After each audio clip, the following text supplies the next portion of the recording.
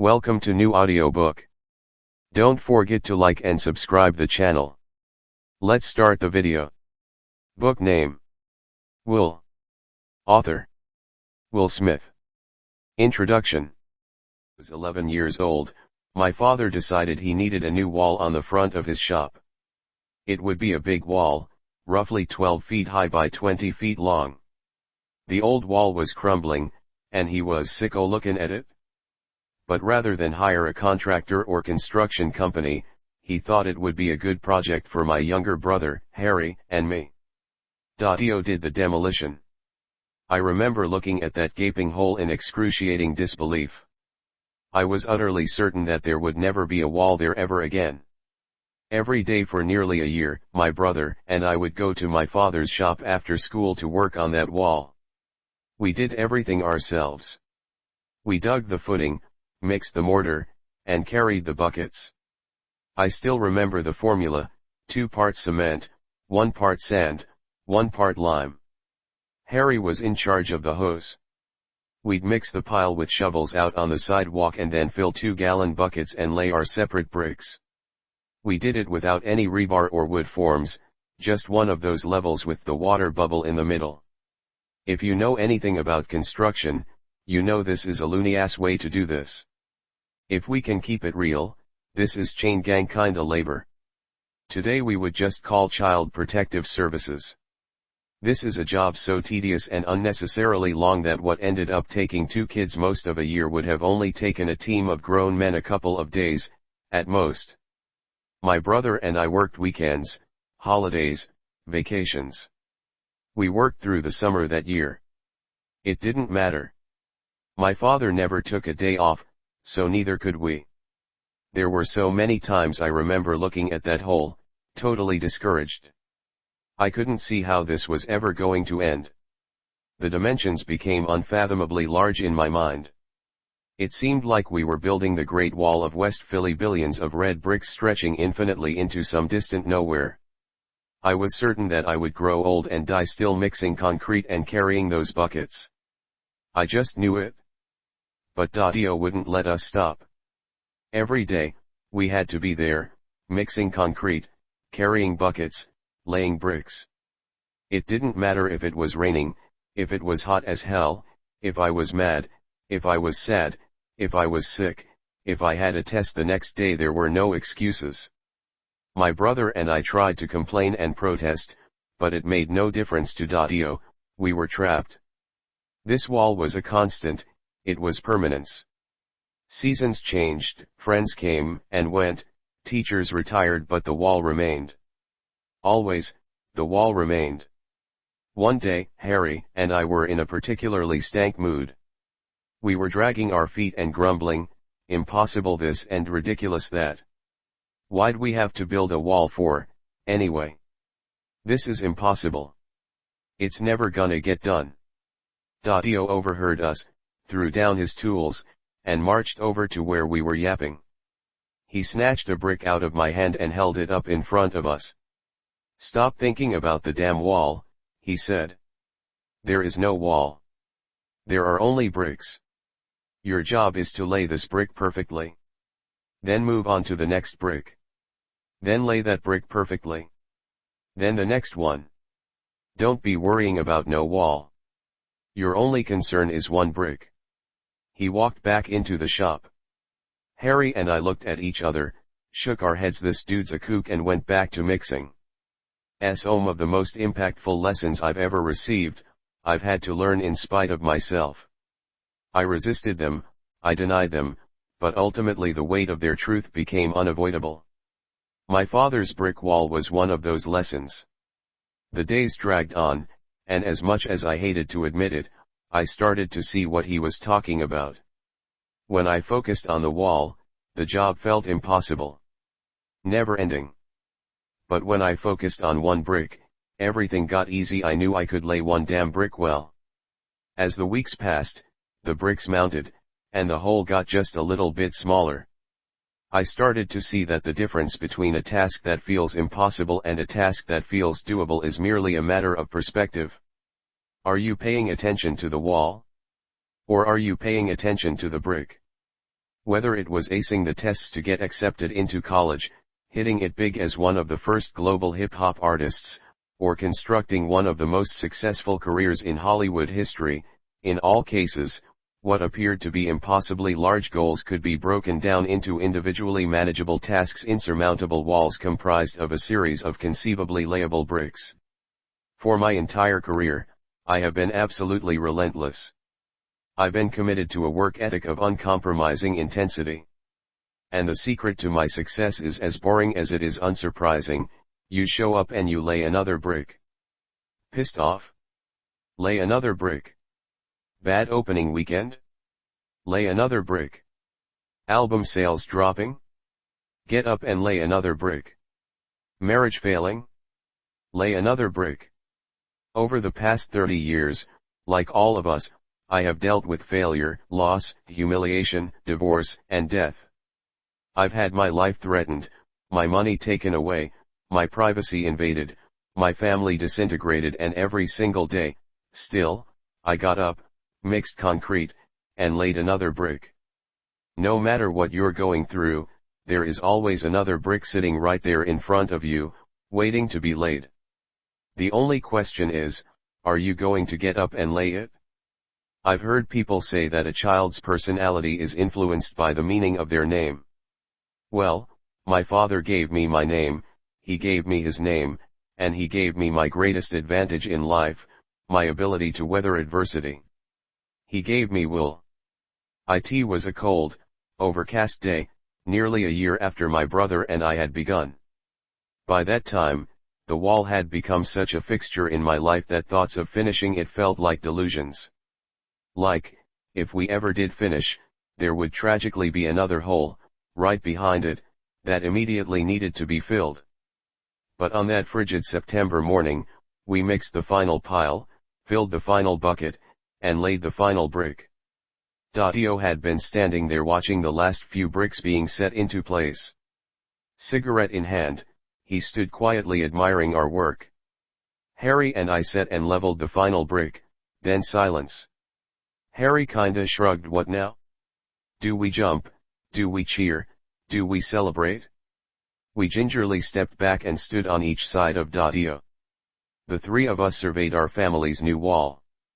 Dio plucked his cigarette to the ground, twisting his boot to put it out, exhaled the final drag of smoke, and, never taking his eyes off the wall, he said, "Now, don't y'all ever tell me there's something you can't do."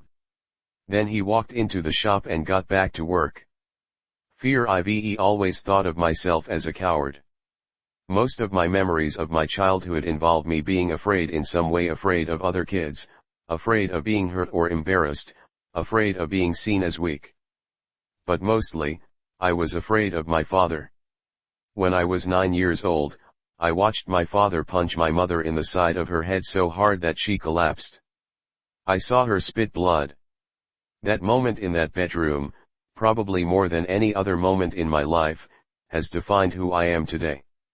Within everything that I have done since then, the awards and accolades, the spotlights and the attention, the characters and the laughs, there has been a subtle string of apologies to my mother for my inaction that day.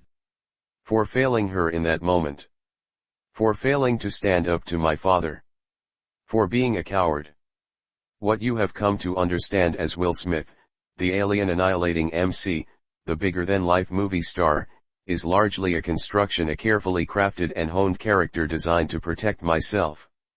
To hide myself from the world. To hide the coward. My father was my hero. His name was Willard Carroll Smith, but we all called him Dio. Dio was born and raised in the rough and rugged streets of North Philadelphia in the 1940s. Dio's father, my grandfather, owned a small fish market. He had to work from 4 a.m. until late at night every day. My grandmother was a nurse and often worked the night shift at the hospital. As a result, Dio spent much of his childhood alone and unsupervised. The North Philly streets had a way of hardening you. You either crystallized into a mean motherfucker, or the hood broke you. Dio was smoking cigarettes by 11 and drinking by the age of 14. My father developed a defiant and aggressive attitude that would continue all his life. When he was 14, my grandparents, fearing where his life was headed, scraped together what money they could and sent him to an agricultural boarding school in the Pennsylvania countryside where kids learned farming techniques and basic handyman work. It was a strict and traditional place, and by sending him there they hoped to introduce some much-needed structure and discipline into his life. But nobody was going to tell my father what to do. Other than working on some of the tractor engines, he couldn't be bothered with what he described as that hillbilly bullshit. He would skip classes, he smoked cigarettes and kept on drinking. At age 16, Daddio was done with the school and ready to go home. He decided to get himself kicked out. He started disrupting classes, ignoring all the rules, and antagonizing anyone in a position of authority. But when the administrators tried to send him home, my grandparents refused to take him back. "We paid for the full year," they said. "You're getting paid to deal with him, so deal with him." Daddio was stuck. But Daddio was a hustler. He was going to find his way out. On his 17th birthday, he snuck off campus, walked half a dozen miles to the nearest recruiting office, and enlisted in the United States Air Force. This was classic Daddio. He was so hell-bent on defying authority and rebelling against both his parents and the school that he jumped out of the frying pan of an agricultural boarding school and directly into the fire of the United States military. He ended up in the exact structure and discipline my grandparents had desperately hoped to instill in him. But as it turned out, Daddio loved it. It was in the military that he discovered the transformative power of order and discipline, two values that he came to worship as the guardrails protecting him from the worst parts of himself. Wake up at 4 a.m., train all morning, work all day, study all night. He found his lane. He discovered that he could outlast anybody, and he began to take pride in that. It was another aspect of his defiant attitude. Nobody could force him to wake up with a bugle horn because he already was up. With his passionate work ethic, boundless energy, and undeniable intelligence, he should have quickly risen through the ranks. But there were two issues. First, he had a brutal temper, and superior officer or not, if you were wrong, he wasn't doing it. Second, his drinking. Let me tell you, my father was one of the smartest people I've ever known, but when he was angry, or drunk, he became an idiot. He would break his own rules, subvert his own objectives, destroy his own things. After about 2 years in the military, this self-destructive streak peeked through the veil of order and ended his service career. One night, he and the guys from his platoon were gambling. Daddio was sweet with a pair of dice. He took those dudes for almost $1,000. Once he'd stashed the winnings in his footlocker, he headed out to get something to eat, but when he returned from the mess hall, the guys had stolen back the money. In his fury, Daddio drank himself into a frenzy, took out his service pistol, and lit up the barracks. Nobody got hurt, but it was enough for the Air Force to show him the door. He was fortunate that he wasn't court-martialed instead. They just discharged him, put him on a bus, and invited him to never come back.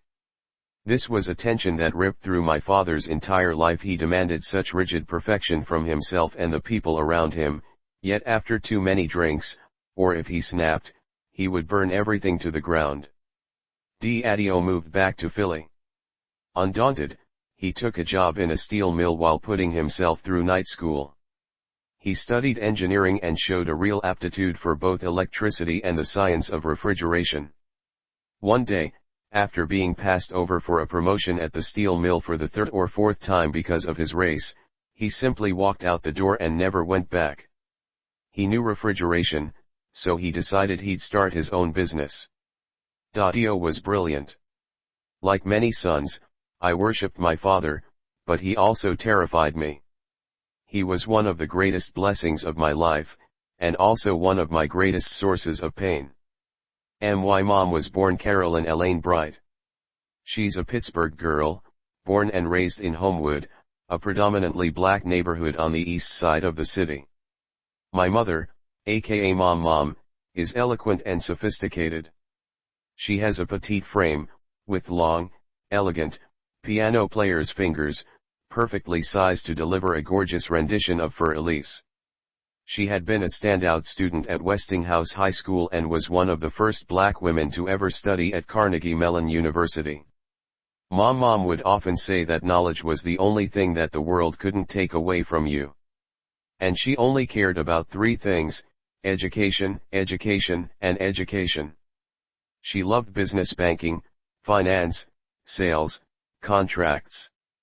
Mom always had her own money. Life moved quickly for my mother, as it often did in those days. She married her first husband at the age of 20, had a daughter, and was divorced less than 3 years later.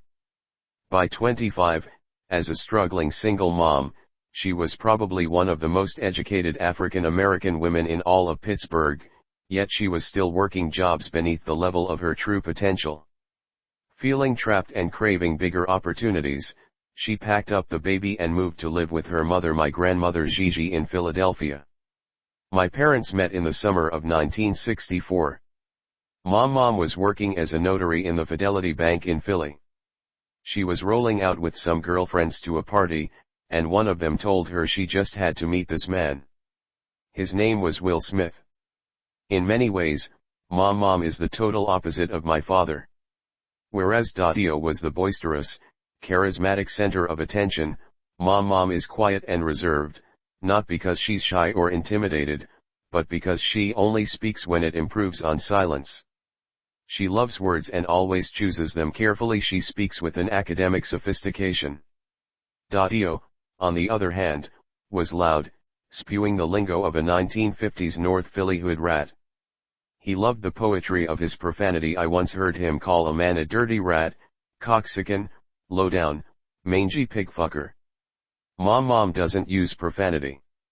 It's important to note here, that back in the day, Daddio was the man. 6'2", smart, good-looking, the proud owner of a fire-engine red convertible Pontiac. He was funny, he could sing, he could play the guitar. He could lock people into him. He was always the dude standing in the middle of a party with a drink in one hand and a cigarette in the other, a master storyteller who could keep a room buzzing. When Mom first saw Daddio, he reminded her of a tall Marvin Gaye. He was savvy and knew his way around people. He could talk his way into a party, get free drinks and a table near the front. Daddio had a way of moving through the world like everything was under control. It was all going to be fine. This was comforting for my mom.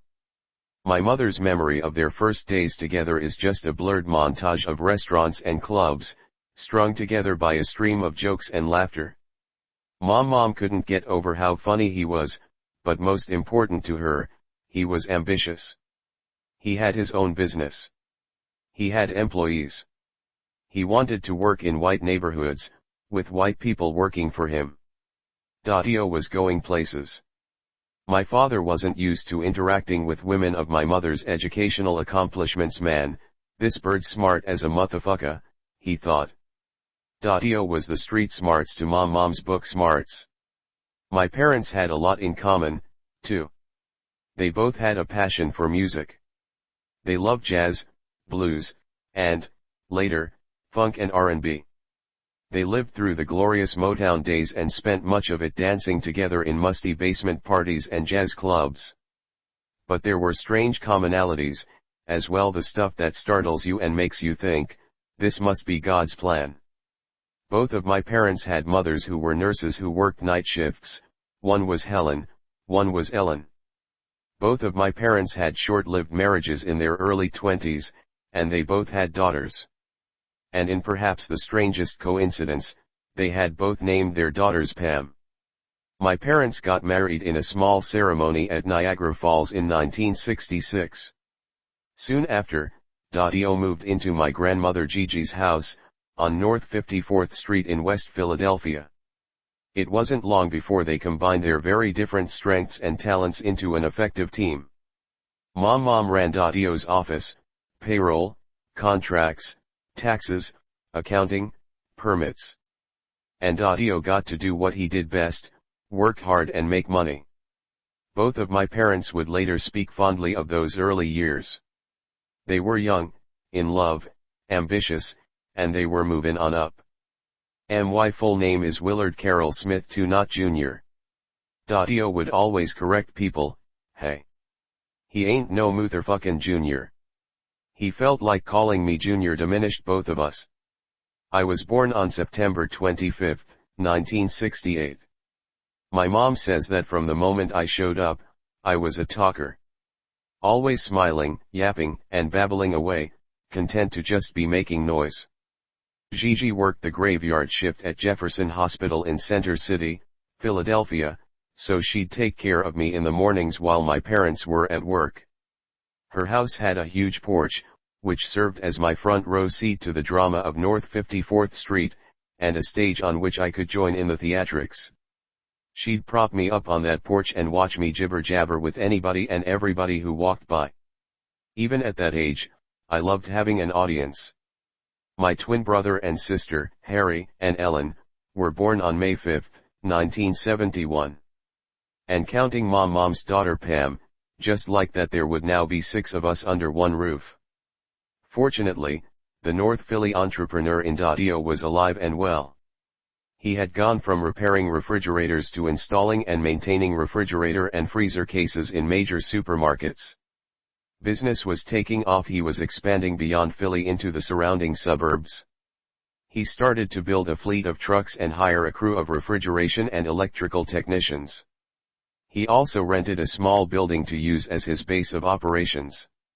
Dio was always hustling. I remember one particularly frigid winter, cash got tight, so he taught himself how to repair kerosene heaters. They were all the rage in Philly at the time. He put up a bunch of flyers, and people started bringing him their broken heaters. Dio figured out that once he'd fixed a heater, he'd have to test it for a couple days, to make sure it was working. At any given time, he'd have 10 or 12 kerosene heaters being tested for the quality of his work. That many heaters will easily warm a West Philly row home, even in the coldest of winters. So Dio canceled our gas service, kept his family warm and toasty for the winter, and got paid for it.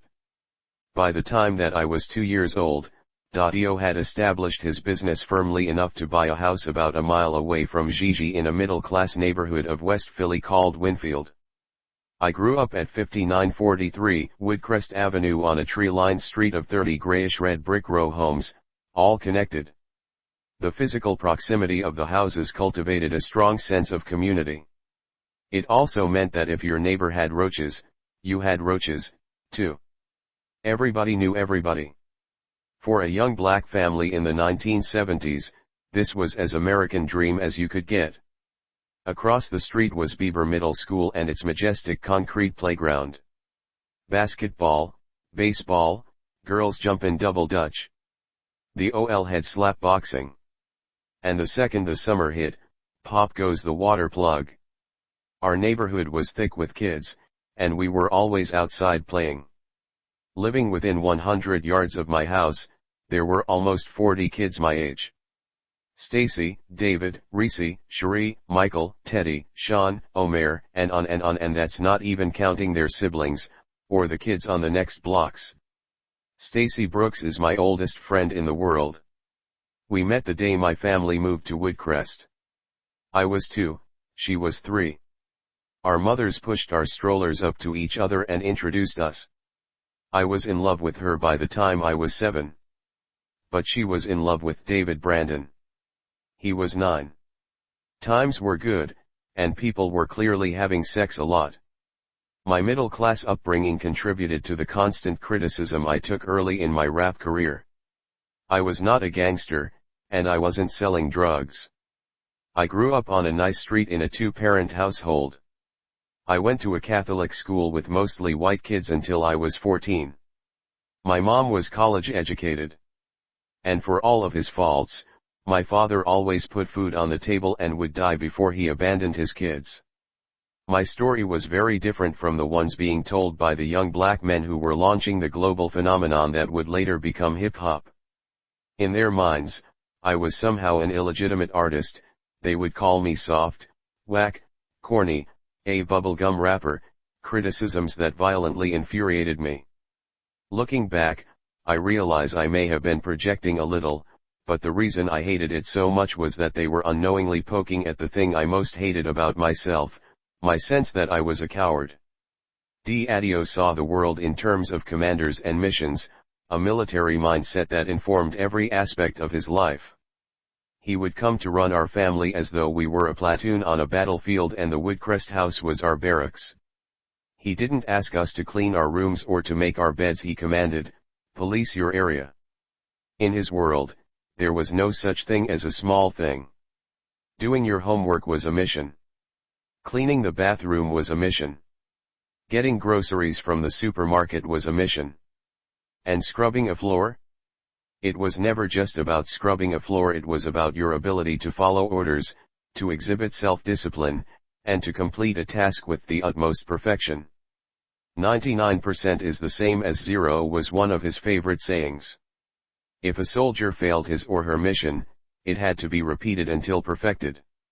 And to disobey a command meant you faced a court-martial, and the punishment usually came in the form of a belt to your bare ass.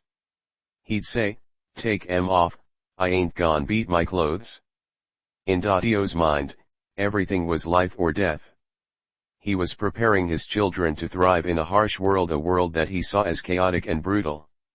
The instilling of fear was and still is to a large degree a cultural parenting tactic in the black community. Fear is embraced as a survival necessity. It is a widely held belief that in order to protect black children, they must fear parental authority. The instilling of fear is viewed as an offering of love. On May 13, 1985, Daddio came into our rooms calling for us to get on the floor. A couple of miles south of Woodcrest, the Philadelphia Police Department had just dropped a pair of 1-pound bombs on a residential neighborhood. We could hear the faint ka-ka-ka-ka-a-a-ka-ka-ka-a-a-a of automatic gunfire. 5 children and 6 adults would die that day in what is now known as the Move bombing. 2 entire city blocks, 65 homes were burned to the ground. The news always seemed to reinforce Daddio's point of view.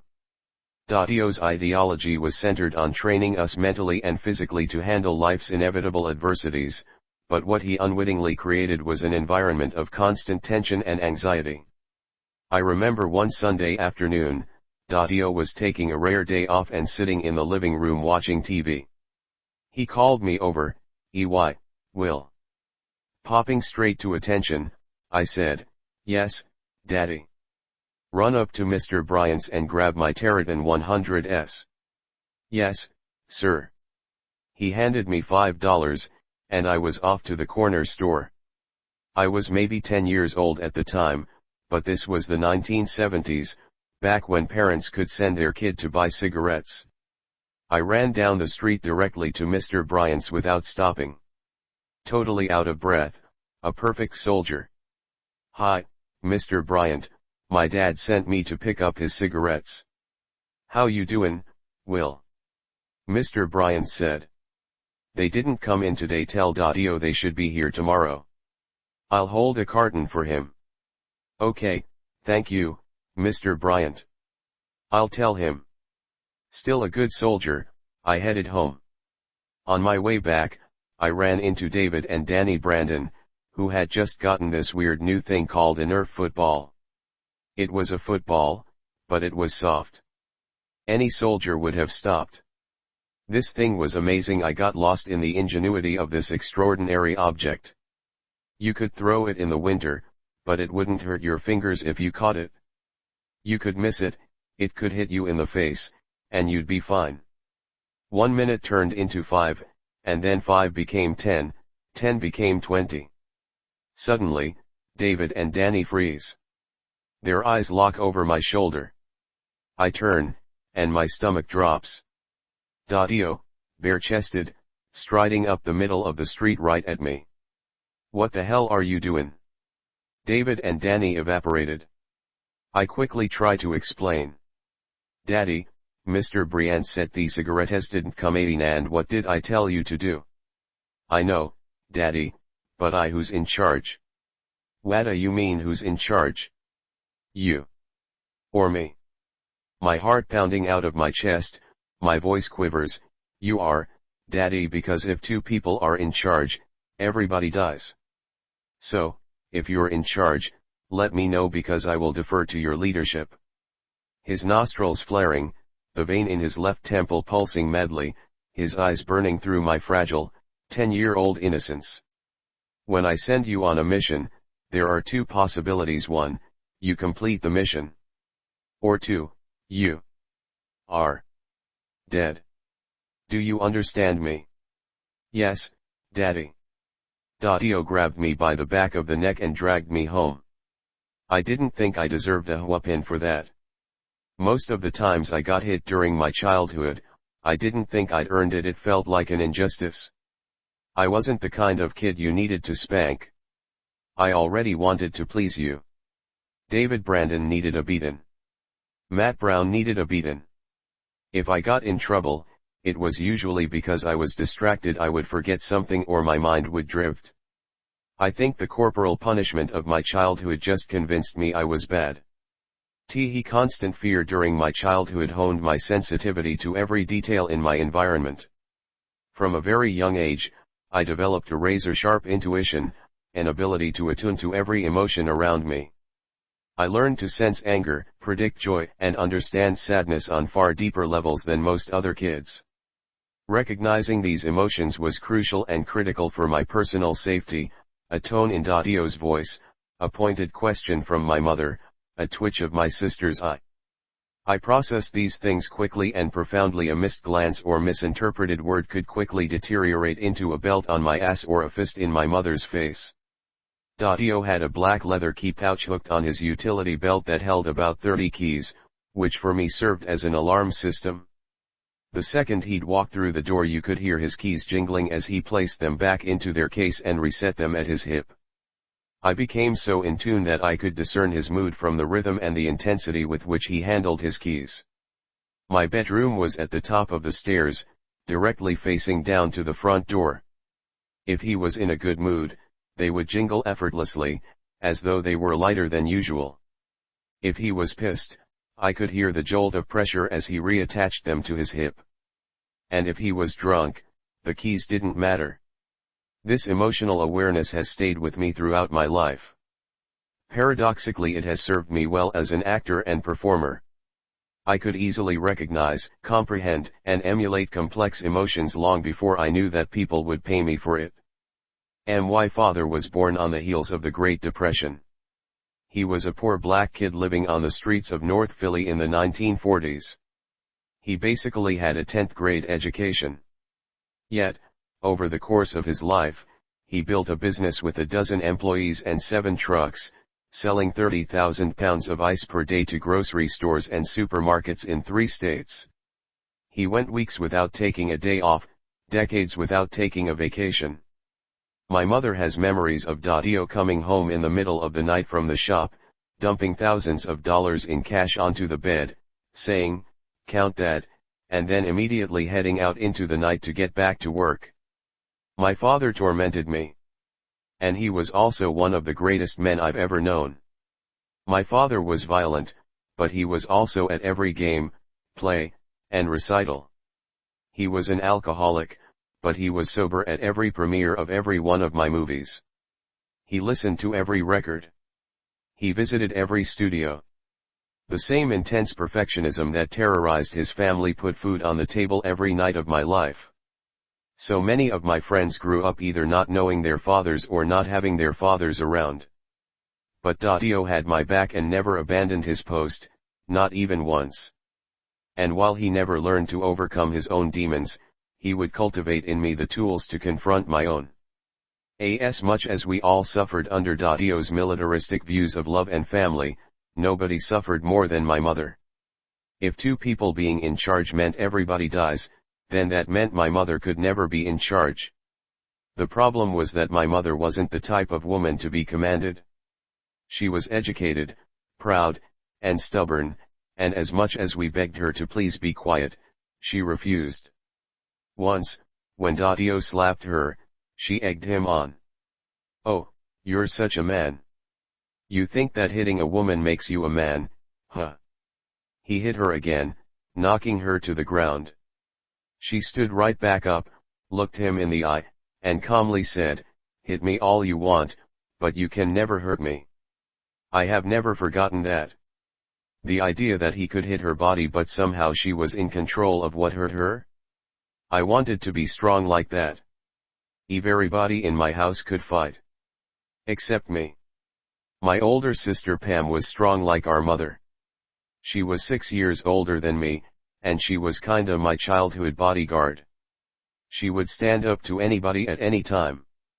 There were multiple situations where somebody would take my money or I would get bullied or come home crying, and Pam would grab me by the hand, walk me straight outside, and scream, "Who did it?" Point to Will. Then she'd proceed to casually hoop the whole ass of the unfortunate kid I pointed at.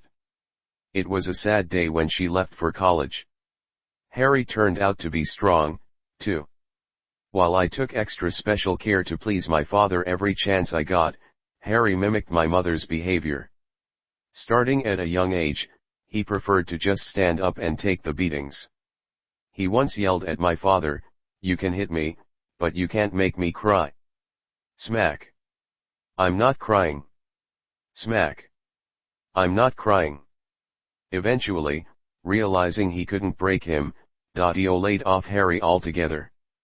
All along, Harry's courage, the fact that my little brother was able to stand up to the monster, just reinforced my shame. In a family of fighters, I was the weak one.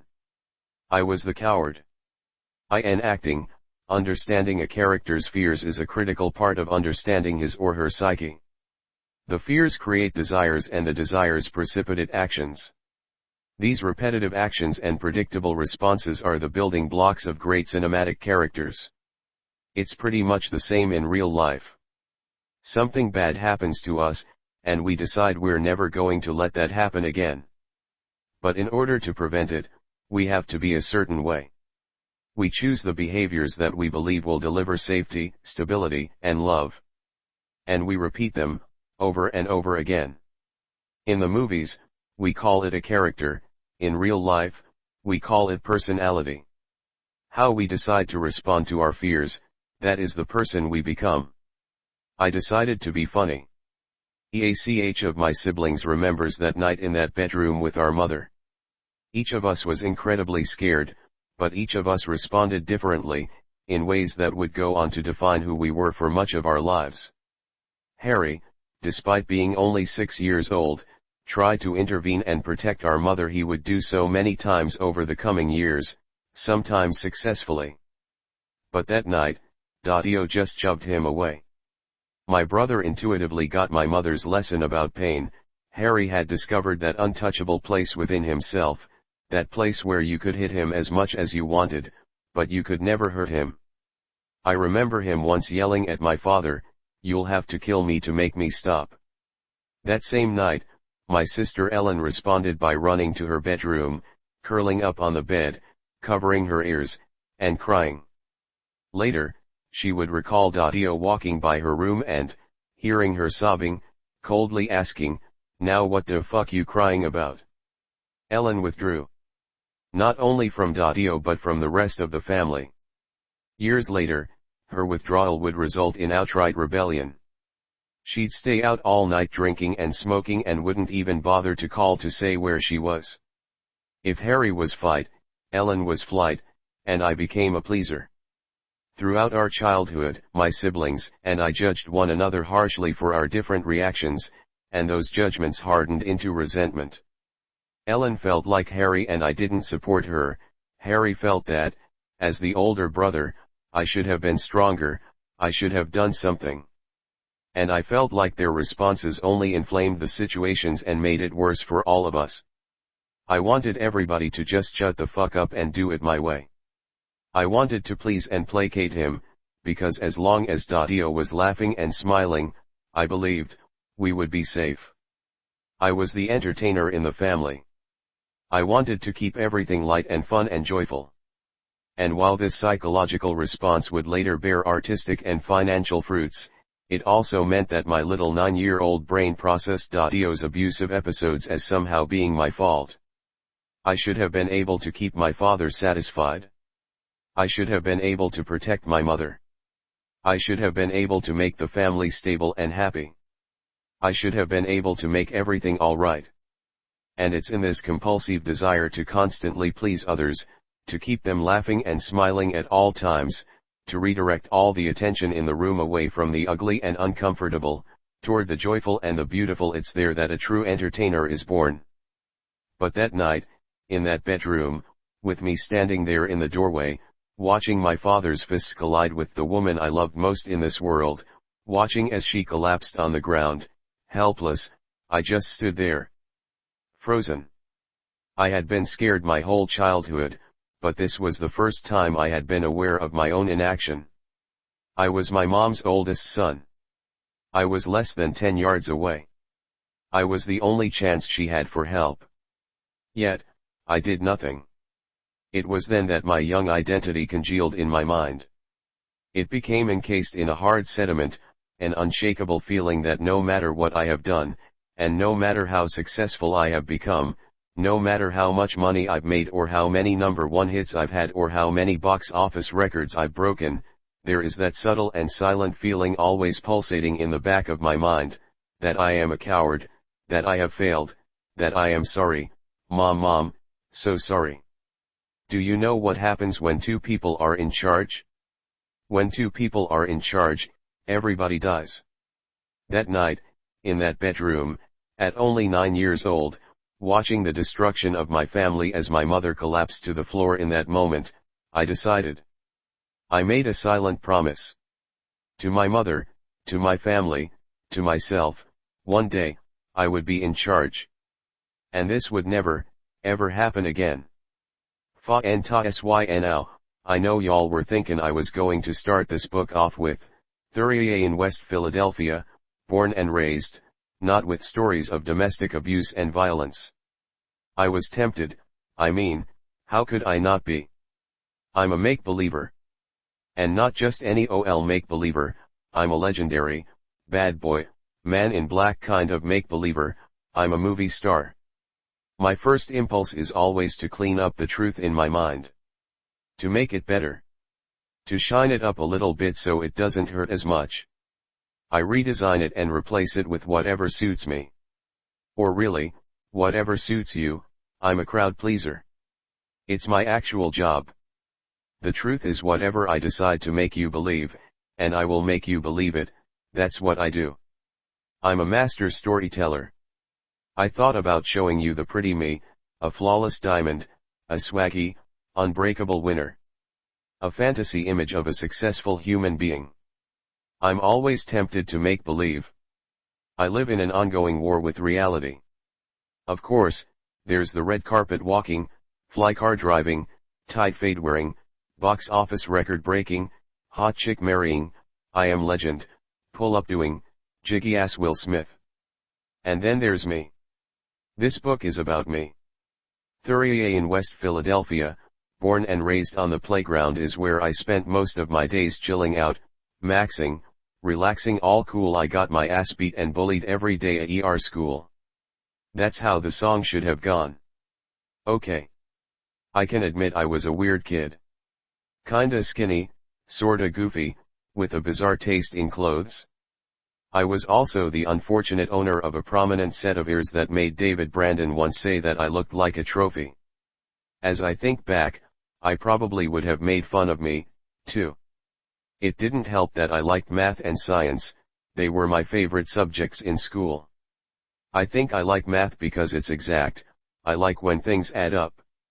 Numbers don't play games or have moods or opinions.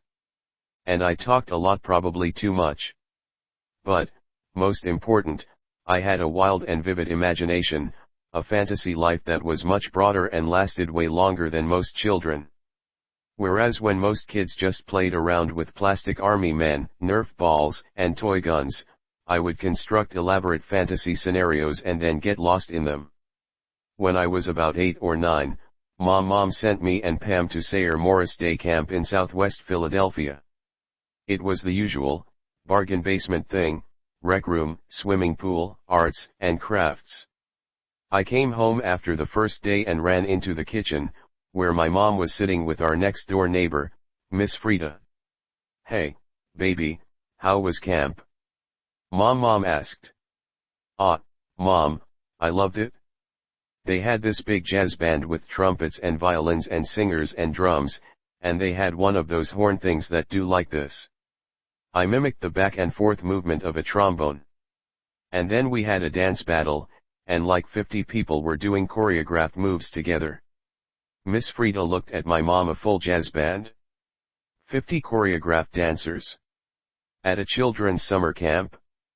What Miss Frida didn't know was that she was caught in the crossfire of a playful game between my mother and me, one that still goes on even to this day. The rules are, I describe the most colorful, vivid, outlandish scene that I can come up with, which I then superimpose over the reality of my actual experience, and mom's job is to determine how much of it is actually true, and in which case, does she need to do something? My mom paused and came nose to nose with me. Her gaze served as a sort of old-school, mother would lie detector, looking for the slightest wobble in my commitment to my story. I didn't flinch. She'd seen enough. Willard, stop playing. There was no jazz band at Sayer Day Camp. No, Mom, I'm telling you it was crazy.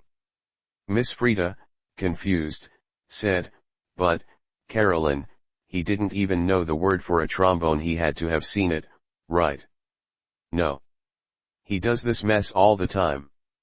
Just then, Pam walked into the kitchen, and my mother said, Pam, was there a full jazz band, a dance contest, and a trombone at camp today? Pam rolled her eyes. What? No. It was a jukebox, Mom. Will stood there and listened to the jukebox all day. He didn't even get in the pool. Mom looked to Miss Frida. I told you. I burst into laughter. Mom won this round, but at least I beat Miss Frida. My imagination is my gift, and when it merges with my work ethic, I can make money rain from the heavens. My imagination has always been the part of me that Mom loved the most.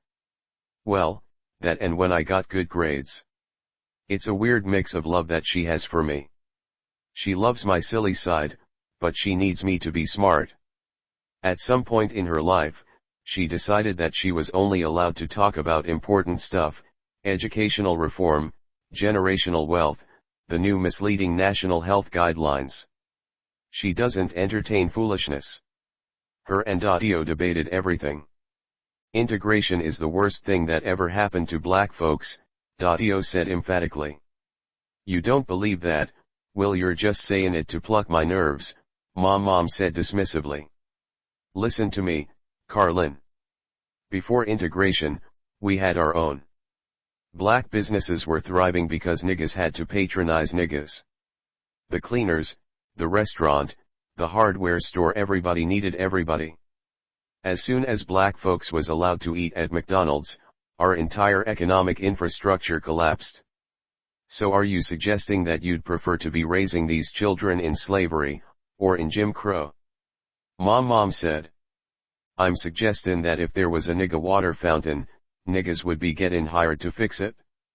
Mom would never say it to Dadio, but she would repeat all the time, never argue with a fool, because from a distance, people can't tell who's who.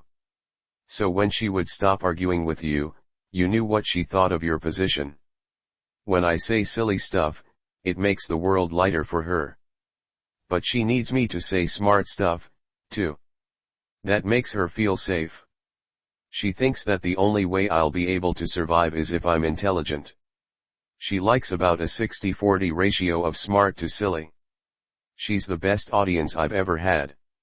It's like there's some hidden part of her that even she's not aware of that's always egging me on.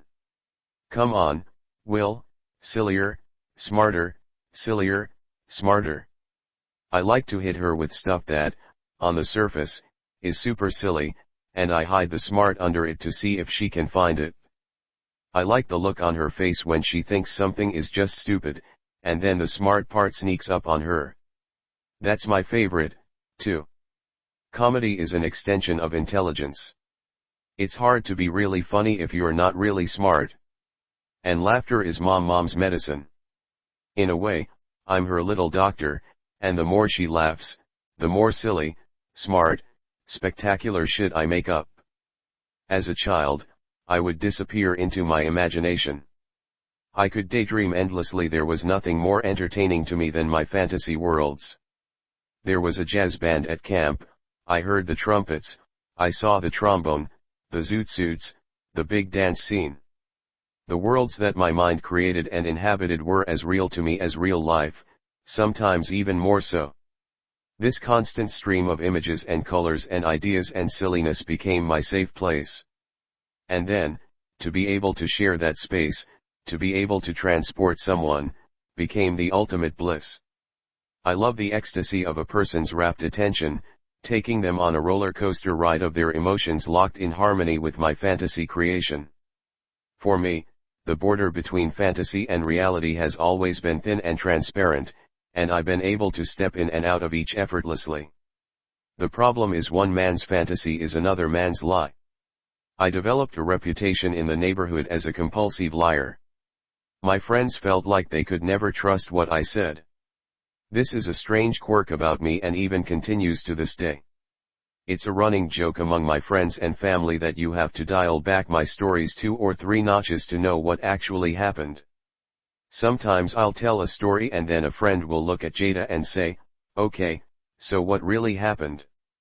But as a child, what the other kids didn't understand was that I didn't lie about my perceptions lied to me. I would get lost, sometimes I would lose track of what was real and what I had made up. It became a defense mechanism. My mind wouldn't even contemplate what was true. I would think, what do they need to hear to be okay? But mom got me. She delighted in my peculiarities. She made space for me to be as silly and creative as I could be. For instance, for much of my childhood I had an imaginary friend named Magiker. A lot of kids go through the imaginary friend phase usually between 4 and 6 years old. Those imaginary friends are amorphous identities that don't really have any shape or personality.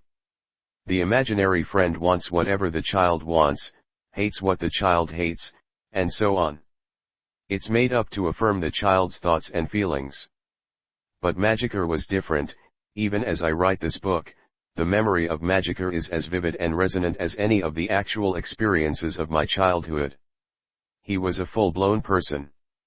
Magiker was a little white boy with red hair, fair skin, and freckles. He always wore a little powder blue polyester suit, with a fire engine red bow tie. His pants rode just a little bit too high, exposing poorly chosen white socks. Whereas most other children's imaginary friends served as projections and affirmations, Magiker had distinct preferences and opinions about what games we should play and where we should go and what we should do. Sometimes, he would disagree with me, other times, he'd make me go outside when I didn't want to. He had strong ideas about certain types of foods and the character of people in my life. Even as I'm sitting here recalling our relationship, I'm thinking, damn it, Magiker, this is my imagination. Magiker was such a significant presence in my childhood that my mom would sometimes set out a separate plate for him at the dinner table. And if she wasn't making any headway with me, she'd talk to Magiker instead. "Okay, Magiker, are you ready to go to bed?" Fortunately, this was the one thing that Magiker and I always agreed on: we were never ready to go to bed. A side effect of being lost in a fantasy life was that I had a lot of eccentric ideas about what was fly, fashionable, or funny. For example, I'm not sure how it developed, but I stumbled into an unfortunate but passionate cowboy boot phase. Man, I loved cowboy boots. In fact, I refused to wear anything else on my feet. I'd wear them with sweatsuits, I'd wear them with jeans. Hell, I even wore them with shorts. Now, a black kid in West Philly in cowboy boots might as well just put a bullseye on his back. Kids would make fun of me and tease me mercilessly, but I didn't understand why. These boots are dope.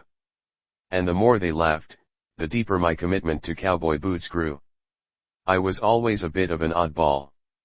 Things that felt normal to me could seem strange to others, and things that other people celebrated sometimes didn't inspire me in the least. Back in the day, Huffy mountain bikes were on fire, every kid wanted one.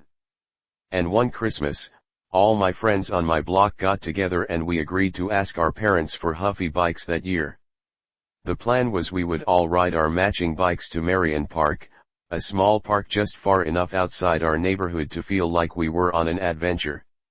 Well, Christmas came, and Santa made good on 10 brand new, matching Huffies. Noon rolled around, and everybody was out front. Everybody, that is, except me. See, I didn't ask for a Huffy. Huffies were for suckers. And they were about to witness what a real bike looked like. Because while they had all asked for stock, standard, run-of-the-mill Huffy mountain bikes, I ain't no sheep. I had asked for a bright red Raleigh chopper. Choppers were those lowrider bikes with a big wheel in the back and a tiny one up front, with the handlebars that stuck way up in the air, with the 3-speed gear shift and an L-bucket dragster saddle, aka the banana seat. They were like the Harley-Davidson of kids' bikes. You felt like you were on a motorcycle on that thing. It was the undisputed coolest bike on earth. I couldn't sleep the night before imagining my entrance. I had worked out my big reveal. I would wait for everybody to line up out front, ready to go, but I would come out from the back driveway, maintaining the element of surprise. I even planned and practiced what I was gonna say when they saw me on my chopper. "What up, suckers, what y'all waiting for? Let's go," and then I'd just ride past them so they would have to catch up with me, Will Smith, the leader of the pack, the king of the neighborhood. The moment arrived. I had been watching them from behind the curtains in my living room. I could tell they were all waiting and wondering, where's Will at? And just then I rolled out from the driveway, handlebars scraping the heavens, pedaling smoothly in my cowboy boots. That Raleigh chopper first gear was butter. I was the man. I float on by, all eyes on me. I throw the nod, then hit them with the line, "What up, suckers, what y'all waitin' for? Let's go." It was quiet for a few seconds. I figured I had shook. Then I was nearly knocked off my chopper by the roar of laughter that emerged behind me. Teddy Allison literally laid on the ground laughing. Through his tears he managed to say, "What the fuck is that, John?" I hit the brakes and turned to scan the rest of the crowd to see if Teddy was just bussin', or if he was speaking for everybody. "Nigga, are you in a biker gang?" said Danny Brandon. "You can't even see over them handlebars." Michael Barr said quietly, "This what happens when you go to white schools." But it didn't matter what they thought, because to me, I was hot. That's one of the things about having an overactive imagination. I could make my mind believe anything. I was able to cultivate an almost delusional level of confidence.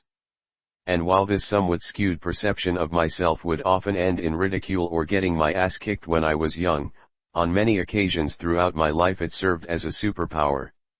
When you are unaware that you shouldn't be able to do something, then you just do it. When my parents told me I couldn't be a rapper because there were no careers in hip-hop, it didn't deter me, because I knew parents just don't understand. When television producers asked me if I could act, I said, of course, even though I had never acted a day in my life. I thought, how hard can it be? When movie studios said they couldn't cast me because African American leads don't sell to international audiences, I wasn't necessarily offended, I just couldn't understand how a motherfucker that wrong could have this job. It wasn't just the racism that bothered me, it was the stupidity. People would tell me how I was supposed to be, and it just didn't make any sense. I felt like their rules didn't apply to me. Living in your own little world with your own rules can be an advantage sometimes, but you have to be careful. You can't get too detached from reality. Because there are consequences. My consciousness was an infinite playground that I delighted in exploring. But when I was a kid, the benefits of my fantastical delusions were still far off in the future, and the consequences were front and center. Tolerance and open-mindedness weren't the most common schoolyard virtues in West Philly. Kids could be cruel. And the more eccentric you are, the less mercy you will be shown. The playground is a hunting ground where every little boy is testing the limits of his own budding masculinity, attempting to prove himself as stronger and dominant, constantly flexing and challenging other boys, measuring himself against them, and punishing those weaker than himself. I was skinny and profoundly unathletic.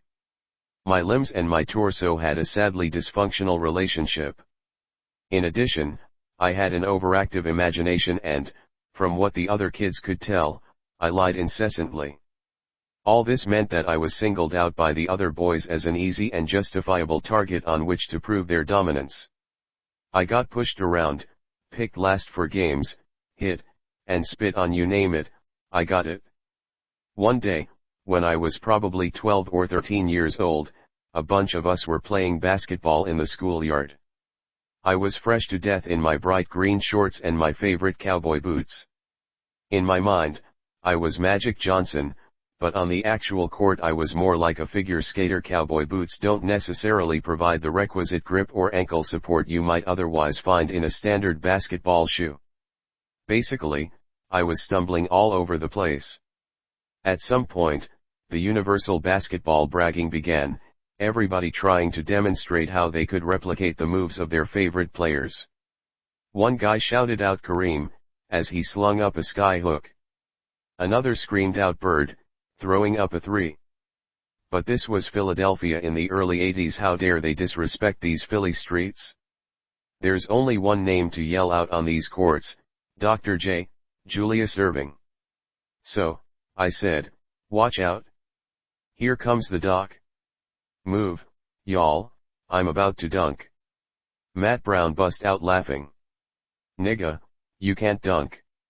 Granted, I had never dunked before, but as soon as I said it, I believed it. As I made my way back to half court, I licked my fingers and wiped the bottom of my cowboy boots for traction. As I prepared to take a running start, I swear to the Almighty I had no doubt I was about to dunk this ball. As I stretched my shoulder to prepare for full extension, the guys started throwing out bets. I bet you $3 you can't do it, Will. Bet. I clapped back. Get my money ready. I'm in for 5, somebody said. I'll take all of y'all's money. Bring it. And I'm agreeing to all of them, because in my mind, this ball is already dunked. The guys all fan out. There's a moment of anticipation, I steady myself, as the murmuring settles. And then, boom. I take off running down the court. I'm seeing the Julius Erving rock the baby cradle dunk in the 1983 finals sweep against the Lakers. Cowboy boots clomping, feet flailing, I hit my stride. About to take off, I'm up, I'm flying, the cameras are flashing, the crowd is going crazy. And then silence. And somehow, I'm falling. Backward. Something has gone wrong. Slam. Reality hits with the force of paved asphalt. I am not Julius Erving. I am out. Cold. The bigger the fantasy you live, the more painful the inevitable collision with reality. If you cultivate the fantasy that your marriage will be forever joyful and effortless, then reality is going to pay you back in equal proportion to your delusion. If you live the fantasy that making money will earn you love, then the universe will slap you awake, in the tune of 1,000 angry voices. And if you think you can dunk like Julius Erving in cowboy boots, then gravitational reality will invoke a painful and divinely perfect retribution. Let's rewind and see what actually happened. I had clomped my way from half court, all was still going well as I accelerated past the foul line. I took my last dribble, liftoff was smooth, not perfect, but I was airborne. As I ascended, I got just high enough to hit the rim with the ball, completely halting my forward momentum, thereby causing my legs to fly out from under me. The slang terminology for this particular sporting mishap is hanging yourself on the rim. As I think back, the added weight of the cowboy boots may have exacerbated the torque. I came down hard, directly on the back, on my head and neck, knocking myself unconscious. When I wake up, my friend Omer is standing over me. I can see the strobing lights of an ambulance, there's blood in my hair, and I have no idea where my left cowboy boot is. I can hear Omer's voice. He's awake. He's awake. Omer is my oldest friend, well, except for Stacy Brooks. When he was little, he was so pigeon-toed that he'd be tripping himself and falling and scuffing himself all the time when we were playing. His parents decided that he should have corrective surgery. When he was 5, the doctors broke both of his legs and reset them. Omer had leg braces all summer, but when it was time to go to school, all of a sudden, he was the fastest kid on the block and the best dancer. It made us all want the magical surgery. As my vision slowly sharpens, Omer's face slips into focus. I can see in his eyes that my fall must have been pretty bad. He isn't laughing, he's scared. Yo, man, you alright? I do a quick inventory. I can move my hands, my arms, my legs, my feet. Nothing broken. I muster an affirmative nod.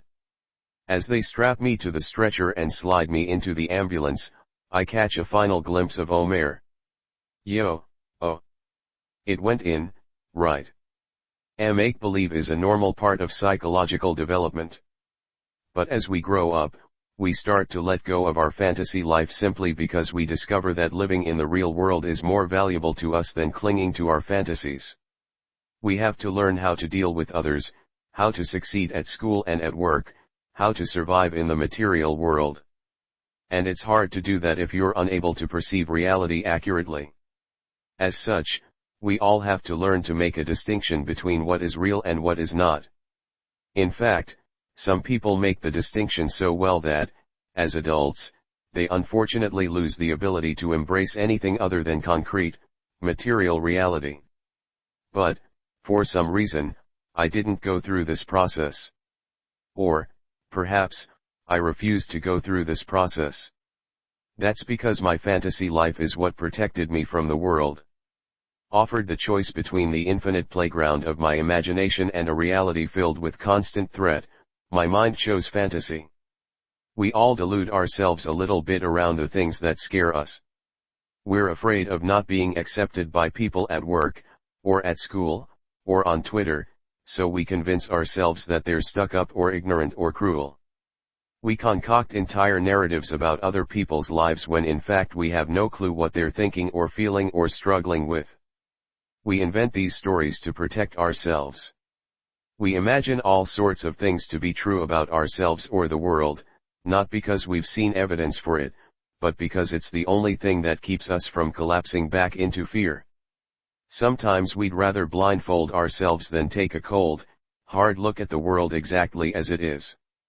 The problem is delusion works like poisoned honey. It tastes sweet in the beginning but ultimately ends in sickness and misery. The stories we tell ourselves, which are designed for our protection, are the same stories that create the walls that prevent the very connections we so desperately crave. I told myself that I had a friend named Magiker because it made me feel less alone.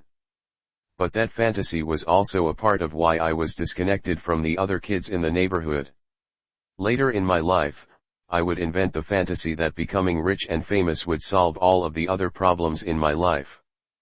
But the pursuit and maintenance of that fantasy only drove the people I loved further away from me. As a child, I told myself that if I kept Daddio entertained and made him laugh, then he wouldn't hurt my mother. But that fantasy only caused me to feel like a coward, an unworthy son, despite the fact that none of it was my fault. My fantasy life, while in some ways protecting me, also caused me to feel more guilt and shame and more self-loathing. All fantasies eventually fail. No matter how hard you fight, the truth is undefeated, reality remains the undisputed champ. Daddio only took one summer vacation in my entire childhood. When your family sells ice, you are trapped at work from the first week of June, when you get out of school, to just after Labor Day, when you go back.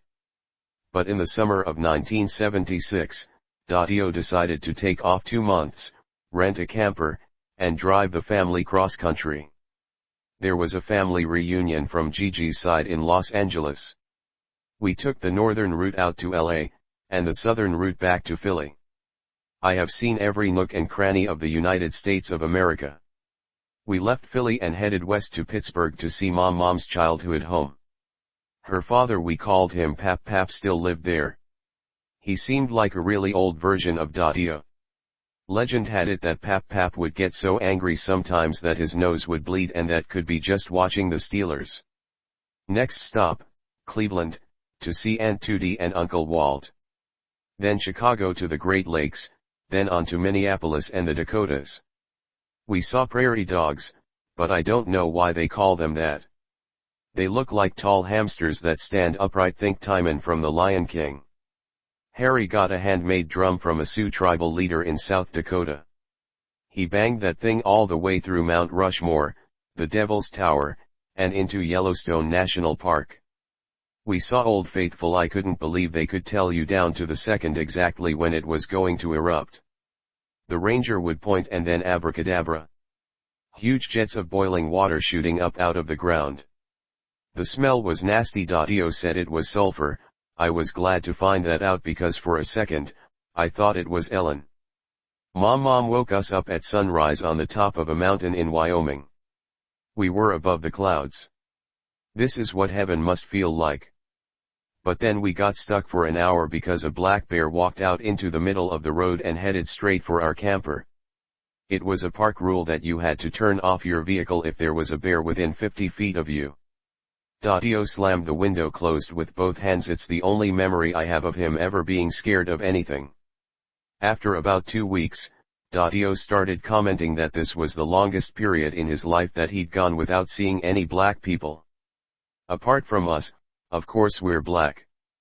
Dio was suffering from Negro Withdrawal Syndrome, or NWS, but one day at a rest stop in Wyoming, he saw a black couple driving away, and he chased them and pulled them over just to shake their hands and say hi. They thought it was very funny. Dio drove all day to the Craters of the Moon National Monument in Idaho. It looks just like the moon, and you actually feel like you're on it. He was exhausted, but Mom didn't want to be on the moon. She didn't feel comfortable there, so we never checked into the motel, and Mom drove us south to Salt Lake City. When Dio woke up, he took us out into the Great Salt Lake. He explained how buoyancy works in salt water versus the fresh water of the Great Lakes. He showed us how easy it is to float. He made ice, so he knew everything about water. But the most incredible thing I'd ever seen in my young life was the Grand Canyon. This entire canyon was carved by water, Mom said. I was in total awe, but I was too scared to approach the edge. I remembered Peter Brady on the Brady Bunch also being amazed about how water could possibly make this canyon. Wow, he said. No wonder you don't like us to leave the water faucets dripping.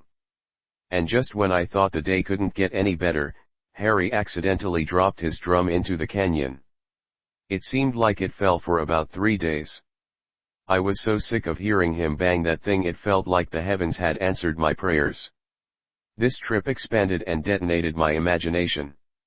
Every person we came across seemed like a new and fascinating character, every destination was a dreamland, and I felt like life was just waiting for me to make up the story. The American landscape was so diverse and beautiful. There were mountains and prairies and valleys and whitewater rivers and regular deserts and painted deserts and green forests and petrified forests and corn into infinity and sequoias or redwoods, whichever ones we saw, touching the sky, which was filled with sun sometimes and tornadoes in the distance and funny clouds and scary clouds and all the clouds in between. These were the best 8 weeks of my childhood. Everybody was happy. We were the perfect family. About a block away from Woodcrest, at the end of Graham Street, there was a known sex offender. All the kids in the neighborhood knew about him, and our parents told us to never go anywhere near his house. We rarely saw him. He was like a ghost or an urban legend.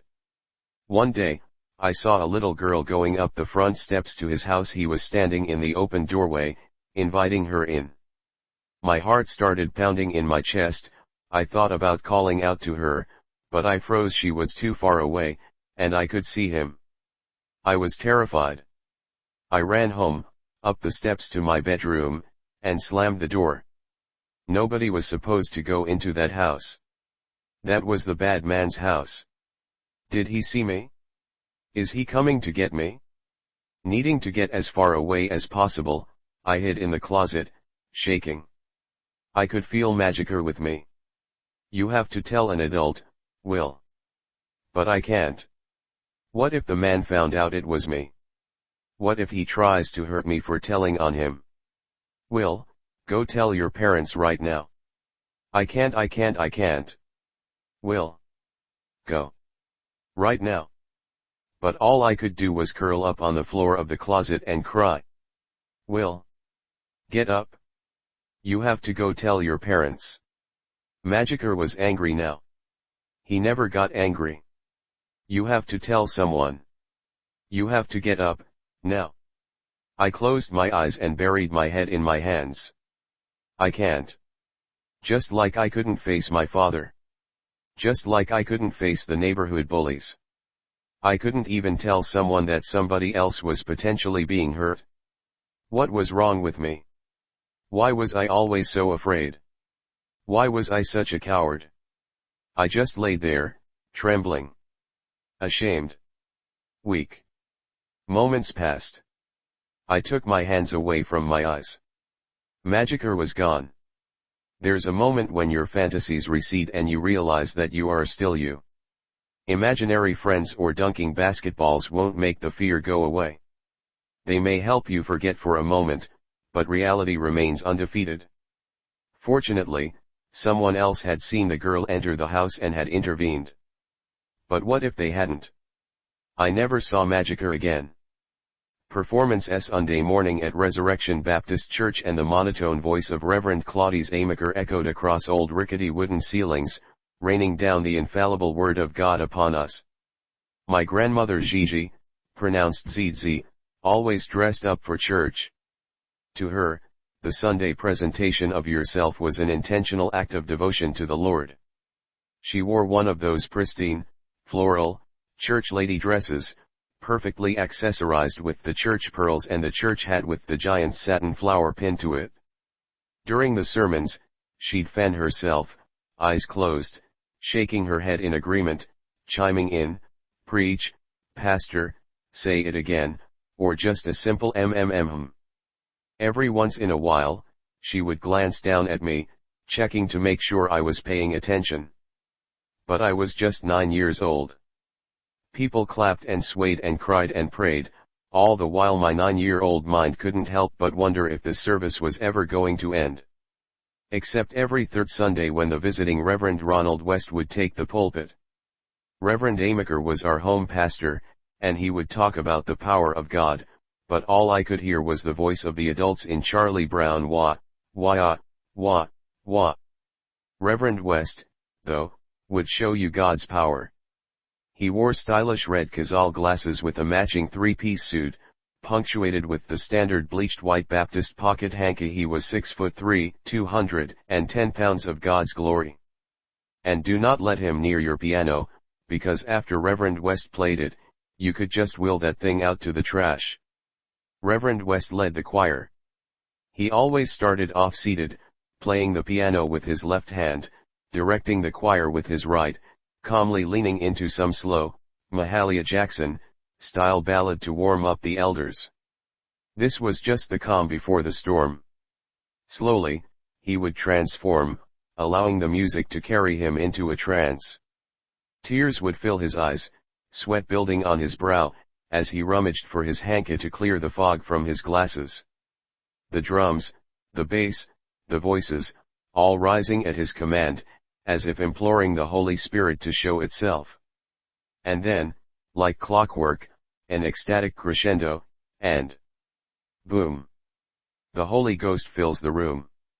Reverend West explodes from his seat, kicking over the stool, both hands possessed, banging in praise on the piano.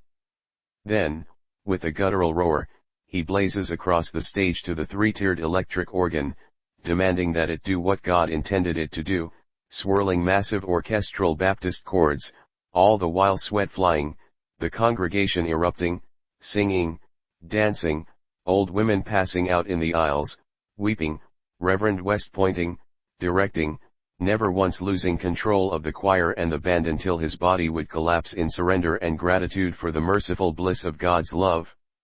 As the music settled, Gigi returned to her seat, dabbing tears from her eyes, and my little heart pounding, not even totally sure what that sweet vibration was inside my body. All I could think was, I want to do that. I want to make people feel like that. Now I lay me down to sleep, I pray the Lord my soul to keep. If I should die before I wake, I pray the Lord my soul to take.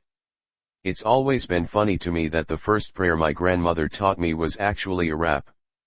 Gigi was Jesus's homegirl. I've met many people who say they are religious. But I've never met anyone who lived out Christ's gospel the way my grandmother did. She walked and talked and embodied the example of Christ. This was not a Sunday thing for her. It was a 24/7/365 thing. Everything she said, everything she did, everything she thought, it was to glorify God. Gigi worked the graveyard shift at the hospital, which allowed both of my parents to maintain full-time jobs. She watched my siblings and me during the day and worked at night. At the young age of 4 or 5, hearing the phrase "the graveyard shift" filled me with images of ghouls and demons and my superhero grandmother slaying vile creatures just so she could feed me while I lay in bed, safe and sound, caressing the silken edges of my cream-colored puffed blankie. I used to beg her, "Please don't go, Gigi. Please stay here with me." I felt such guilt. My impressionable mind twisted the situation into a sense of personal failure and weakness. I thought, what kind of kid stays in bed while his grandmother has to fight monsters in a graveyard at midnight? It felt as though she was risking her life to protect me. And in some sense, maybe she was not her life, but she was certainly sacrificing a big part of herself for me, my siblings, and my parents. "One day, I'm gonna take care of you, Gigi," I said. "Aw, thank you, Loverboy." That was her nickname for me. Oh, any day we were sitting on Gigi's front porch.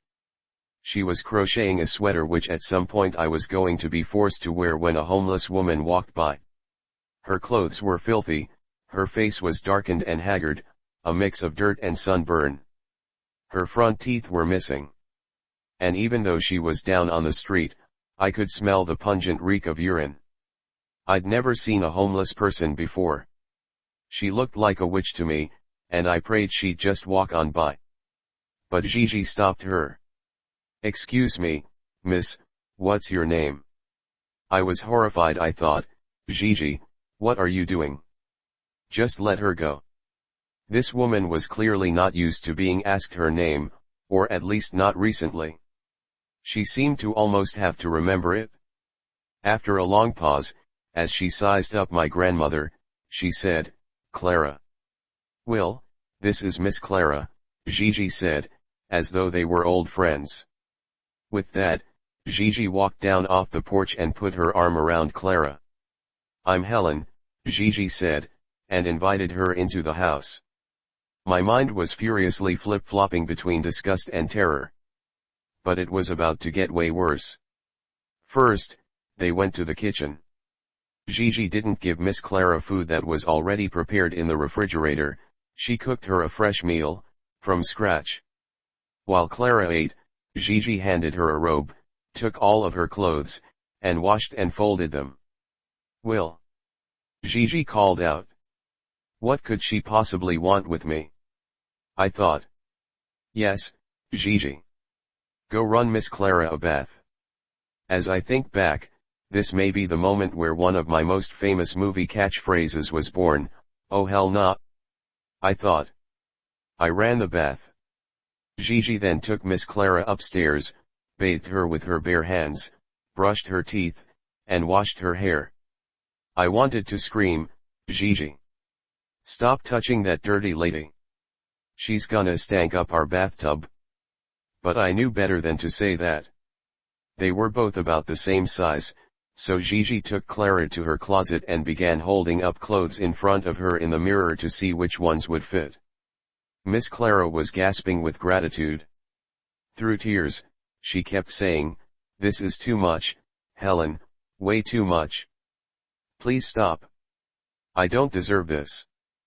But Gigi wasn't having it. She held both of Clara's hands, gently shaking them to get Clara to look into her eyes. Jesus loves you, and so do I, Gigi said. That was the end of the discussion. Gigi didn't make a distinction between your burdens and her own. She truly believed the message of the gospel. She saw loving and serving others not as a responsibility but as an honor. I never heard her gripe about working the graveyard shift. Never heard her say a negative word about my father, even though he had beaten her daughter. With her Bible in hand, her arms were open not only for us but for everyone. She was joyfully her brothers and sisters' keeper. Gigi was the moral compass that has guided my entire life. She was my conduit to God. If Gigi was happy with me, that meant that God was happy with me, but if she was unhappy, that meant that the universe was displeased. Gigi's approval of me meant that the universe approved of whatever I was doing. In my mind, she had a direct line to God. When she was talking, I felt like I was getting explicit instructions from God. So her approval wasn't simply the adoration of a loving, gentle grandmother. Her approval was how I would access and harness the power and favor of the Lord. Gigi personified my understanding of holiness and divinity. To this day, when I ask myself, what makes a person good, my mind immediately pictures my grandmother. When I sat in those hard wooden pews at Resurrection Baptist as a kid, I didn't understand the meaning of the sermons or the intricacies of Scripture. But I got Gigi. She lived as Christ taught her to live. She walked the walk. And through her, I saw God's love. I felt God's love. And that love gave me a sense of hope. Gigi was light. She illuminated the possibility that life could be beautiful. When I think back to my childhood, I visualize my father, my mother, and Gigi arranged as a philosophical triangle. My father was one side of the triangle, discipline. He taught me how to work, how to be relentless. He instilled in me an ethic that it's better to die than to quit. My mother, education. She believed that knowledge was the irrevocable key to a successful life. She wanted me to study, to learn, to grow, to cultivate a deep and broad understanding, to either know what you're talking about or be quiet. Gigi, love, God. Whereas I tried to please my mother and father so I wouldn't get into trouble, I wanted to please Gigi so that I could bathe in that transcendent ecstasy of divine love. These three ideas, discipline, education, and love, would fight for my attention throughout the rest of my life. Gigi was obsessed with this one Broadway play from the 1960s called Purlie Victorious that was turned into the musical Purlie in 1970. Written by Ossie Davis, it was the story of a black preacher named Purlie who went down to Georgia, opened a church, and began saving enslaved people from an evil plantation owner. One year, Gigi decided all the kids at church had to perform Purlie. We had to learn every word, and every song, front to back. She would have my siblings and me practice in the living room, record player blaring, as we sang and danced along. 40 years later, I can still sing you every song from Purlie. Gigi was always encouraging me to perform. She was the self-appointed head of special events at Resurrection Baptist Church and organized all of the Easter recitations, nativity reenactments, the Thanksgiving feeding of the poor, holiday talent shows, post-baptism potluck dinners, and on you name it, she planned it. As soon as my brother and sisters and I could talk, Gigi had us up in front of the congregation giving a rendition of some biblical something, for all to see and enjoy. Both my parents encouraged music as well. We all took piano lessons as kids because mom played. My brother, Harry, blew a saxophone badly for a while, and I took drum lessons briefly in middle school, including a thankfully forgettable stint abusing a snare in the Our Lady of Lourdes marching band. But the piano was the only instrument that actually liked me. One of the more famous moments on The Fresh Prince of Bel-Air was the final scene of the pilot, where after an argument with Uncle Phil, he leaves the room and I sit down on the piano bench. The producers had originally planned on me sitting with my back to the piano so they could push the camera in on my face as I pondered the profundity of Uncle Phil's closing words. But when I sat down, I faced the piano, and began playing Mom's favorite, Beethoven's Für Elise. James Avery, stunned, stepped back around the corner. The set went silent as everyone realized this show was about to be special. The whole point of the scene had been to never judge a book by its cover. The producers were so inspired by this improvisational moment that they kept it, and it became the defining thematic premise of the entire series. But my greatest piano performance had come a decade earlier. I was 11 years old, and Gigi had organized a children's talent show, followed by an Easter egg hunt in Resurrection Hall. I had been practicing the Morris Albert song Feelings as a part of my piano lessons. Gigi had made me play it for her every night for a month. Then she sprung it on me. "Lover boy, I want you to play the song for everybody at church on Easter." At the time, it was the only song I knew how to play, and I had never played the piano in front of anybody except my family. "Wait, Gigi, no, I can't, I'm not ready," I said. "I'm gonna mess up the notes." She smiled. "Ah, baby," she said, gently caressing my cheek, "God doesn't care if you hit the notes right." Gigi had a magical, invisible power. She would never apply force, yet no one could resist her overwhelming energy. And so it was that 2 weeks later I found myself dressed in a cream, pinstriped three-piece Easter suit, sitting at the piano in Resurrection Hall. Gigi beaming in the wings. My hands trembling. 200 faces gazing. Silence. Anticipation.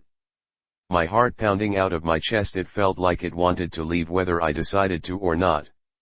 And Gigi gave me the nod. I took a deep breath, somehow found an F, and began. The way the piano was situated on stage, I had eye contact with Gigi the whole time. Morris Albert's Feelings was ringing through Resurrection Hall for an audience of 200 people. But I was only playing for one person. And the look on her face. I still struggle to describe it. The words pride or approval are pale and inadequate. I can only say that I have been chasing that look in the eyes of every woman I've ever loved ever since. I've never felt more certain of someone's adoration.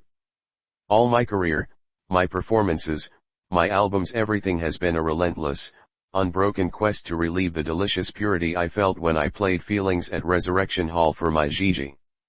I didn't have to do anything different, I didn't have to be anything different. In that moment, just as I was, bum notes and all, I was enough. I began to perform all the time. Whether I was making up skits for my parents, or reenacting a movie for my friends, or singing songs at church for Gigi, performance became my little secret oasis of love. It gave me the warmth of affection but behind the protection of a mask.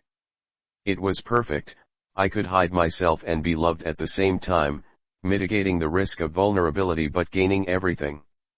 I was hooked. But it would take me another 40 years before I understood that I had misinterpreted my grandmother's deepest lesson. If I had understood what she was truly trying to teach me, this book would end right here. But as you can see, there are 19 more chapters.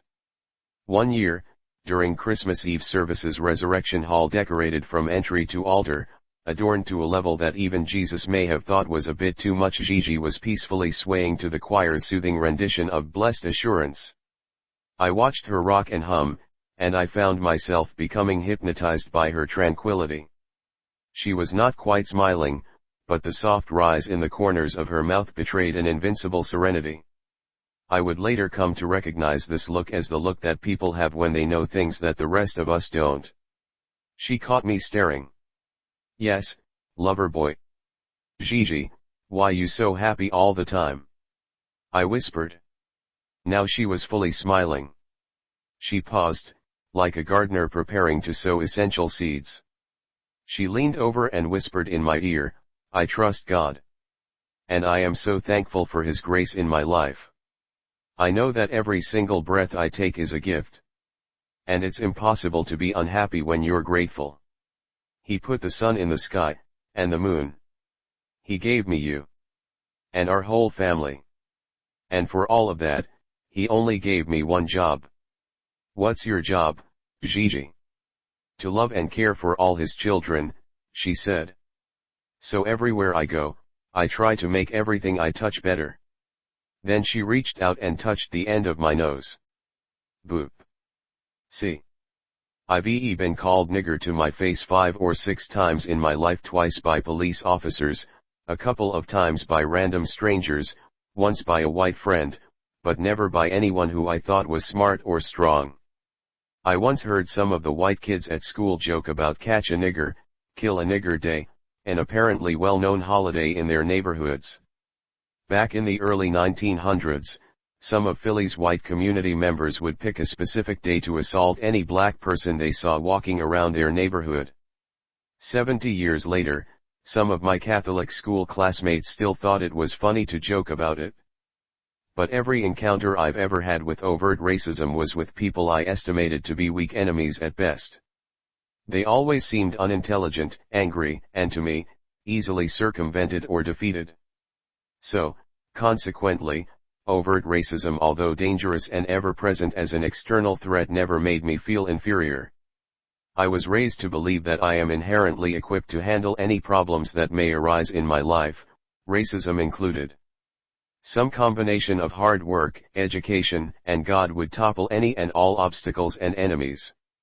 The only variable was the level of my commitment to the fight. But as I grew older, I started to become more aware of the silent, unspoken, and more insidious forms of prejudice lurking around me. I'd get in more trouble for doing the same things my white classmates would do. I got called on less often, and I felt like teachers took me less seriously. I spent most of my childhood straddling and navigating two cultures, my black world of home and the neighborhood, Resurrection Baptist, and Dios shop, and the white world of school, Catholic church, and the prevailing culture of America. I went to an all-black church, lived on an all-black street, and grew up playing with mostly other black kids.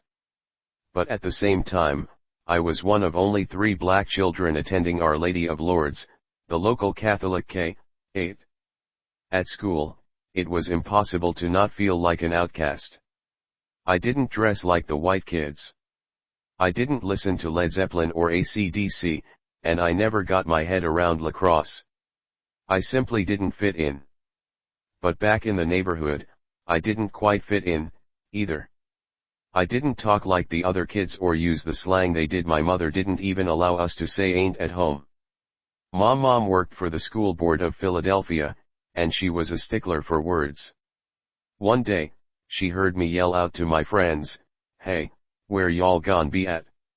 Her head whipped around in disbelief, like that girl from The Exorcist. "I hope they're going to be behind that preposition," Mom said. At Catholic school, no matter how well spoken or intelligent, I was still the black kid. In Winfield, no matter how up I was on the latest music or fashion, I was never quite black enough. I became one of the first hip-hop artists who was considered safe enough for white audiences. But with black audiences, I was labeled soft because I wasn't rapping about hardcore, gangster shit. This racial dynamic is something that has plagued me in various forms throughout my entire life. But just like at home, performance and humor became my sword and shield. I was your classic class clown, telling jokes, making silly noises, being all around ridiculous. As long as I was the funny kid, it meant I wasn't just the black kid. Funny is colorblind, comedy diffuses all negativity. It is impossible to be angry, hateful, or violent when you're doubled over laughing. But I started to notice that a joke that would kill at Our Lady of Lourdes would garner blank stares in Winfield and vice versa. I realized that white people and black people responded differently to my humor.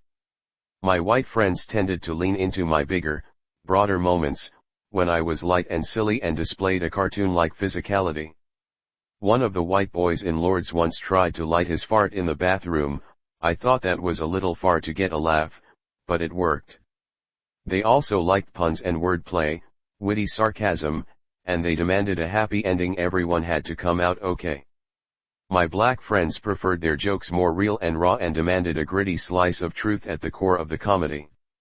They saw my silliness as weakness. I would have got the whole shit kicked out of me if I'd tried to light a fart in Winfield. They responded better when my humor sprang from strength, from more of a battle mentality. Put-downs, insults, disses, and nothing played bigger than smashing somebody who was talking shit. They loved it when someone got what was coming to them, karmic justice, even if the somebody was them. As black people, we love laughing at ourselves. When we can joke about something, our pains, our problems, our tragedies, it makes them just a little bit more bearable. I learned to move between these two worlds. If I was making the kids on the corner laugh, I wasn't getting my ass kicked. If I was making the white kids at school laugh, I wasn't a nigger. If I was making Dio laugh, it meant my family was safe. I began to equate laughter with safety. The little scientist in my head started searching for what I called the number one answer. The number one answer is the perfect, mythical joke that obliterates everyone who hears it, no matter their race, creed, color, age, nation of origin, sexual orientation. No one would be safe from the power of this joke. Throughout my career, and quite honestly, my entire life, this has been an obsession for me. I am forever seeking the perfect wording, the perfect tone of voice, the perfect delivery, the perfect physicality, the perfect swagginess, all of which would coalesce into a perfect moment of comedic nirvana and unalloyed human harmony. But despite my high aspirations, life at Our Lady of Lourdes grew more and more difficult. I've always been reluctant to ascribe the escalating issues between myself and the school to racism. The subtle forms of disrespect, the multiple suspensions in 7th and 8th grade, exclusions from parties and school events. I've often wondered if it was more about me being Baptist in a Catholic school than being black in a white world. The school wanted my parents to have me baptized Catholic, but they refused, even though doing so would have meant a 20% reduction in the yearly tuition. They knew that Lourdes was so much better academically than the local public schools, so they insisted that I tough it out. The breaking point came halfway through my 8th grade year. I played on my middle school football team, and I had proven myself as the top defensive back of the season, 17 interceptions in 10 games. Each year, the football team would have a banquet where all the players, parents, and the coaches hosted a dinner to honor the team at the end of the season. The kids who won awards were supposed to sit at the front and then walk up on stage and be recognized. Since I had the most interceptions on the team, I was set to receive my trophy, Defensive Player of the Year. But a week before the banquet, I was informed by Sister Agnes that because I had been suspended from school, before the football season had even started, I wouldn't be allowed to sit up front or receive an award on stage. I was disappointed, but I figured that was fair. It was a rule, and everybody knew I won anyway. But on the night of the banquet, I saw my white friend Ross Dempsey sitting at the front, preparing to receive his trophy, even though we had gotten suspended together. This injustice infuriated me. I leaned over to Mom and Dio and told them what was going on. Without a word, they looked at each other, and in a moment of rare but potent agreement, they stood up, and we left. We drove home that night in silence. A few days later, over dinner, without looking up from his meal, Dio said, "We're done with that school." And that was that.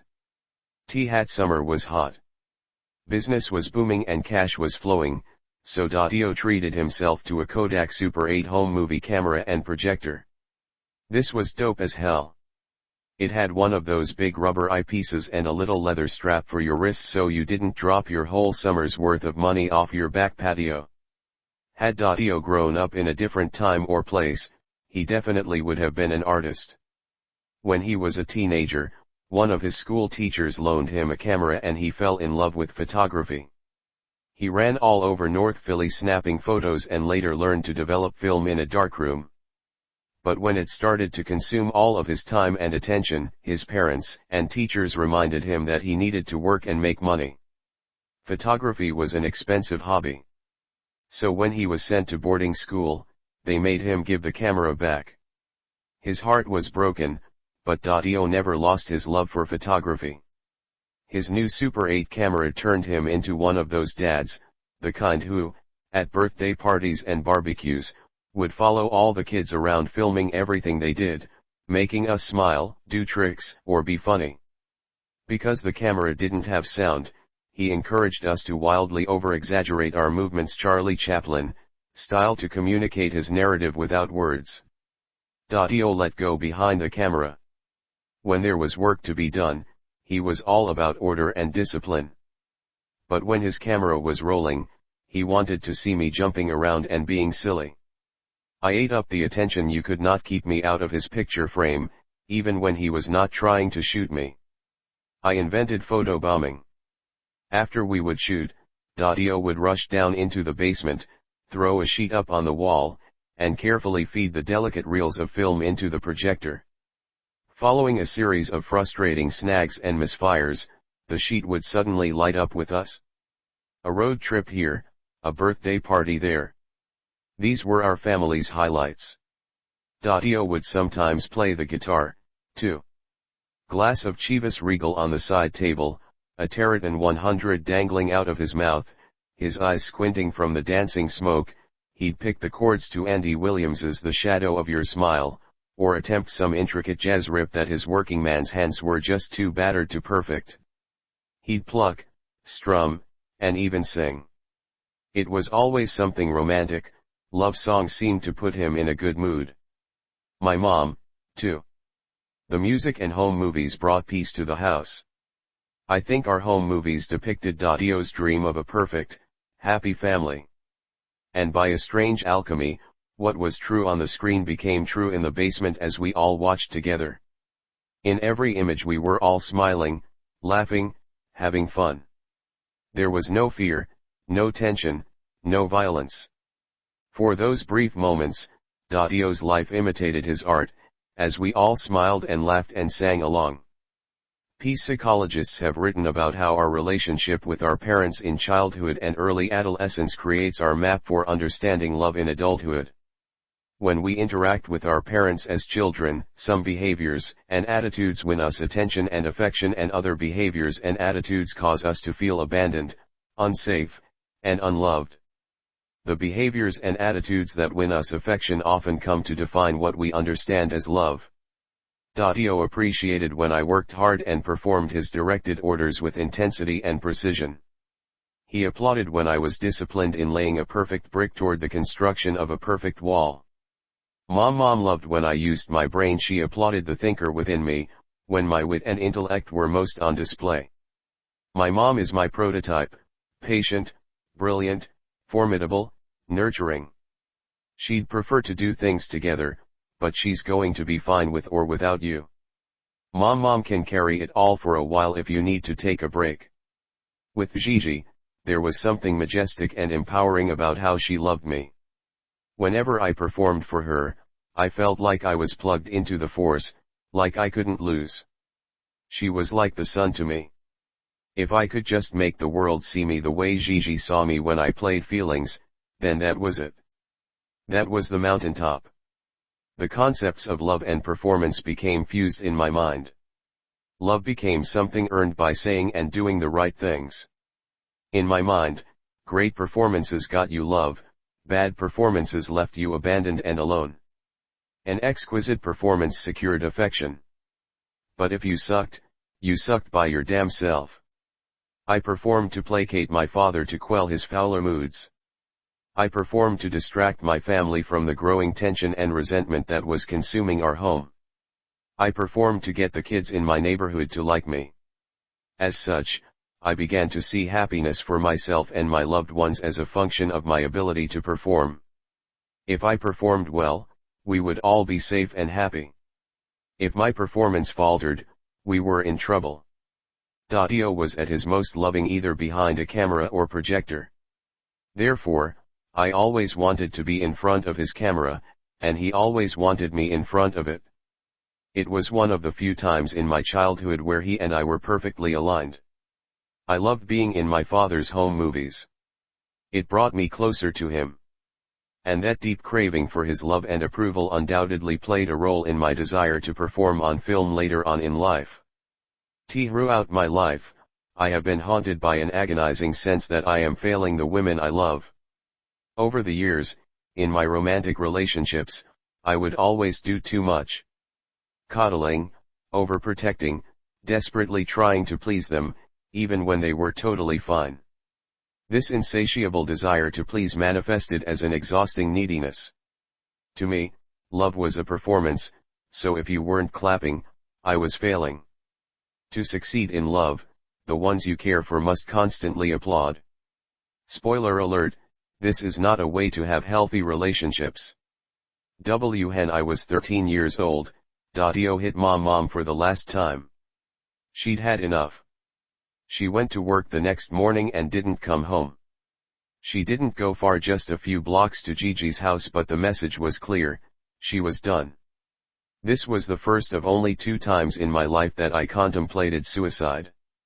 I thought about pills, I knew where a boy had lost his legs on the train tracks, I had seen people cut their wrists in a bathtub on TV. But what kept ringing in my mind was a faint memory of hearing Gigi say that killing yourself was a sin. Io reverted to full military protocols. He was now in absolute command, he was going to do it all. He woke up at 4 that next morning to prepare breakfast. He was determined to prove that he didn't need mom. By 5:30, the plates were on the table: half an apple, Sunnyside eggs, and a slice of scrapple. A pitcher of orange juice and a pitcher of milk. Mom never did pitchers. By 6, Ellen and I were sitting at the table. Harry knew he was supposed to be down by 6. I guess 6:04 was my brother's silent protest. Io let it go. He would never have ordinarily let it go.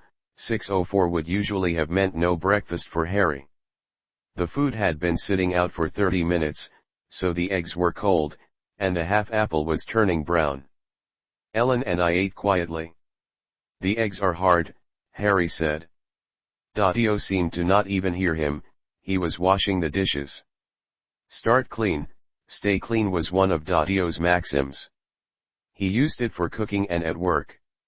You clean up as you go along, not leaving one big mess for the end. Harry's nose turned up at the food. "The apple is all brown," Harry said. "Please, Harry, just leave him alone." "And what's this mess?" Harry said, poking the scrapple with his finger. Without a word, Io snatched up Harry from the chair and carried him to the front door, opened it, and deposited Harry outside. He then handed Harry his book bag and slammed the door. Harry didn't come home that day after school. He went to Gigi's house and moved in with mom. When Harry left, it was just as painful for me as mom leaving. I wanted to be with her, too, but I was too scared to leave. It only solidified my deepest insecurity. I could no longer deny the truth: I was a coward. Mom lived at Gigi's for 3 years. We saw mom every day. She would bring us lunch, and we would stop by Gigi's, sometimes spend the night. The houses were close enough that we maintained our outward proximity, but on the inside, our family was broken. It was during this time that I began to escape into television. I found solace and joy in the perfectly crafted family narratives of my favorite sitcoms: Happy Days, Good Times, The Brady Bunch, Laverne and Shirley, Mork and Mindy, and Jack Tripper on Three's Company was the truth. I idealized the families I saw on TV. They were doing exactly what I had been trying to do. They'd have a problem, Mr. Cunningham would be pissed, Richie would be scared, it would look bad for a minute, but then the phones would say something funny, bang the jukebox, everybody laughed, and they all lived happily ever after. Yes. Exactly. It's not that fucking hard. I wanted to be the happy-go-lucky teenager who always got along with his parents. I wanted to have a mother and father who loved each other. I wanted to live with 2 beautiful girls against Mr. Roper's rules. At a minimum, I felt I deserved a quirky alien who would come down from Ork and solve all my problems. Instead, I was trapped in chaos. But my biggest obsession as a kid was the television show Dallas.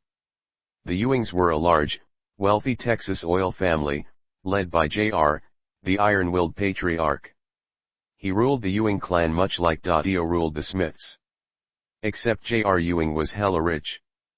People give you a whole lot more leeway when your family compound has a name. That blew my mind. Their house had a name. South Fork was a 300-acre ranch in North Texas. The entire Ewing family, brothers, sisters, parents, grandparents, in-laws, aunts, uncles, nieces, nephews, everybody lived at South Fork. I wanted my whole family to live together like that. I will never forget the scene that changed my life. In retrospect, it was just a small moment. It was a normal sunny day in North Texas. The Ewing family was assembling for the mandatory family meal. They cut to an exterior shot of the palatial mansion, and Sue Ellen, J.R.'s wife, came to breakfast on a horse. My young mind would never be the same. She came from her house on the property to the family house on the property on a fucking horse? To me, South Fork was heaven, a property where everybody lives together and my wife could come to breakfast on a fucking horse. Meanwhile, in the real world, I buried my shortcomings further under layers and layers of performance. I adopted a personality that was indefatigably cheery, upbeat, and positive. I responded to the dissonance of my world by remaining purely constant. I was always smiling. Always fun and ready to laugh. Nothing wrong in my world. One day, I would be in charge, and everything was going to be perfect. We are going to have a big house on a huge property and everybody's going to live together, and I'll take care of everybody. I would be the golden child. My mother's savior. My father's usurper. It was going to be the performance of a lifetime. And over the next 40 years, I would never break character. Not once. Paul was in trouble. He was getting into fights, staying out late, sneaking to New York from his home in Jersey to hang with the wrong crowds. I heard mom say he'd even knocked out a cop. He was 18 years old, and my Aunt Barbara couldn't handle him anymore. Desperate, she called the one person she knew who could help, Dio. It had been a few years since any of us had seen my cousin Paul. We all remembered him as a sweet but serious kid. But when he showed up in Philly in the summer of 1983, he was a grown-ass man. Paul was tall now, his shoulders were broad, and he was shredded. This dude was a brick. The knuckles on his hands had scratches and cuts and keloid scars that he clearly did not get from cooking. He sported a huge afro with a black power fist pick stuck in the top. But his pick was the special edition that had the peace sign cut out of the wrist/handle. And if that didn't get your attention, Paul also went everywhere with an attack-trained German Shepherd named Duke. Paul had recently achieved his first-degree black belt in Kung Fu, and proudly walked around West Philly dressed in his GI and Kung Fu slippers.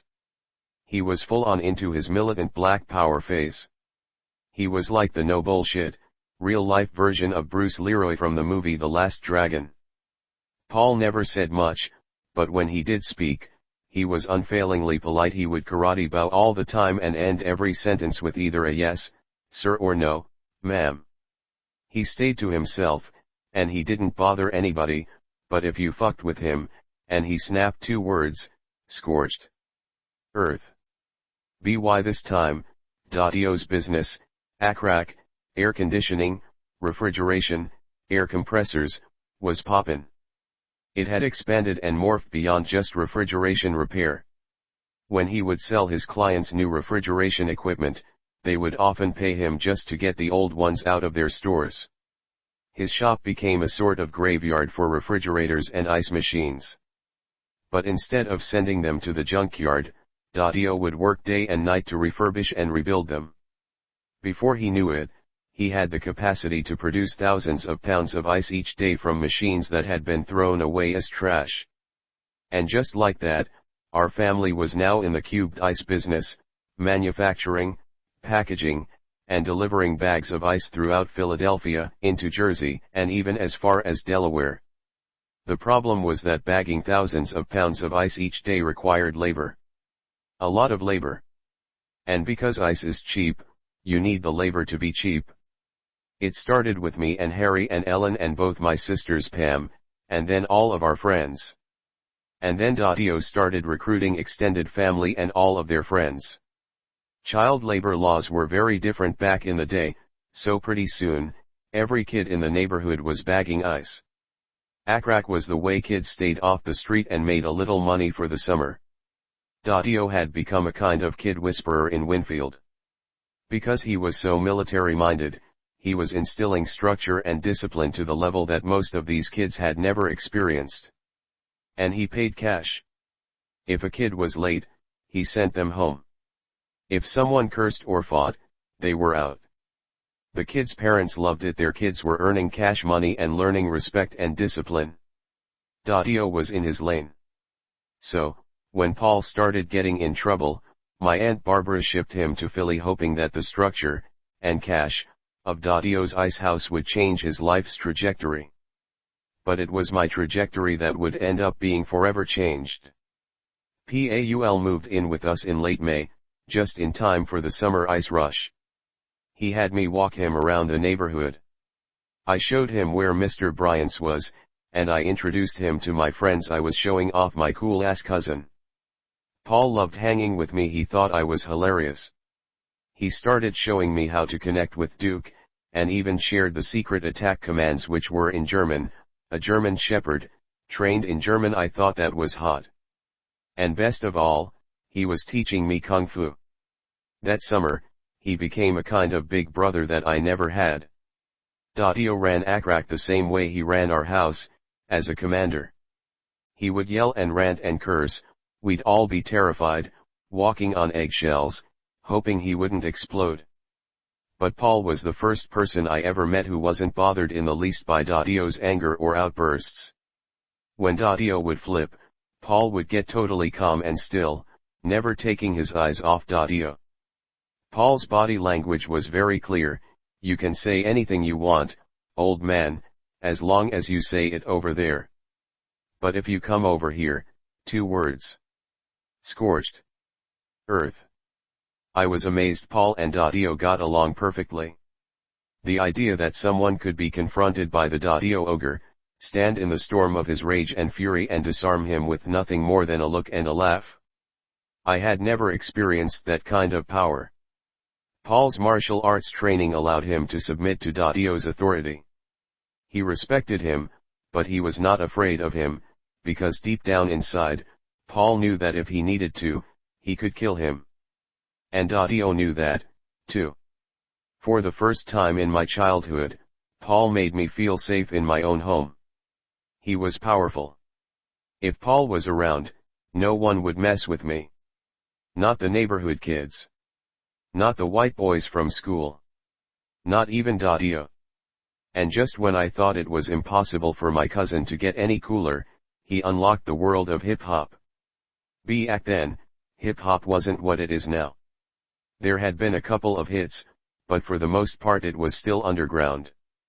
There were no albums or singles, no radio play, no videos. You had to know somebody who knew somebody who could get you a cassette tape of one of the live performances exploding from the epicenter, New York City.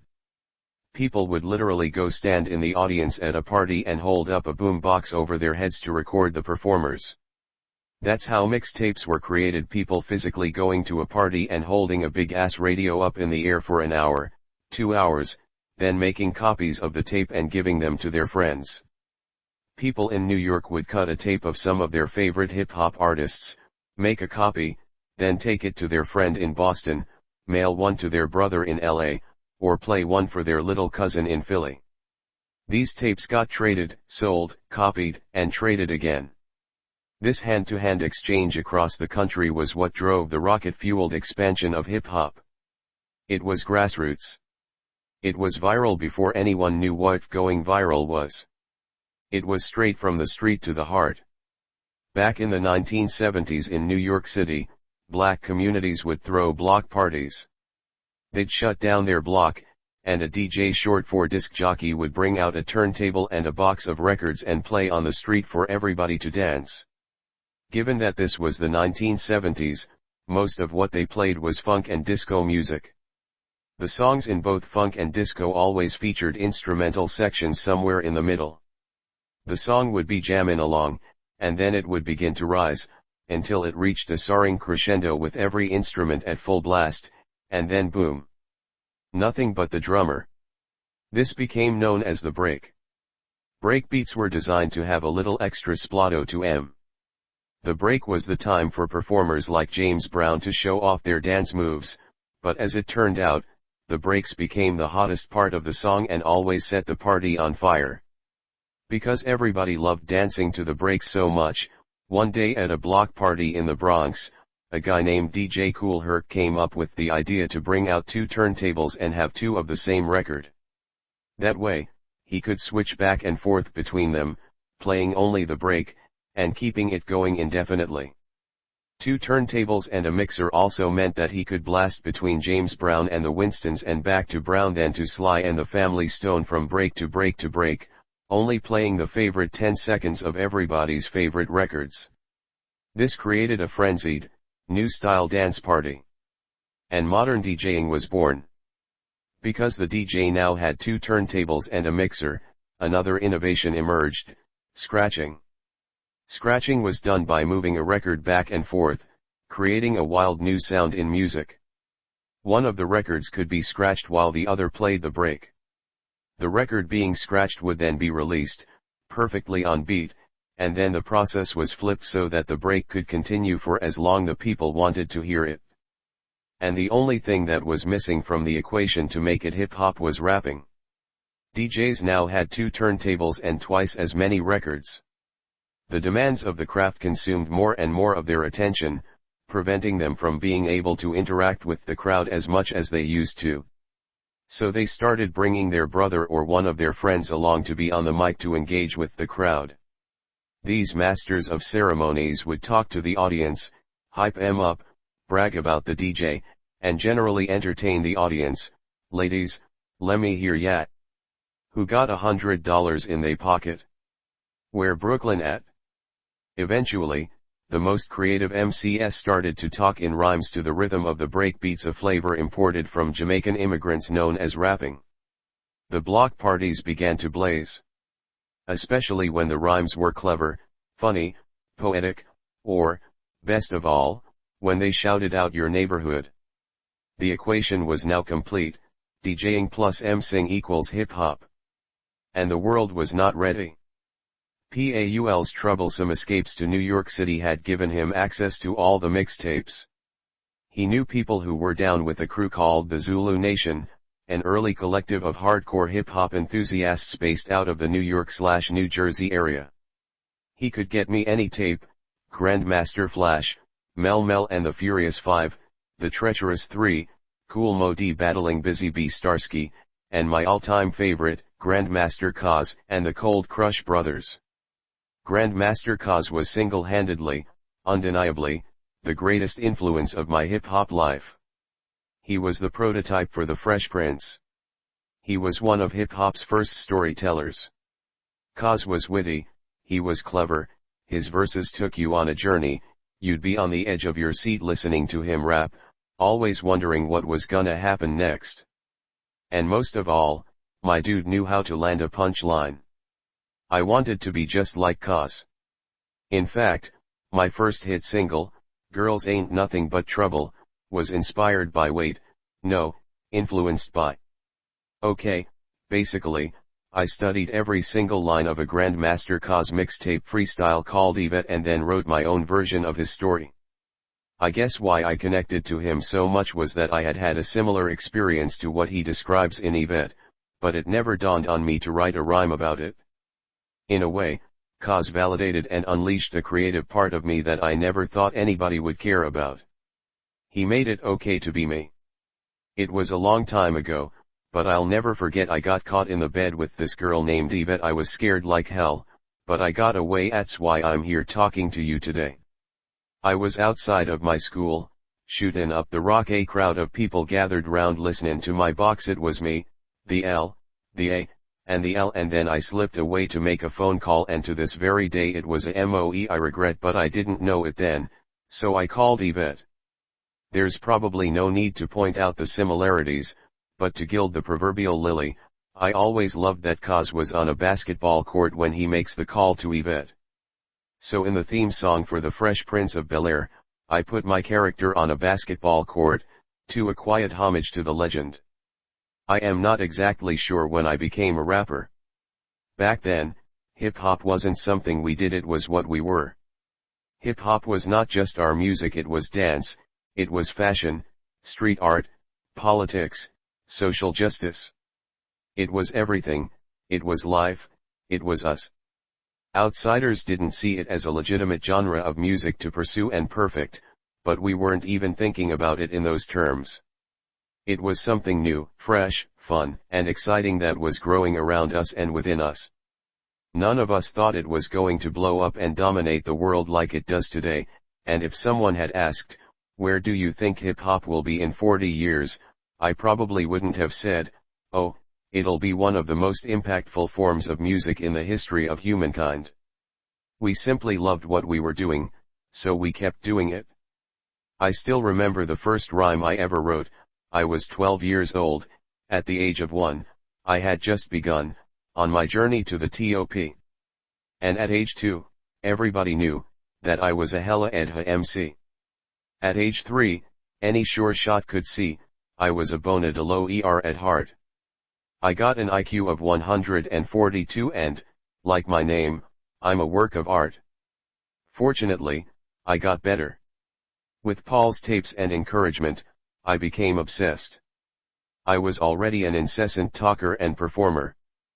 But now I was walking around all day, quietly babbling and rapping to myself, constructing new rhymes, reciting my favorite verses, trying to freestyle on whatever was going on around me.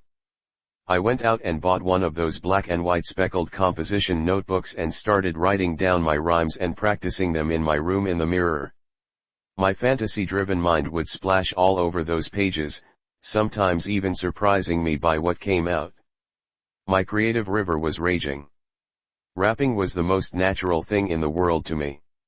And from the cocoon of a bullied, awkward kid, emerged a natural-born killer MC. Overbrook High School was located less than a mile away from Our Lady of Lourdes. But it may as well have been on another planet. The environments could not have been more different. Whereas Lourdes bordered the wealthy white neighborhood of Lower Merion, Overbrook was the center of a section called Hilltop, which anchored the poorer black neighborhoods of West Philadelphia. Our Lady of Lourdes was a small, intimate Catholic school with only a few dozen kids per grade, most of them white. I had been one of only 3 or 4 black kids in the entire place. But Overbrook was nicknamed the Castle on the Hill. It was gigantic, an absolute monster of a structure. Built in 1924, back when they used real materials to build buildings, it spanned 2 square city blocks and loomed over the neighborhood like a stone fortress. You had to ascend a mountain of 30 stairs just to make it from the sidewalk to the front door, and if you survived the climb, what you found inside was nearly 1,200 students, 99% of them black. Swarms of kids buzzed through the city block-long hallways. At Lourdes, everyone had known who I was, but when I walked into Overbrook on my first day, I was completely anonymous. I was intimidated and terrified. As I look back with today's understanding, I was probably on the edge of a panic attack. My heart was racing, my hands were shaking, but by this time I had developed an infallible strategy for coping with my fear: performance. If I could get them laughing and smiling, then I would feel safe. I'm still not exactly sure why I did what I did that first day. It was a reflex, some bizarre automatic defense mechanism, as though my emotional immune system had kicked in and took control of my mouth. I was talking before I knew what I was going to say, and thereby started my high school career with maybe the stupidest thing I had done in my life up until that point. Just before 8 a.m. EST, a couple hundred kids gathered in the sprawling cafeteria for orientation. We were the new kids, there to get acclimated, to get our class assignments, and to be officially welcomed to Overbrook High School. As I entered the cafeteria, the mounting pressure of my anxiety finally became too much. I put my hands up into the air and shouted, "Excuse me, may I have everybody's attention please?" The room quieted, 200 students all turned and looked at me. "He's here," I said, pointing to myself. "Y'all can relax, because he's here. You're welcome. Go head back to what y'all doin'. I'll be here if y'all need me." There was a strange silence. Clearly, this was an educational first for most of the kids. A couple of them chuckled, then most just went back to doing what they had been doing before they were so bizarrely interrupted. I'm not sure what response I had hoped for from the crowd, but the outburst had at least purged most of my anxiety and tension. As I ventured deeper into the room, I slid past a dude who had clearly not been impressed by my announcement. Without looking up, he said, "Man, don't nobody give a fuck that you here." Without missing a beat, I leaned down to him and said, "EY, just gimme 10 minutes, your girl gon' care." Oh. The voices around us rang out, there were even a couple claps. The kid looked at me for a second but didn't say a word. He gave this stiff-chinned nod, not a nod of agreement but a nod of aight, so that's how it's gonna be. I moved on victoriously, thinking, maybe this high school thing ain't gonna be so bad. At 8:31, orientation was complete, and the students were all released into the Overbrook halls to juke and fumble and stumble around until we located our homeroom classes. My homeroom was 315, and as I was rounding the stairs between the second and third floors, I saw the dude from the lunchroom out of the corner of my eye, sneaking up behind me. Then there was a blue flash, a sharp pain to the right side of my head, and then nothing. The next thing I remember is the taste of blood, then a clamor of voices, my top lip is swollen, and my front teeth are loose, and I have the worst headache I've ever had. This guy had taken one of those old school combination locks, the kind that everybody used for their lockers. He'd put the lock in the palm of his hand and the steel loop over his middle finger, creating a makeshift form of brass knuckles. As he passed, he cracked me on the right side of my head with the lock. I went down instantly. As I fell, I hit my mouth on the stairs.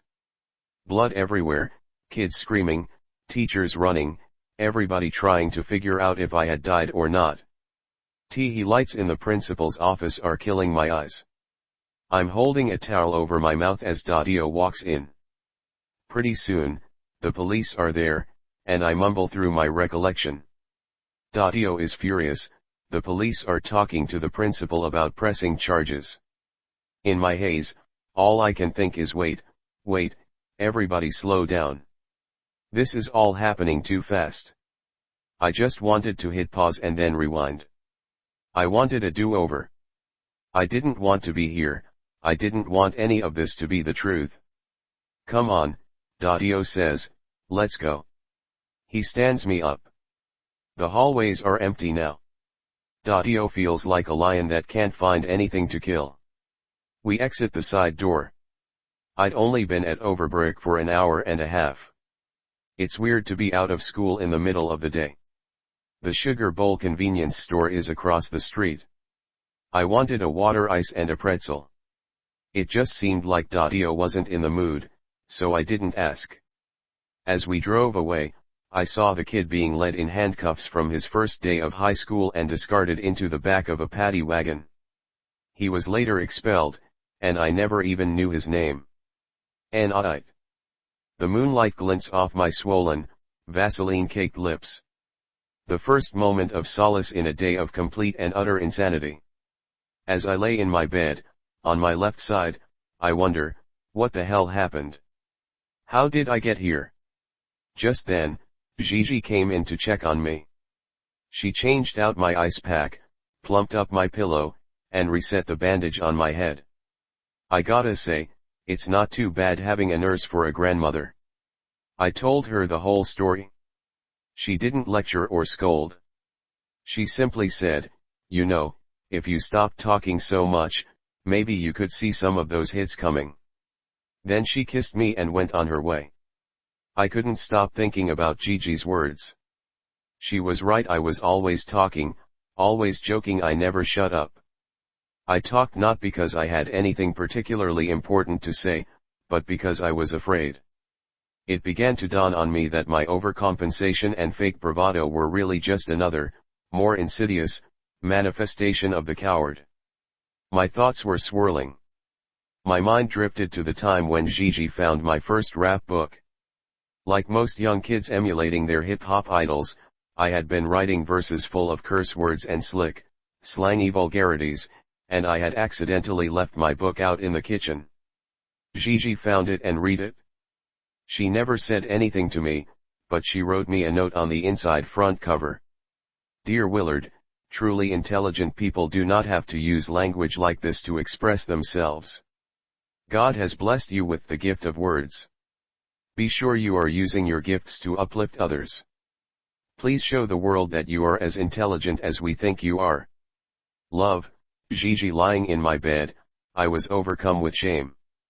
Had I used my words to uplift others?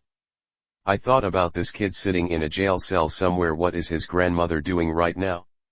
He had potentially thrown his whole life away, a demise maybe not caused but certainly provoked by my words.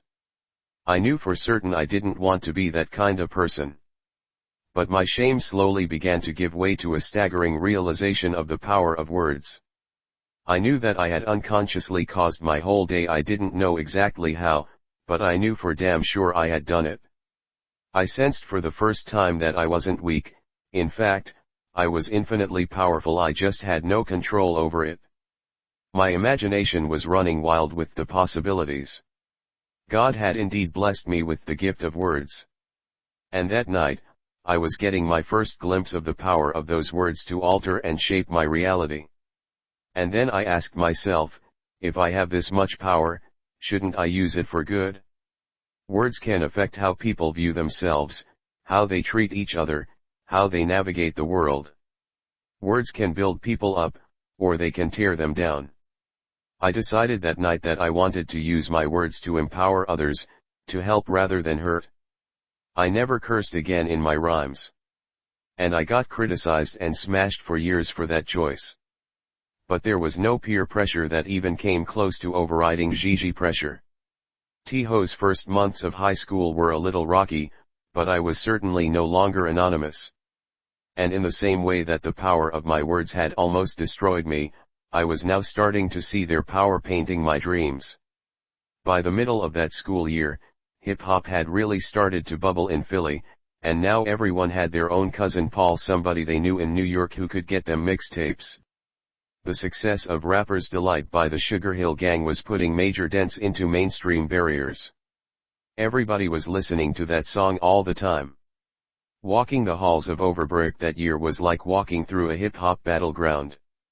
Hip-hop may not have been on TV, it may not have been on the radio, but at Overbrook High, everybody was rapping.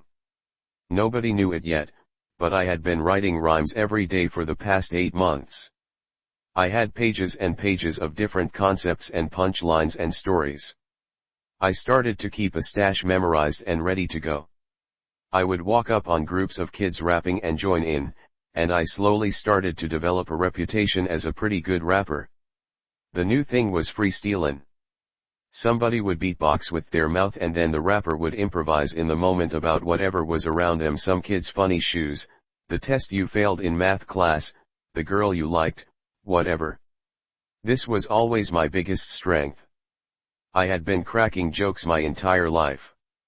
Now all I had to do was make them rhyme and people were flippin'. The best beatboxer in the whole school was a guy named Clarence Holmes. Everybody called him Clayt. Not only could he generate the most bass, but he could mimic the actual sounds of popular breakbeats. And on top of that, Clayt could do sound effects. He could make a bird noise in the hallway that was so realistic people would be turning around to see who let a bird in here. I soon realized that every time Clayt beatboxed for me, he always made me sound better. I started seeking him out every day after class. I'd roll up and hit him with our standard greeting, "Sup, see, you ready to rock?" "You know what it is," he'd say. Clayt was always ready to rock. Always. So much so that we all started calling him Ready Roxy. Pretty soon, what started out as just casual freestyle sessions rhyming and flowing and trying to one-up each other morphed into what became known as battles. I would step up and do a verse, then the other kid would try to one-up me. Maybe he'd make fun of my hair or my clothes. Then, when his verse finished, I had to step back in and freestyle a response. The judge of who won was determined mainly by who got the biggest laugh or cheer from the crowd. If you won the crowd, you won the battle. I was invincible. 2 words, scorched earth. There were some guys who were cleverer than me, who had tighter flows or better voices, or more developed poetic sense. But nobody was as funny as me. Nobody could rock the crowd with a punchline the way I did. What nobody seemed to ever understand was that you can't beat funny.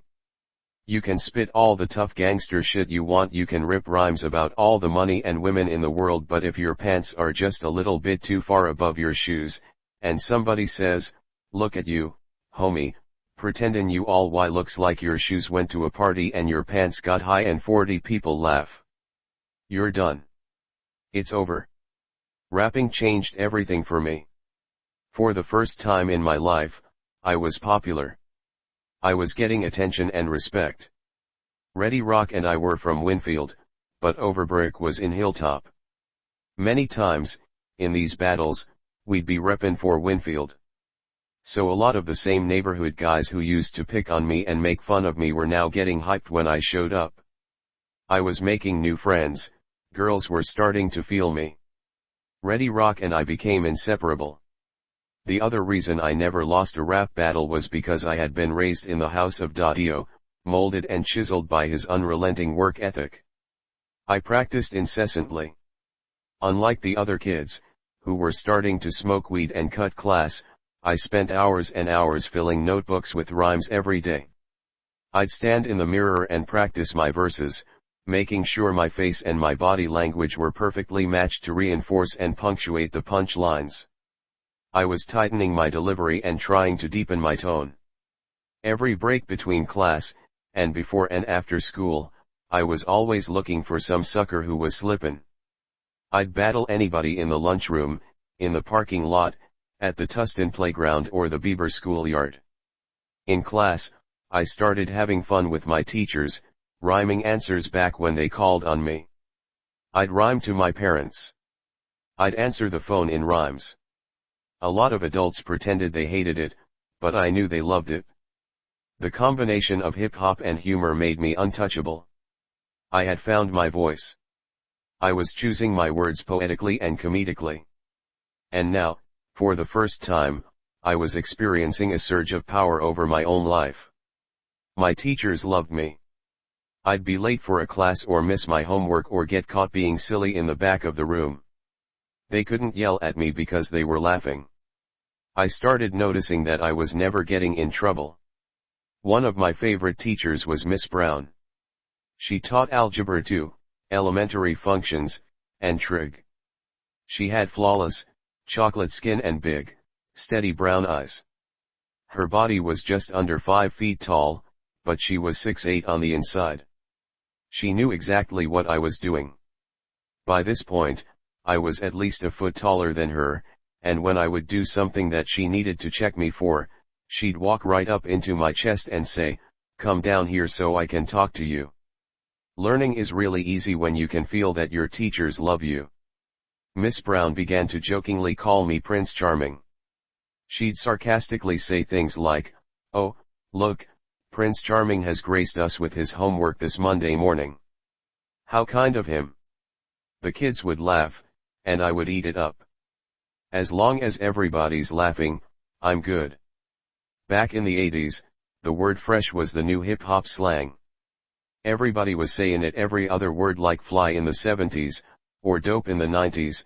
In the 80s, if something was hot, you'd say, "Man, that's fresh." One day I came running into Miss Brown's class literally only 45 seconds after the bell, and, looking at her watch, she said, "His Highness, the Prince."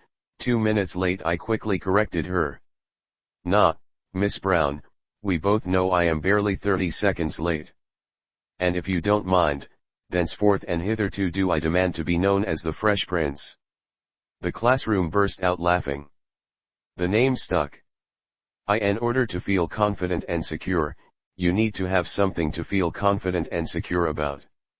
We all want to feel good about ourselves, but many of us don't recognize how much work that actually takes.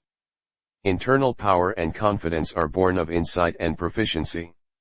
When you understand something, or you're good at something, you feel strong, and it makes you feel like you have something to offer. When you have adequately cultivated your unique skills and gifts, then you're excited about approaching and interacting with the world. And what I learned from Paul was that being good at something allows you to be calm in a storm, knowing that you can handle whatever comes. There is a great Bruce Lee quote that resonates with me. One of Lee's students once asked him, "Master, you constantly speak to us of peace, yet every day you train us to fight. How do you reconcile these conflicting ideas?" And Bruce Lee responded, "It is better to be a warrior in a garden, than a gardener in a war." Rapping didn't just win me the approval I desperately craved from my peers, it gave me a sense of power. But I knew it was fleeting, it demanded my constant attention and nurturing. I knew I was good, but I also knew that I had to work. It wasn't going to just come to me. I had to go get it. I kept seeing her in the hallways. I'd even had a dream about her, but we were from two different cliques. I was rappin' now, so I was rollin' with the cool kids, but she wore big ass glasses, and her and all of her friends were in the art program and lugged around those big ass portfolio bags. But Melanie Parker was beautiful. She noticed me soon after the unfortunate lock incident. She was a mochaccino-flavored cutie. She had that sort of goofy gorgeous genius thing, a beguiling mixture of insecurity and quirkiness surrounding a simmering core of artistic brilliance. We had been sniffing around each other for a few weeks, and I could tell she was far too much of a lady to speak first. She had gorgeous mahogany eyes, and a springtime smile that I would come to understand was painted on top of hidden layers of sadness. Melanie was a broken angel, and from the moment I saw her, I wanted nothing more than to take care of her. So, I pressed up on her. "What's up, cutie?" "I'm the prince," I said. She smiled politely, and said, "What does your mother call you?" I was thinking, damn, my mother calls me by my government name. "Well, she calls me Willard," I said. "But you can call me Willard," she interrupted. "Nice to meet you, Willard. I'm Melanie." She never called me Will, she never called me Prince, she called me asshole once or twice. But to this day, she calls me Willard. "Look, that's a big ass art bag," I said. "May I carry it for you to your next class?" Melanie paused. I sensed that she already liked me, but she felt like she had to make it difficult. She handed me the bag without a word and walked off to class. I followed her, already completely in love. When we reached her classroom, I handed her the bag. "I think you should let me carry it home for you, too, this afternoon," I said. "You should rest your art muscles." I would walk Melanie home from Overbrook every day. She took easily to wonder and awe. Everything was interesting to her. She was one of those people who could stop and look at a tree for 10 minutes. Melanie lived in the opposite direction from Woodcrest, so I'd walk 10 minutes to her house carrying her big ass portfolio all the way, then 20 minutes back to mine, thinking about those eyes all the way home. Melanie was born and raised in Minneapolis. Her household was filled with violence to a tragic extreme. Her mother ended up killing her father and went to prison for it. Her mother incarcerated, Melanie moved to Philly to live with her aunt, a strict Muslim who opened her home to her niece but who maintained very strong opinions about how a teenage girl should behave. I never quite got the whole story, but on one occasion, Melanie and her aunt had a very serious disagreement about something, which escalated to the point that her aunt threw Melanie out of the house. Legally, without a place to stay, Melanie could have been sent back to Minneapolis and placed into foster care. I was panic-stricken. I told Mom the whole story and begged her to let Melanie stay with us. Mom, it will only be for a little while, I said. I'll get a job, do whatever I have to do to get a bunch of money, and me and Melanie will get our own place. I love her, Mommy. Please can she stay with us till I can figure it out? Mom's eyes welled, her tears a complex emotional mixture. On the one hand, this was exactly the kind of son she had hoped to raise, loving, responsible, committed. But on the other hand, she knew from personal experience the fragile realities of young love. Oh, hell no. Dio said. Carlin, you know exactly what they gon' be doin'. But I had already promised my mother, no sex. Melanie would stay in the basement, I would sleep in my room 2 floors up. It was only temporary. Dio protested, but Mom won this one. I'm still not exactly sure why I did what I did that night. To this day, I have no idea what I was thinking. Of all the experiences I am sharing in this book, this is the individual moment of personal behavior that makes the least sense to me. Before I reveal what happened, I would like to preface my remarks by making it unequivocally clear that I was deeply and totally in love with Melanie Parker. We were going to be married, we were going to have 4 beautiful mochaccino-flavored children, and our union would live alongside the epic tales of romance, Romeo and Juliet, Tristan and Isolde, Tupac and Janet, even Eddie and Hallie in Boomerang. But at 4 a.m., less than 3 months into our star-crossed love affair, Mom should have been asleep but tragically decided she wanted a cup of coffee. And wearing slippers far too quiet to defend her delicate sensibilities, she approached the threshold of the family kitchen. Still innocent, she flipped the light switch as she had done tens of thousands of times before. But this time, her eyes landed upon her eldest son and his girlfriend deep in the throes of reckless lovemaking. As a teenager, outside of physical injury, you cannot feel worse than having your mother catch you and your girlfriend doggy-style on her kitchen floor. Oh, Willard. Mom growled, slapping the lights off. Stomping furiously up the stairs, the slamming of her bedroom door functioned as a disastrous exclamation point. Now she wants to make noise. By the grace of God, those few days at Woodcrest allowed Melanie's aunt to calm down and let her move back in. I was only 16, but I was all in. I was determined more than ever to get us our own place so Melanie and I could build a life together. I had gotten my driver's permit just before my 16th birthday. Ready Rock and I loved to drive around West Philly after school every day, looking for people to battle. They were pretty easy to find back then. It would be a bunch of dudes standing on a corner in a circle, one of them with their hands cupped around their mouth, bopping their head back and forth, the universal human beatboxing posture. We'd pull the car over, step out, strike the b-boy stance, and it was on. It didn't take but a minute for me to start scolding fools. I'm dropping punchlines, people waving and screaming shit. You hear what he said? The smart guys just quit when they realized I had won the crowd, because once the crowd is against you, anything you say just makes you look stupider. But some suckers didn't. They would try to keep going, and then 2 words, scorched earth. By my junior year, I had developed a reputation around West Philly. I joined a crew of slightly older guys. We called ourselves the Hypnotic MCS. The design of the group was based on Grandmaster Caz and the Cold Crush Brothers. We had a DJ and 4 MCS DJ Groove on the tables, Jamie Fresh, Chic KD, my friend Mark Forrest, aka the Lord Supreme, and me, the Fresh Prince. Ready Rock would pop in and out, but he wasn't really feeling these dudes. I took my role in the Hypnotic MCS very seriously. I attacked it with the discipline Dio had instilled in me. But back then, I hadn't learned yet that most people didn't have the same work ethic as me. I wanted to rehearse every day, on a specific schedule. They were looking at it more casually. Sometimes they would show up late to rehearsal, and other times not at all. I wanted us to perform at all the block parties and pool our money to buy equipment, pass out flyers to advertise ourselves, create our own cassettes. Because I was the youngest, they always kind of laughed at me and dismissed my ideas. I did finally convince everybody to put up $200 apiece so we could purchase the brand new SP12 sampling beatbox. I dug in for a few weeks at the Ice House and came up with my share. We now had a beatbox, 4 microphones, 2 turntables, and all the records we'd ever need.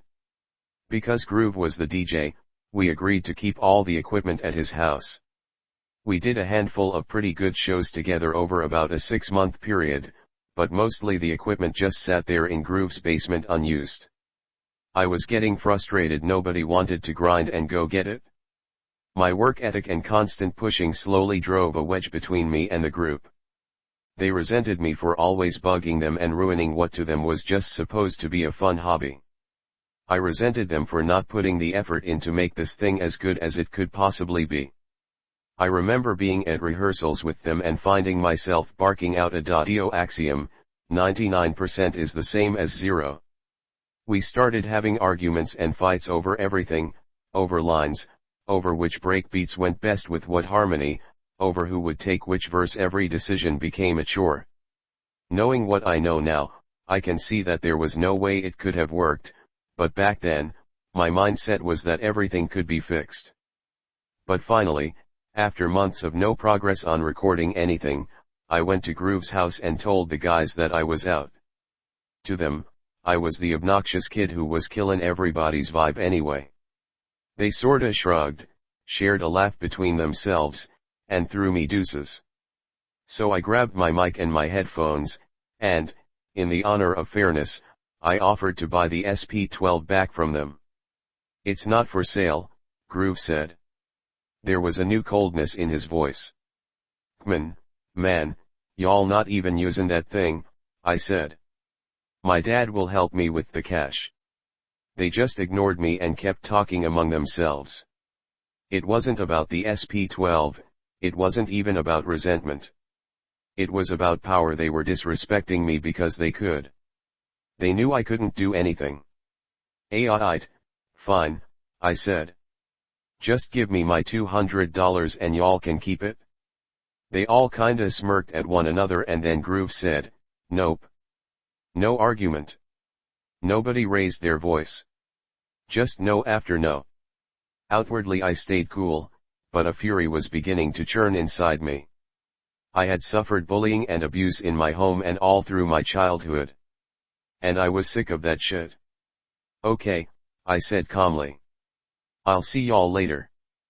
But as I started to leave, I realized that the SP12 was sitting right there. So I walked over to it, I paused, then I snatched it up, violently ripping the cables from the wall, held it high over my head with the knobs facing down, and crash. I slammed it down onto the concrete basement floor. That thing disintegrated, knobs, plastic, transistors, spraying everywhere. "What the fuck are ya doing?" Groove screamed. And then I hauled ass up the basement stairs and out into the street. They were right on me in the beginning, but I was the young one. Back in the day, how I was running was known as bookin'. I put my head down and didn't look back for 8 blocks. When I finally slowed down, there was no one behind me. I was on my own now. All of the windows were broken out of D'Addio's brand new Chevy van. The radio, and all of his tools, were gone. Paul had the van when it happened. And he was almost in tears apologizing to D'Addario. D'Addario was trying to calm him down. "This shit happens, man, that's why we have insurance," D'Addario said. But something about Paul's inner code made this unforgivable. He felt like the van was in his possession and he had been entrusted with it. I had never seen him like this. Paul felt like he had somehow failed and dishonored D'Addario. D'Addario could see that thing rising up in Paul, the thing that led to him being in West Philly in the first place. "Hey, Paul, look at me," D'Addario said. "You know how many times niggas done broke in and stole my shit? I know exactly who did it, Uncle Will," Paul said.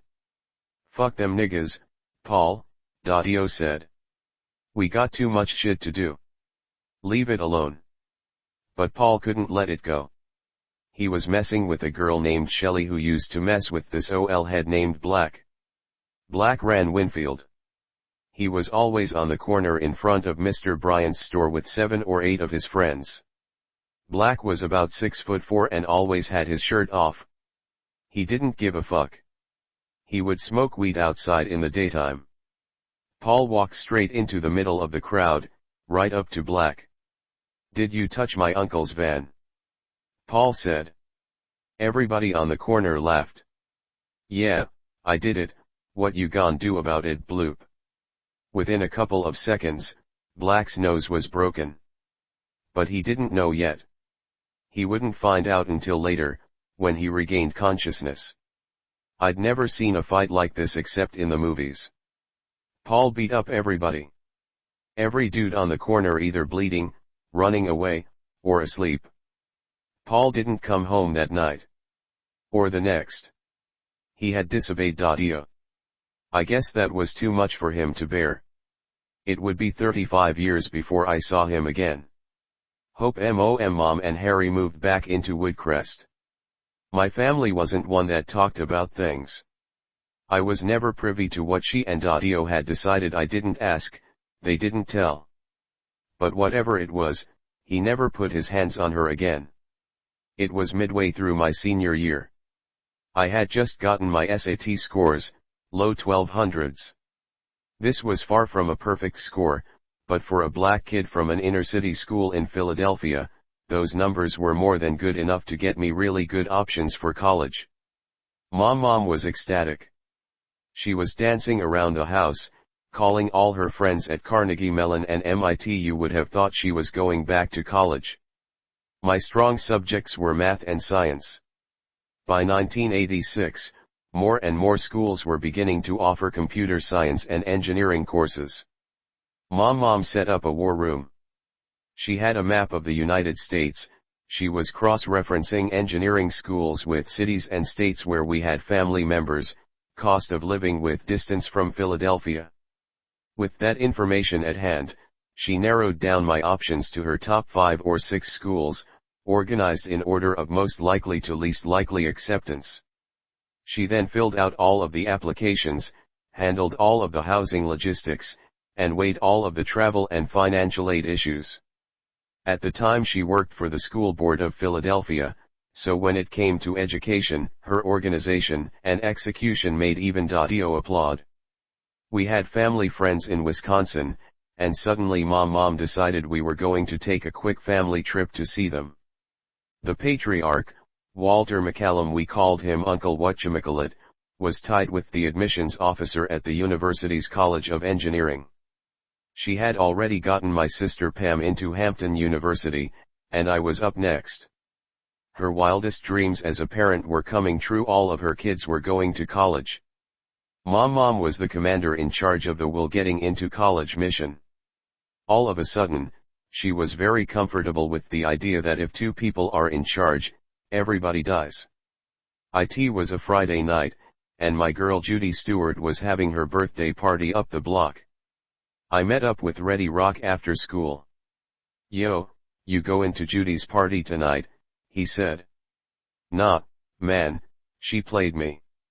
I DJ'd her party for the last 2 years and she got somebody else and didn't even tell me." "Well, she didn't just get somebody else, man. She got Jazzy Jeff." "Word. I been hearin' about him, but I never saw him cut." "Yeah, man. He's ill," Reddy said. "He's from Southwest, though, and he's gonna be in our hood. We gon' stand for that." Ready Rock always knew how to gas me up for a battle. Not that I needed much fuel. "Yo, what's his rapper's name?" I said. "MC Ice. He can't touch you, though." "Nobody can touch me." Ready Rock loved when I talked dirty like that. He gave me a pound. My mind was churning with battle rhymes organizing themselves for tonight's slaughter. "You know what, we're gonna hit that party tonight and smash these fools," I said. "We gotta rep Winfield." "Bet," he said. Ready Roxy and the Fresh Prince vs Jazzy Jeff and MC Ice. I'll meet you there at 8. Aight, bet. Later. Jayafara Allen Towns grew up on Rodman Street in southwest Philly, about 4 or 5 miles from Winfield. Jeff came from a musical family. His father used to MC for the jazz legend Count Basie. His older brothers played in funk and fusion bands, and his sisters were always singing Motown tunes. He was the baby of the family and was a musical sponge, absorbing and processing all of the incredible talent that was happening around him. At the age of 15, Jeff was diagnosed with cancer, non-Hodgkin's lymphoma. After various painful and difficult treatments, he managed to beat the illness, but his mother became understandably overprotective, and Jeff found himself spending his days in the family basement surrounded by 10,000 of his father's and brother's jazz, funk, and blues records. Jeff would spend all day digging through them, listening to everything from John Coltrane and Charlie Mingus to Stevie Wonder and James Brown, noting the different styles, the musicianship, the instrumentation. When he was 10, Jeff had begun DJing. His encyclopedic knowledge made him a musical marvel. Everyone called him Jazz because of his ability to seamlessly blend complex jazz tunes with modern funk, disco, or hip-hop rhythms. Eventually, that got extended to Jazzy Jeff. A lot of you young guns might not know this, but back in the day, DJs were actually more famous than MCs. Rapping was still pretty rudimentary. We hadn't developed the rhythmic or linguistic ingenuity that we have today. Instead, DJing was the innovative and exciting center of attention.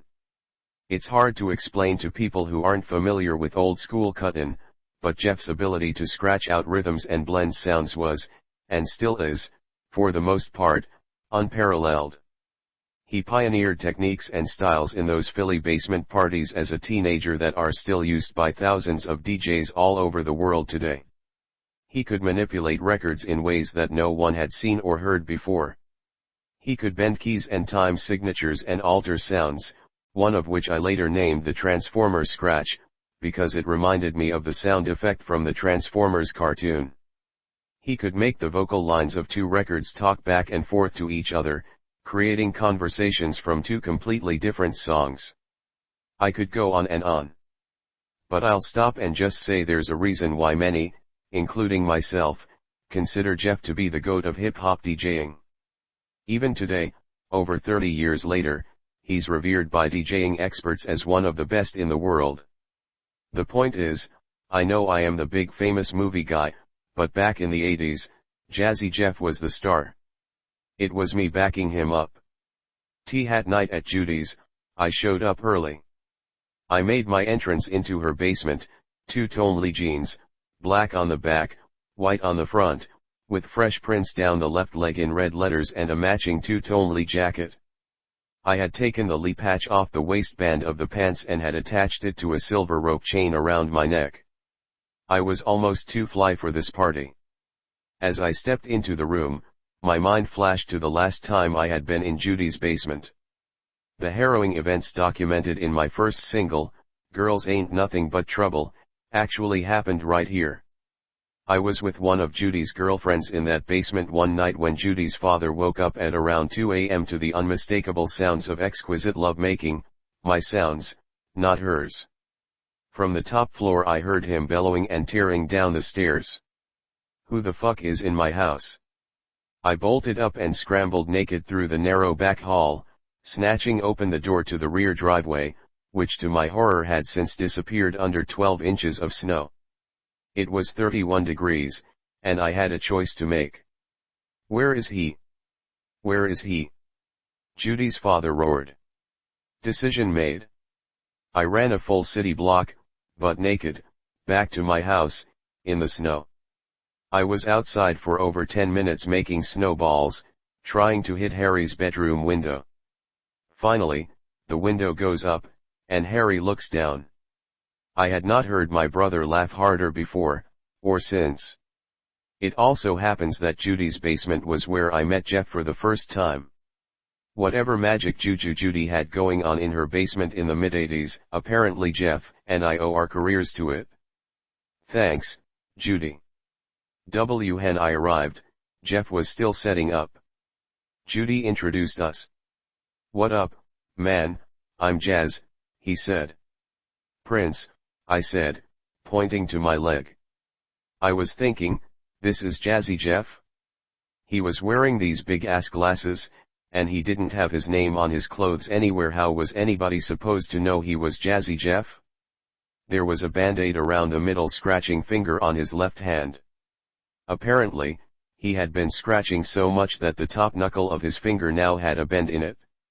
Everybody was raving about this dude, but I was thoroughly unimpressed. If this Joka is the best DJ in the city, I'm sad for Philly. A lot of the famous DJs back in those days were flashy, doing backflips and jumping over their turntables and all of that. Jeff was quiet, skinny, soft-spoken, and looked more like a science nerd than a samurai on the wheels of steel. I sat down and chilled while Jeff continued to set up. It's always good to show up early before a battle so you can clock your material. I was plotting all the punchlines I was gonna kick about his glasses and his band-aid, but I was really going to be battling Ice. A few minutes go by and I say, "Yo, Jazz, where's Ice?" Jeff didn't even look up. I could tell this was a sore subject. Good question. I called him like 5 times. He never hit me back. Back then there were no cell phones, you couldn't get in touch with people like today. Judy's guests were arriving now, but there was no sign of Ready Rock. The party was starting. I could see that Judy was getting nervous, and I could sense that Jeff wasn't feeling too great, either. My pleaser kicked in, full steam. "Hey, I'll rock with you till Ice gets here if you want," I said. Jeff, relieved, said, "That would be dope. Thanks. I hate having to talk on the mic." "I got you," I said. "There's nothing I enjoy more than talking on a mic." We both laughed. Judy squealed and clapped her hands. Here are rare moments as an artist that you cannot quantify or measure. As much as you try, you can rarely reproduce them, and it's near impossible to describe them. But every artist knows what I'm talking about, those moments of divine inspiration where creativity flows out of you so brilliantly and effortlessly that somehow you are better than you have ever been before. That night with Jeff was the first time I ever tasted it, the place that athletes call the zone. It felt like we already existed as a group and we just had to catch up to ourselves. Natural, comfortable, home. Jeff could sense my rhyme style. He always knew when my jokes were coming, when to drop the track out so people could clearly hear the punchline, and I could tell by which hand he was using what type of scratch was coming. He preferred different scratches with his left hand than with his right. Sensing this, I could draw the audience's attention to which scratch was coming by which hand he was transitioning to. He was choosing the tracks and adjusting the tempos based on what he felt best accentuated the narrative structure and the flow of my rhymes. And just as the music crescendoed, I'd throw down a dagger of a line and Jeff would drop the beat into the funkiest, hottest, party-rocking shit these Philly kids had ever seen in their lives. That night was crazy. When the party was over, me and Jeff stood out in the driveway catching our breath and cooling off. We were still hyped. "Yo, the truck Turner Echo thing you did was blaze," I said. "Your flow sits perfect locked to that chic bass line." Jeff responded. "Next time, we'll use the bounce, rock, skate, roll and then transition to chic word." Ideas poured out of us like a fire hose, creativity ricocheting back and forth between us. Everything he said set off 3 ideas in my mind, and my responses had him holding his head and walking around in circles. We never really talked about it, never really made it official, but that wild November night in Judy Stewart's basement, he became my DJ, and I became his rapper. From then on, we were DJ Jazzy Jeff and the Fresh Prince, just 2 kids from West Philly, partners, friends, brothers. And we still are today. Over the next couple of months, me and Jeff dug in hard. We practiced every day, performed every weekend. He lived in his mother's basement. It was his sanctuary, his magic workshop. When you entered, it felt like you were getting a sneak peek behind the curtain of the wizard. Jeff was the first friend I'd ever had who plain and simple outworked me. I think it would be a misrepresentation to say that he practiced a lot. It wasn't that he was practicing, it was that he didn't do anything else. You'd never catch Jeff in the kitchen or watching TV. You wouldn't show up at his house and see him walking up the front steps coming back from the store. He didn't go to the store. I guess wizards don't do their own shopping. Jeff was standing in front of his turntables 14 to 18 hours a day, 7 days a week, 365 days a year. It's literally the only image I can conjure of Jeff in his childhood home. Jeff was a mad scientist, and he loved technology. He was always waiting for a new gadget to arrive in the mail that you could only get from some 78-year-old guitar builder of questionable history in Vienna. Jeff was moving from solely DJing into beat making and recording. He got a Tascam 4-track recorder, and he was experimenting with creating his own records. He now had a mini studio. Jeff is 3 years older than me, so he had already graduated, but I had to still go to school and work at the Ice House. So by the time I'd get to rehearsal around 4 p.m., Jeff had already put in 10 hours of work. He'd give me 2 tracks to write to, I'd show up the next day with 1 written, and he'd hand me 6 more tracks. This went on for the first few months of our partnership. DJ Jazzy Jeff was a hip-hop terminator.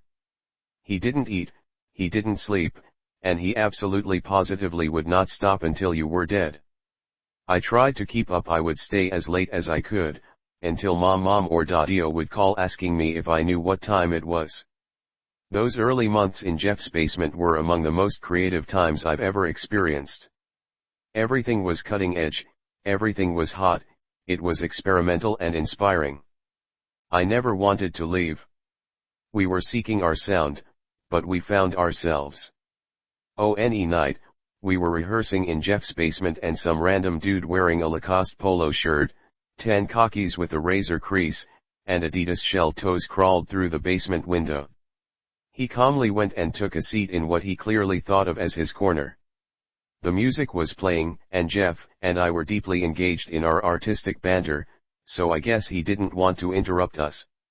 Jeff didn't react to his presence at all. This went on for a few minutes, until I tried to break the awkwardness that obviously only I was feeling. "Hey, man, you gotta watch wearing those shoes with them pants. If khakis touch shell tops, they could blow your ankles up." I was just trying to break the ice, but the dude looked at me, perceiving a challenge, and said, "Oh, is that what we doin'? We bussin'? Because we can get started with those car door ears of yours." Nah, homie, I'm just messin' with you. I'm Will. They call me Fresh Prince. Jeff finally popped out of his nutty professor trance and snapped his headphones off. "Oh damn. What up, JL?" Jeff said. "When did you get here?" James Lassiter was Jeff's best friend from childhood. JL grew up 1 block over, on Hazel Avenue. When Jeff was sick as a child, his mother wouldn't allow him to go off his front porch, so JL would come over and sit for hours and hours with Jeff, keeping him company. This routine continued long after Jeff's recovery and well into their adult lives. JL was a serious cat. When I met him, he was putting himself through Temple Law School. He was studying during the day and working at the University of Pennsylvania Hospital at night. He would stop at Jeff's for the last 2 hours of his day, part habit, part unwind, part front seat to the evolution of the greatest DJ who has ever lived. Our rise in the Philly hip-hop scene was nuclear. We had done every show we could, block parties, school dances, proms, basement parties, birthdays, fundraisers in church parking lots, you name it, we did it. We had established a rep as fun, creative, captivating party rockers. Eventually, in early 1986, we scored our first real gig at a major venue, the famous Wynn Ballroom. Wynn was short for Winfield My Hood, My People, with my new DJ. And we smashed it. We were the hottest hip-hop duo in these Philly streets.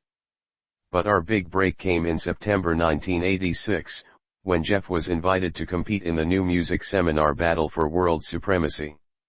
The Battle for World Supremacy was an old-school DJ and MC battle competition held annually in New York City. All of the legends of hip-hop had performed and competed in it: Grandmaster Flash, Busy Bee, Mantronix, Mel Mel, and so on. It was like the Olympics of early 80s hip-hop. Local radio DJ Lady B is an iconic pioneer of Philly hip-hop.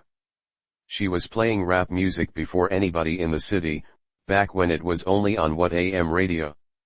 She called Dave Funkenklein, who was one of the event coordinators, and told him that she had a DJ in Philly who was changing the game. Lady B pressed Funkenklein to put Jeff in the competition. Even though it was just 2 hours away by car, the drive felt like a pilgrimage. New York City was the mecca of hip-hop. I had never been to New York.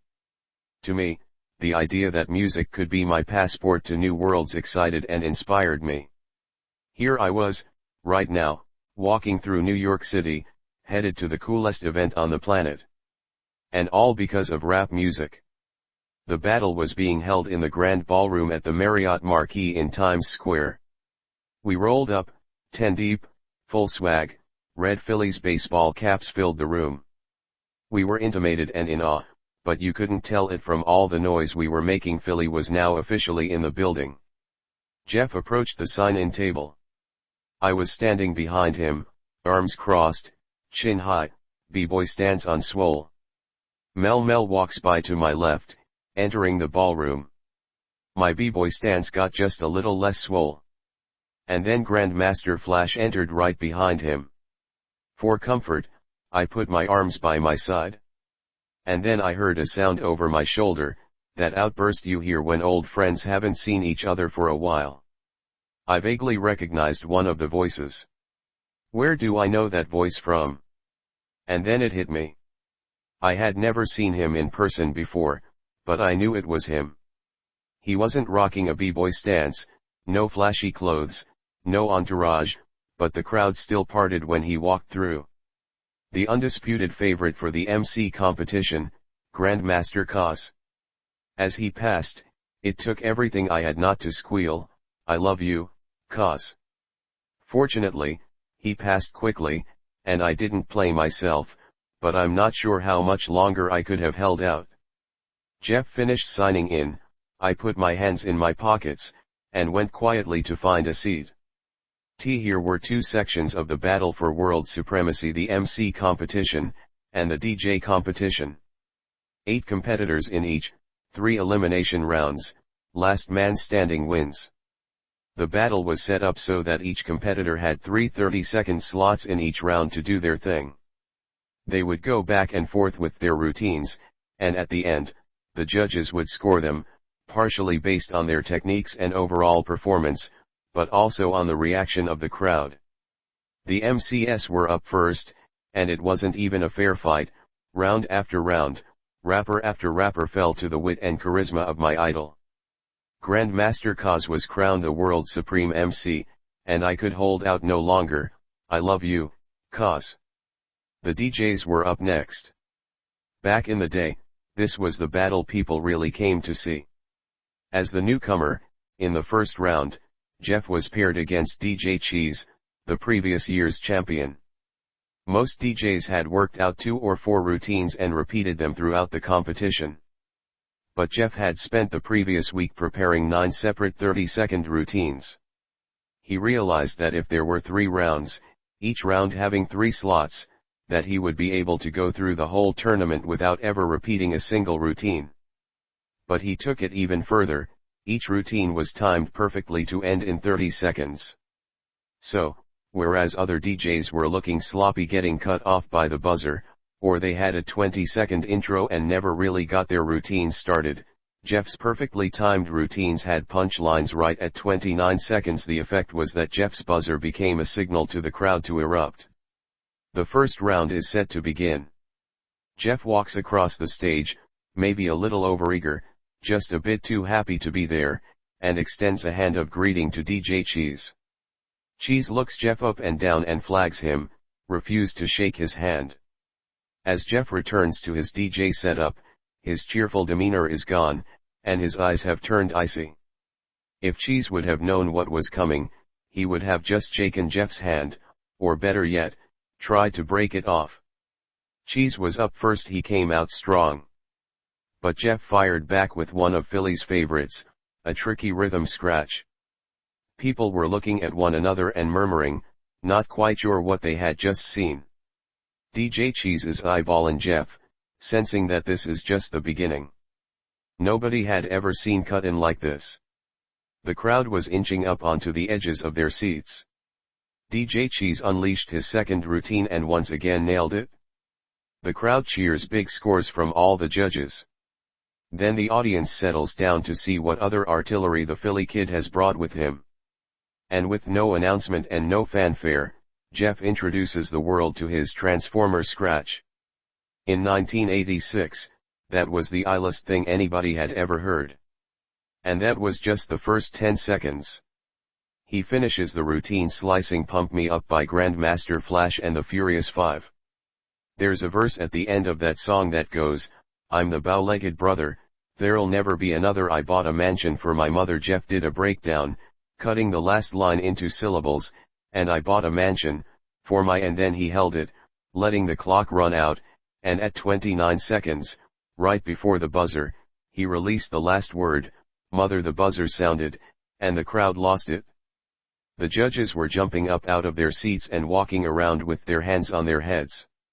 Jeff's scratches were so clean, sharp, and calculated that people realized they were witnessing the evolution of the art form. DJ Jazzy Jeff was now serving notice that the road to world supremacy rolled through Philly. Jeff was flawless that night. And when it was all said and done, the 1986 World Supreme DJ was a kid who spent most of his life in a basement in Southwest Philly, my DJ, DJ Jazzy Jeff. Afterward, we all piled into our single room at the Marriott Marquis. We knew something big had just happened. Eric B. and Rakim even came to the room to personally congratulate Jeff.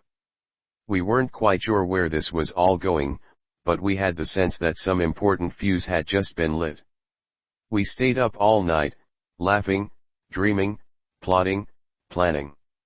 That night was the first night I realized that the possibilities hip-hop presented me far outstretched anything else I had dared hope for.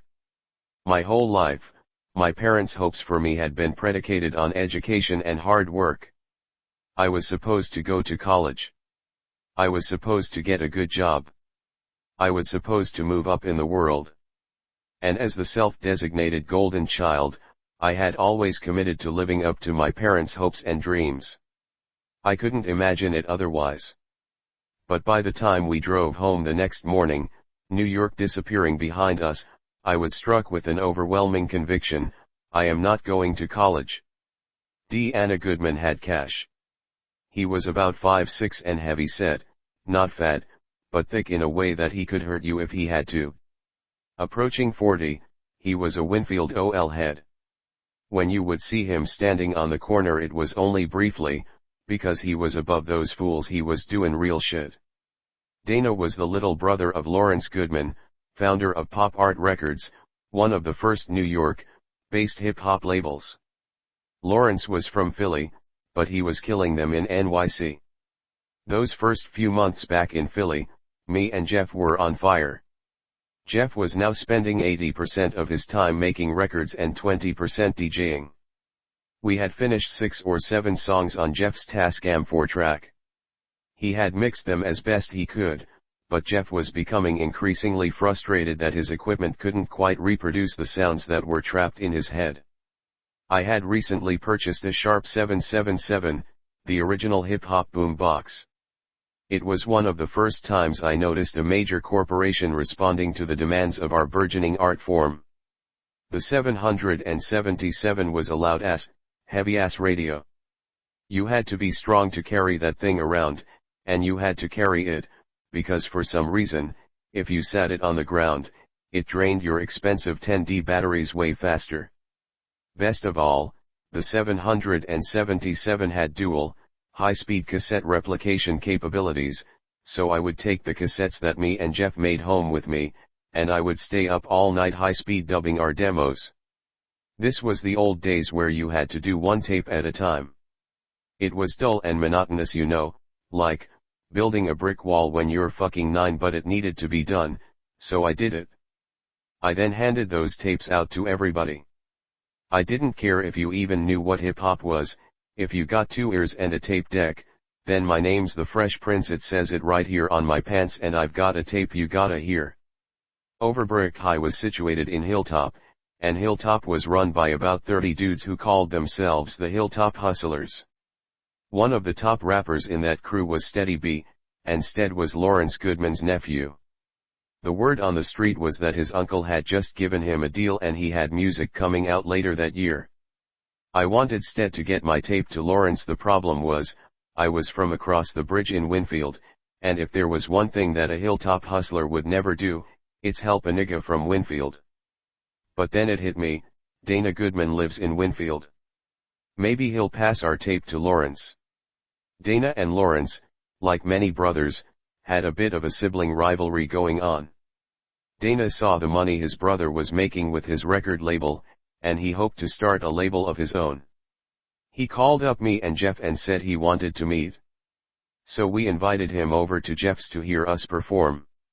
Dana was wearing a dark blue velour Sergio Tacchini sweatsuit, the one with the red and white elasticated wrist and ankle bands. The sweatsuit was zipped open just low enough to reveal his 7 or 8 slim gold chains bouncing off the afro on his chest.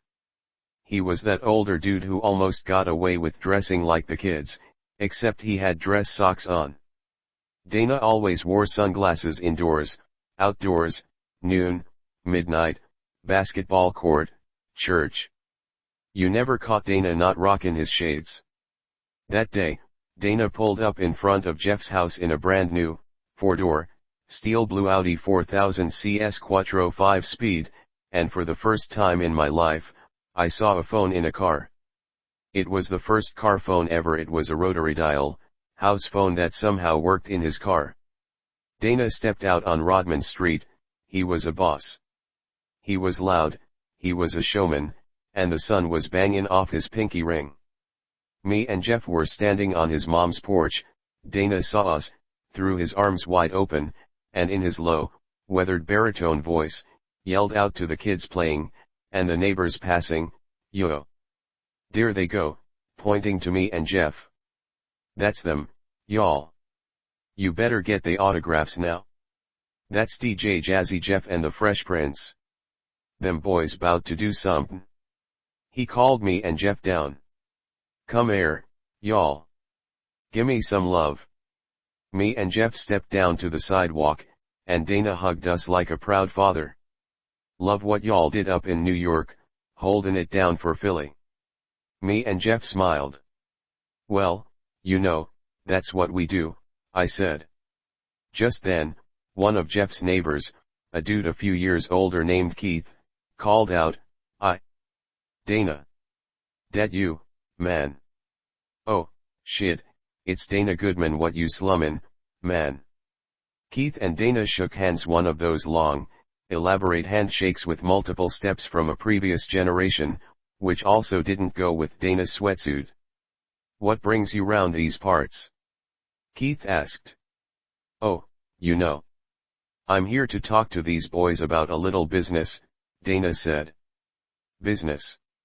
Keith looked at me and Jeff. His energy shifted slightly, but our youth and our excitement blinded us to the subtleties. Keith pulled Dana aside, put his arm around him. "You know this is Jimmy Towns' little brother, right?" Dana looked over at Jeff. "Jimmy Towns' brother." Keith got up real close to Dana and whispered something in his ear that we couldn't hear. Dana looked down, then started nodding. Yeah, I got you, man, this Jew's business. I'm trying to help them." "Family," Keith said, loud enough for us to hear this time. He then said his goodbyes and went back down the street. Dana came down to the basement. Me and Jeff let him hear everything we had. Dana picked the two songs he liked the most. The first was called Just One of Those Days. Just One of Those Days features a slow, 92 BPM groove where I rapped about having one of those days where everything goes wrong. For the chorus, Jeff sampled Irving Berlin's Puttin' on the Ritz, a 1928 ragtime joint that was the first song ever performed in a film by an interracial ensemble. It was pure jazzy Jeff, mixing old-time, highbrow music with the scratches and rhythms of hip-hop. It crystallized our musical dynamic, Jeff's musical sophistication and in-depth knowledge married to my natural storytelling and humor. The second song was Girls Ain't Nothing But Trouble, the one inspired by Grandmaster Caz's Yvette. This time, Jeff sampled the theme song from the famous 1960s sitcom I Dream of Jeannie. He used the brand new Roland 909 drum machine, and he detuned the toms to make them sound like a bass line. I told the story of the night in Judy Stewart's basement when my exquisite lovemaking almost got me frostbitten. Dana loved it, he was cracking up. Yo, did that really happen? Tell the truth, that happened for real. Yeah, man, I said, that was a rough night. He burst out laughing. Boy, y'all some talented, funny niggas, he said. Hip-hop has evolved so much over the decades that listening to those songs now I cringe, they sound so simplistic and repetitive. But back then, what we were doing was revolutionary. Jeff and I played with the structure of songs in a way that no one else in hip-hop had up until that point. We had lyric-less choruses, we had verses that were half samples, half raps. I was building verses that constructed a full story, each verse leading into the next, begging the listener to finish the song to find out what happened by the end. It was a new day, dare I say it was fresh. Dana was bobbing his head to the beat, clapping his hands, stomping. And then finally, playing as if he couldn't take it anymore, he said, "That's enough, turn it off." Jeff hit the stop button on the 4-track. If we had been in a cartoon, Dana would have had spinning dollar signs in his eyes. But in real life, he thumbed the gold chains on his chest, and said, "Ah, man. What y'all say we make a record?" Me and Jeff snapped, we were hyped. Jumpin', high-fivin', yellin', we were so naive, we thought that was it. You just invite a guy to your house, and he says, "Let's make a record," and boom, you're a star. We didn't realize that Dana didn't even have a company yet. He had no distribution, very few connections in radio or television. And DJ Jazzy Jeff and the Fresh Prince were his first foray into the music business. A week later, we walked into Studio 4, a professional recording studio that Dana found in downtown Philly. It's hard to describe what Jeff's face looked like when he entered the main control room. It was as if he were a 17-year-old virgin walking onto the set of a porno movie and finding out that he was the star. Dana presented us with a recording contract, and we signed it. We had never been in a real recording studio before, so we weren't really sure what to do or how it worked. Dana had at least been in with his brother on many of the pop art hits. He had ideas of how it should be and what he wanted to hear. The contract dictated that Dana was the producer and co-songwriter of our music. He started telling Jeff to change tempos, to shift pitches, to add cuts and adjust sounds. Jeff disagreed with many of Dana's creative choices, but in Dana's mind, since he paid for the studio time, he was in charge. Jeff was fuming, but this was our big shot, our one chance, so we didn't want to mess it up. Just One of Those Days got mangled in that recording session.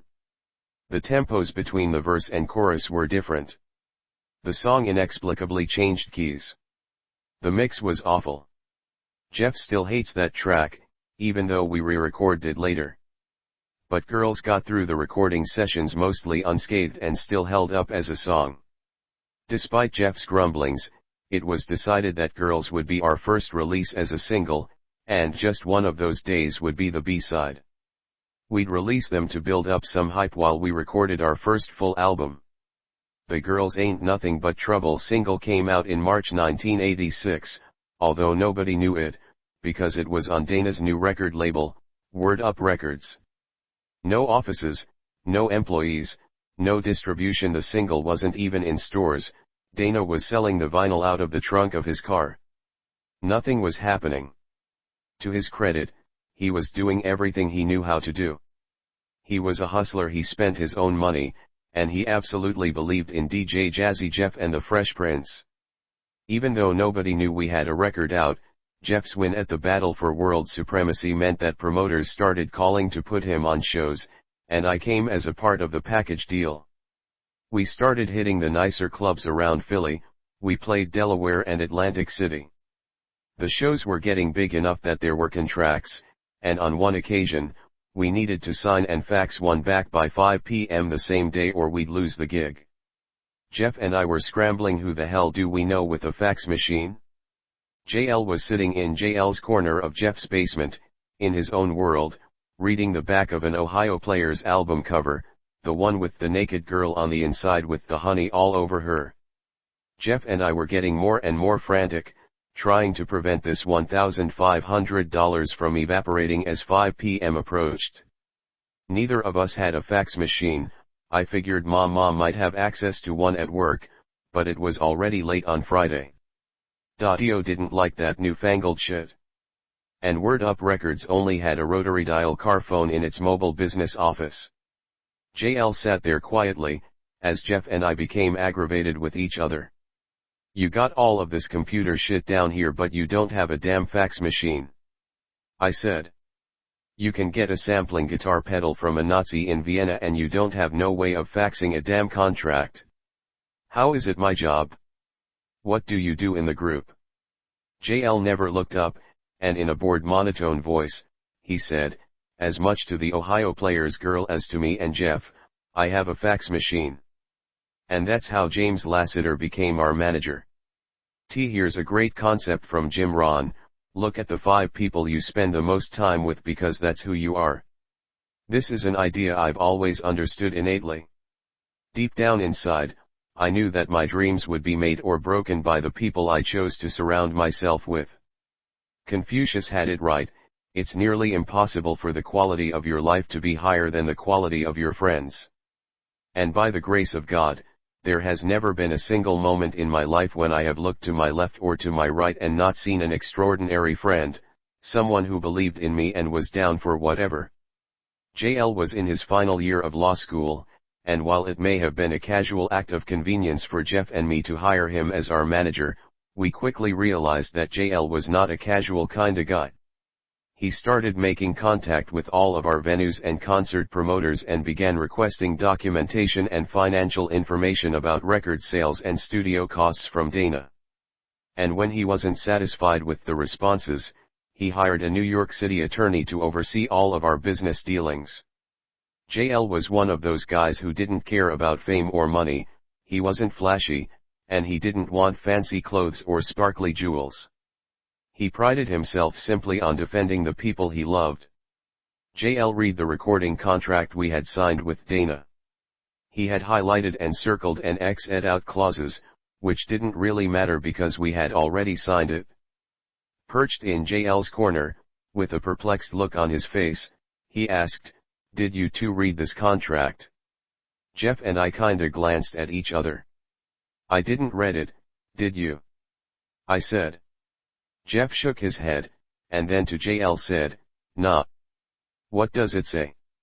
That was not the answer JL was hoping for. "It says that y'all are stupid." Dana was always upbeat, telling us how hard he was working and how much money he was spending to promote the record.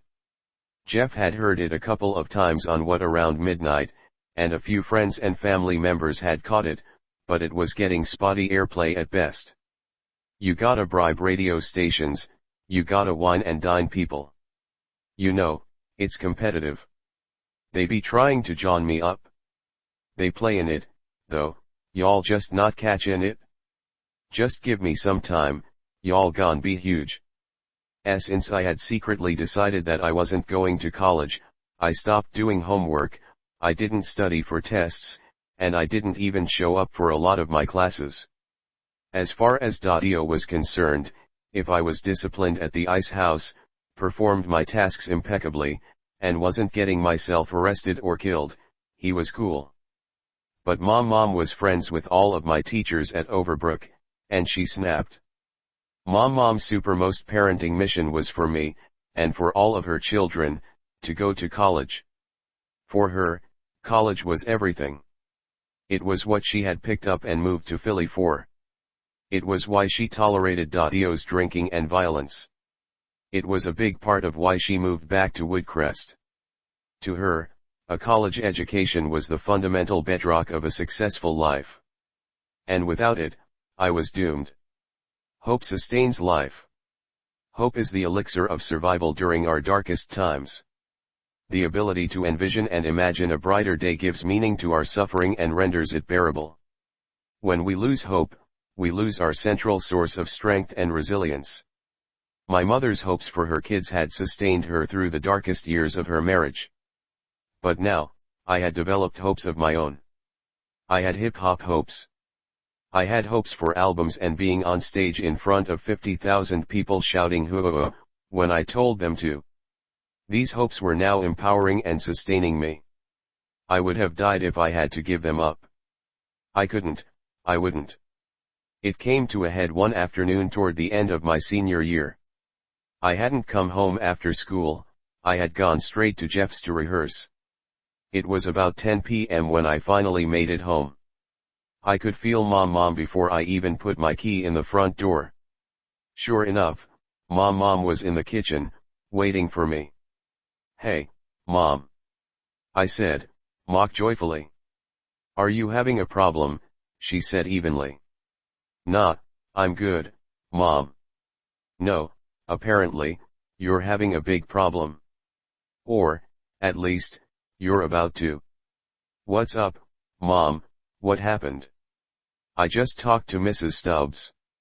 After 4 years you've forgotten where your classrooms are." "No, Mom, I'm just doing a lot of stuff." "What are you doing that's more important than getting into college? You know these schools are going to look at your final senior grades. We have come too far for you to throw your life away now. What is your problem?" Mom's voice and her posture denoted anger, but I saw something else beneath that. She was terrified. My heart melted. "Mom. I've been working with Jeff for almost a year. People say he is the best DJ in the world. Rap is blowing up. It's on the radio, it's on MTV, and Run DMC went to Japan. I'm telling you, Mom, we are making songs that are as good as what anybody else is doing. Every time we perform, people go crazy. We found a record producer who's putting up money, we have a manager. Nobody in Philly can rap as good as me. Everybody says we're gonna be stars. I just need some time to make it happen." "No. You can't be a rapper," she said bluntly. "What? Why not?" "Because I don't know what that is. You listen to me right now, you will not cut another class, you will not miss another test. You will complete every single piece of homework that is assigned to you. You are going to college in the fall. Period. Mom, just listen to the music.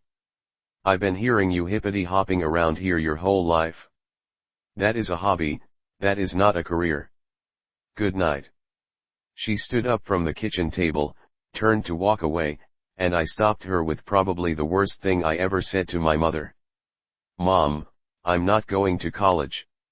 I was here on the backs of generations who had struggled through hardship and sacrifice, the blessed recipient in a long lineage of striving African Americans to have a stable, educated, middle-class life in America. Mom and Dio's generation grew up in the throes of segregation and immense poverty. Gigi's family had escaped the Jim Crow South. My mother had fought through decades of school district bureaucracies, financial uncertainty, and Dio's bullshit to get me to this point. And she was going to be damned if I didn't go to college because of some music I was doing at basement parties with homeboys named Jazz and Ready Rock. Our hopes had finally collided. And these hopes were inherently incompatible with each other. One had to give way. One of us was going to have our heart broken. The thing I've learned over the years about advice is that no one can accurately predict the future, but we all think we can. So advice at its best is one person's limited perspective of the infinite possibilities before you. People's advice is based on their fears, their experiences, their prejudices, and at the end of the day, their advice is just that, it's theirs, not yours. When people give you advice, they're basing it on what they would do, what they can perceive, on what they think you can do. But the bottom line is, while yes, it is true that we are all subject to a series of universal laws, patterns, tides, and currents, all of which are somewhat predictable, you are the first time you've ever happened. You and now are a unique occurrence, of which you are the most reliable measure of all the possibilities. I've always loved the scene in The Pursuit of Happiness on the basketball court, in which Jaden's character shoots the ball and yells, "I'm going pro." My character, Chris Gardner, discourages him from pursuing basketball but catches himself, "Don't ever let somebody tell you you can't do something, not even me. You got a dream, you gotta protect it." People can't do something themselves, they want to tell you you can't do it. If you want something, go get it. Period. My mother's college education saved her life, which solidified for her a fundamental premise: a college education is the only armor against the brutality of this world. And without a college education, I would be condemned to certain destruction. This was not her advice to me, this was the truth. To her, being a rapper was impossible. But I am not my mother. Just as her education saved and defended her from the hardships of her early life, performance and hip-hop had saved me from mine. It's clearer when I look back now. While we were gridlocked and colliding and arguing, the reality was, both things were true. One was true for her, and the other was true for me. But at the time, neither of us could compromise because it would mean destroying everything we stood for. Daddy-o was caught in the middle. Mom was demanding that he make me go to college, and I was begging him to please understand what I was saying. It was clear that he was going to have the final word. Daddy-o was going to be the judge, the jury, and the executioner of the hopes and dreams of either his wife or his son. Daddy-o deliberated for about a week. He would take me for a drive, Mom for a walk, he'd ask questions and listen to us talk. In the meantime, Woodcrest was as cold as the ice house. My mother and I were cordial, we kept it on high and by. And then one evening, Daddy-o called us both into the kitchen. My mother and I sat at the table, and Daddy-o leaned against the stove. Daddy-o had been here before, except the last time he was sitting in my seat, when he was being told by his parents what he could and couldn't do, when he had so loved his camera, but he'd been told it was just a hobby, not a career. At his heart, Daddy-o was an artist who had been robbed of his dreams and his passions because they were unrealistic and impractical. But he also knew firsthand the viciousness of this world against an uneducated black kid. Everything Daddy-o ever did, somebody had told him he couldn't do it. He was supposed to get a job because there was no way he could start his own business. People told him there was no way white people would work for him, there was no way real supermarkets would buy ice from a black man. He lived against a ferocious headwind of doubt and discouragement, but he did it all anyway.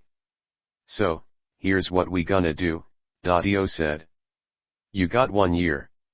Your mother said she can get all them schools to hold your acceptance till next September. We're gonna help you and support you to do anything you think you need to do to succeed.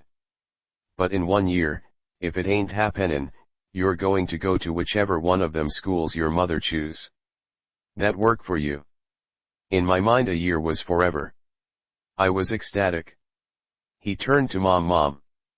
"That work for you?" Mom clearly didn't love it, but this was a compromise that kept her dreams alive. She only said one word. "Yup." And with that, Daddy-o went back to work. My experiences with my father are a mixed bag, to say the least. But that night, in the kitchen at 5943 Woodcrest Avenue, he displayed the most exquisite leadership I had ever seen. That was how a father was supposed to be. A few weeks later, my mother called the dean at the University of Wisconsin, a school where my application had been accepted. She told the dean everything. "It's terrible," she said. "My son wants to take a gap year. He's doing something called rapping. He's got a manager, and some company is paying him to record an album. It all sounds suspect to me, but we were wondering if you could hold his place until September '87. The dean listened patiently. "I think that's incredible, Mrs. Smith." "What?" Mom said. "For a young man his age? He would never get that kind of life experience here. He should absolutely do it." My mother was floored. "And certainly we'll hold a spot for him.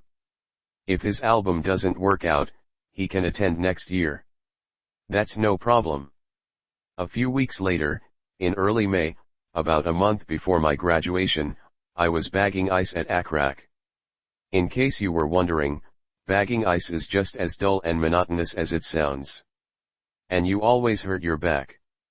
The aluminum scoop held about 4 pounds of ice, 2.5 scoops into a 10-pound bag, which you would then spin to twist the top and then drop it into the tie machine and then toss the bag into the shopping cart. If you stacked them correctly you could get about 24 bags into one shopping cart. Then you roll the cart into the freezer, take the bags out one at a time, and stack them. In a 4-hour session, one person could do 200 to 250 bags. It's repetitive and you just kinda zone out for a few hours while you do it. I always liked to do it at night because that's when Power 99 played hip-hop. I'd listen to the Power 9 at 9 countdown, getting lost in my own world and staying up on the new hip-hop jaunts. I would rap along, memorizing my favorite songs, and shovel on beat, inventing my own rhymes. But that night, I was quiet. For the first time I understood the old saying, "Be careful what you wish for because you just might get it." I had held my ground against my parents, and they gave in. But now I had to prove it. Number 5555. We got Kool Moe Dee's brand new track, "Go See the Doctor." I was walking down the street, rocking my beat, clapping my hands and stomping my feet. I saw a little lady, so neat and petite, she was so sweet, yes, I wanted to meet. I'm as good as Kool Moe Dee, I thought, trying to psych myself up. But mom had gotten into my head. What if she's right? What if a rapper isn't really a thing? And only 1 year? Is that enough? This last year just blazed on by. Maybe I should go to college. I did do all of this with Jeff while I went to high school. Maybe I could go to college and still do music. Scoop, bag. Scoop, bag. Scoop, bag. I am not trying to be living at home. I need my own spot, my own money, my own car. Number 4. The Beastie Boys are back with Hold It Now, Hit It. Now I chill real ill when I start to chill, when I'll my pockets with a knot of dollar bills sippin' pints of ale out at a windowsill when I get my LL I'm chilly chill scoop, bag. Scoop, bag. Scoop, bag. Man, I'm definitely as good as the Beastie Boys. Except they're on the radio, and I'm baggin' ice. Maybe baggin' ice is my destiny. But, man, if I'm stuck here with Dio in 10 years, I may sever my own head with the dull end of this ice scoop. I mean, Run DMC and Beastie Boys had to have their own versions of baggin' ice, right? Or maybe they were flukes, 1 in a million. Number 3. Check it out, y'all, hot off the presses from Stetsonic's debut album, On Fire. This is a new one, you guys been asking for it, it's called My Rhyme. But I'm 1 in a million. Jeff's 1 in a million. Mom is not my target audience. How she think she gonna tell if a rapper is good or not? She judging stuff she don't even understand. And what about Melanie? You cannot keep a girlfriend if you runnin' off to some college somewhere. She'll be tossed up with some other joka in 2 weeks. Scoop, bag. Scoop, bag. Scoop, bag. And we're back, with number 2. It's Yo Boy's old favorite, that's right, Run. D. M. C. My Adidas. This was my jam, it snapped me out of my funk. I was back to shoveling on beat and rapping along. My Adidas walked through concert doors and roam all over Coliseum, or as I stepped on stage, at Live Aid all the people gave, and the poor got paid. My shoveling picked up pace, completely involuntarily. That's the power of hip-hop, I thought. My Adidas touched the sand of a foreign land. With mic in hand I cold took command, but my reverie was short-lived. I couldn't get my mind off mom. I'd failed to protect her from Dadia. I wasn't brave enough to go with her when she left. And now, the hopes she had for me, the dreams that had sustained her through all her pain and trouble, I was spittin' in the face of that.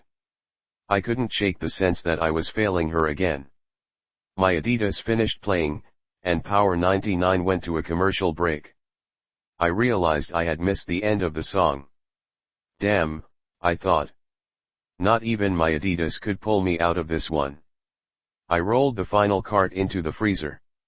I was done for the night. I counted the bags while commercials blared new mattress sales. Everything must go. Maybe I could sell mattresses, I thought.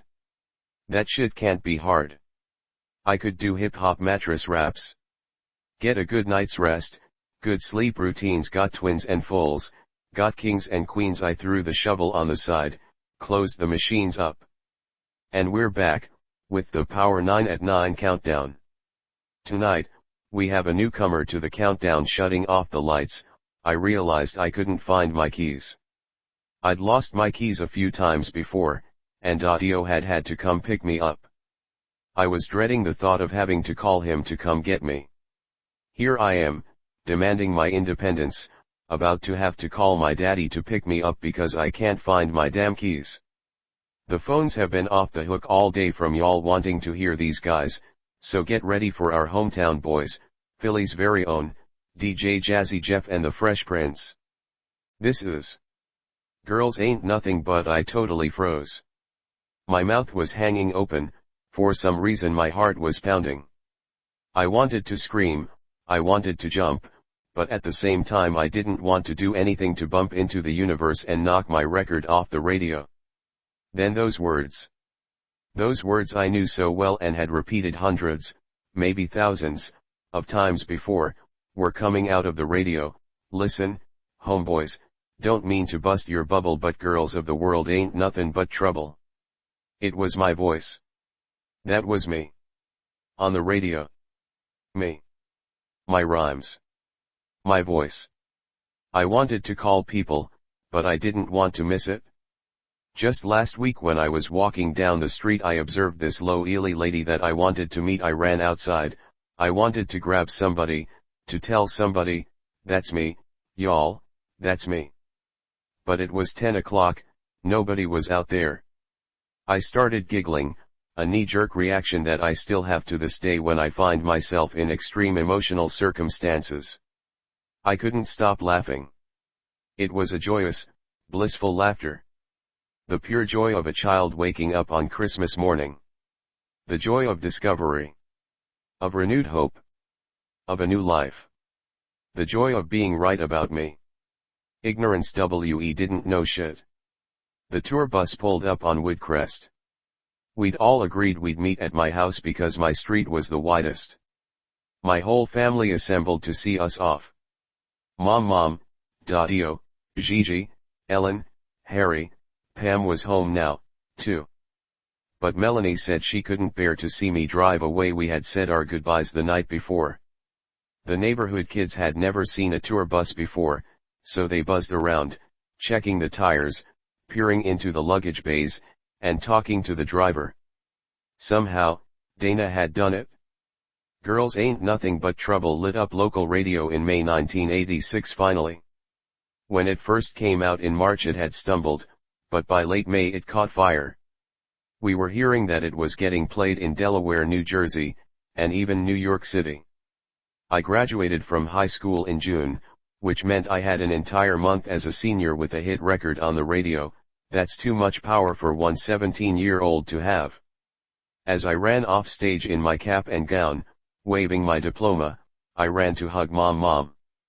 But she jokingly refused to hug me, snatched the diploma out of my hand, and said, "Boy, this is mine." By July, Dana had me and Jeff locked in Studio 4 in downtown Philadelphia recording our debut album, Rock the House. Because Jeff and I had been making songs since the day we met, we finished the album at light speed. But Dana kept messing with the songs, remixing and re-engineering them, and ultimately ruining the production. Our relationship with him was already souring, but we didn't have time to focus on that. We had a hit song, and we had to figure out how to capitalize on it right now. We did a few shows up and down the East Coast with LL Cool J and Houdini, including a couple of sold-out gigs in New York City. Then we booked our first full tour. We would be opening for Public Enemy and 2 Live Crew, 2 of the biggest hip-hop acts in the country at the time. We fed our luggage into the belly of the tour bus. My biological family ceremoniously presenting me unto my new hip-hop family. JL was the new father, he was the mature one, he was the adult in the room.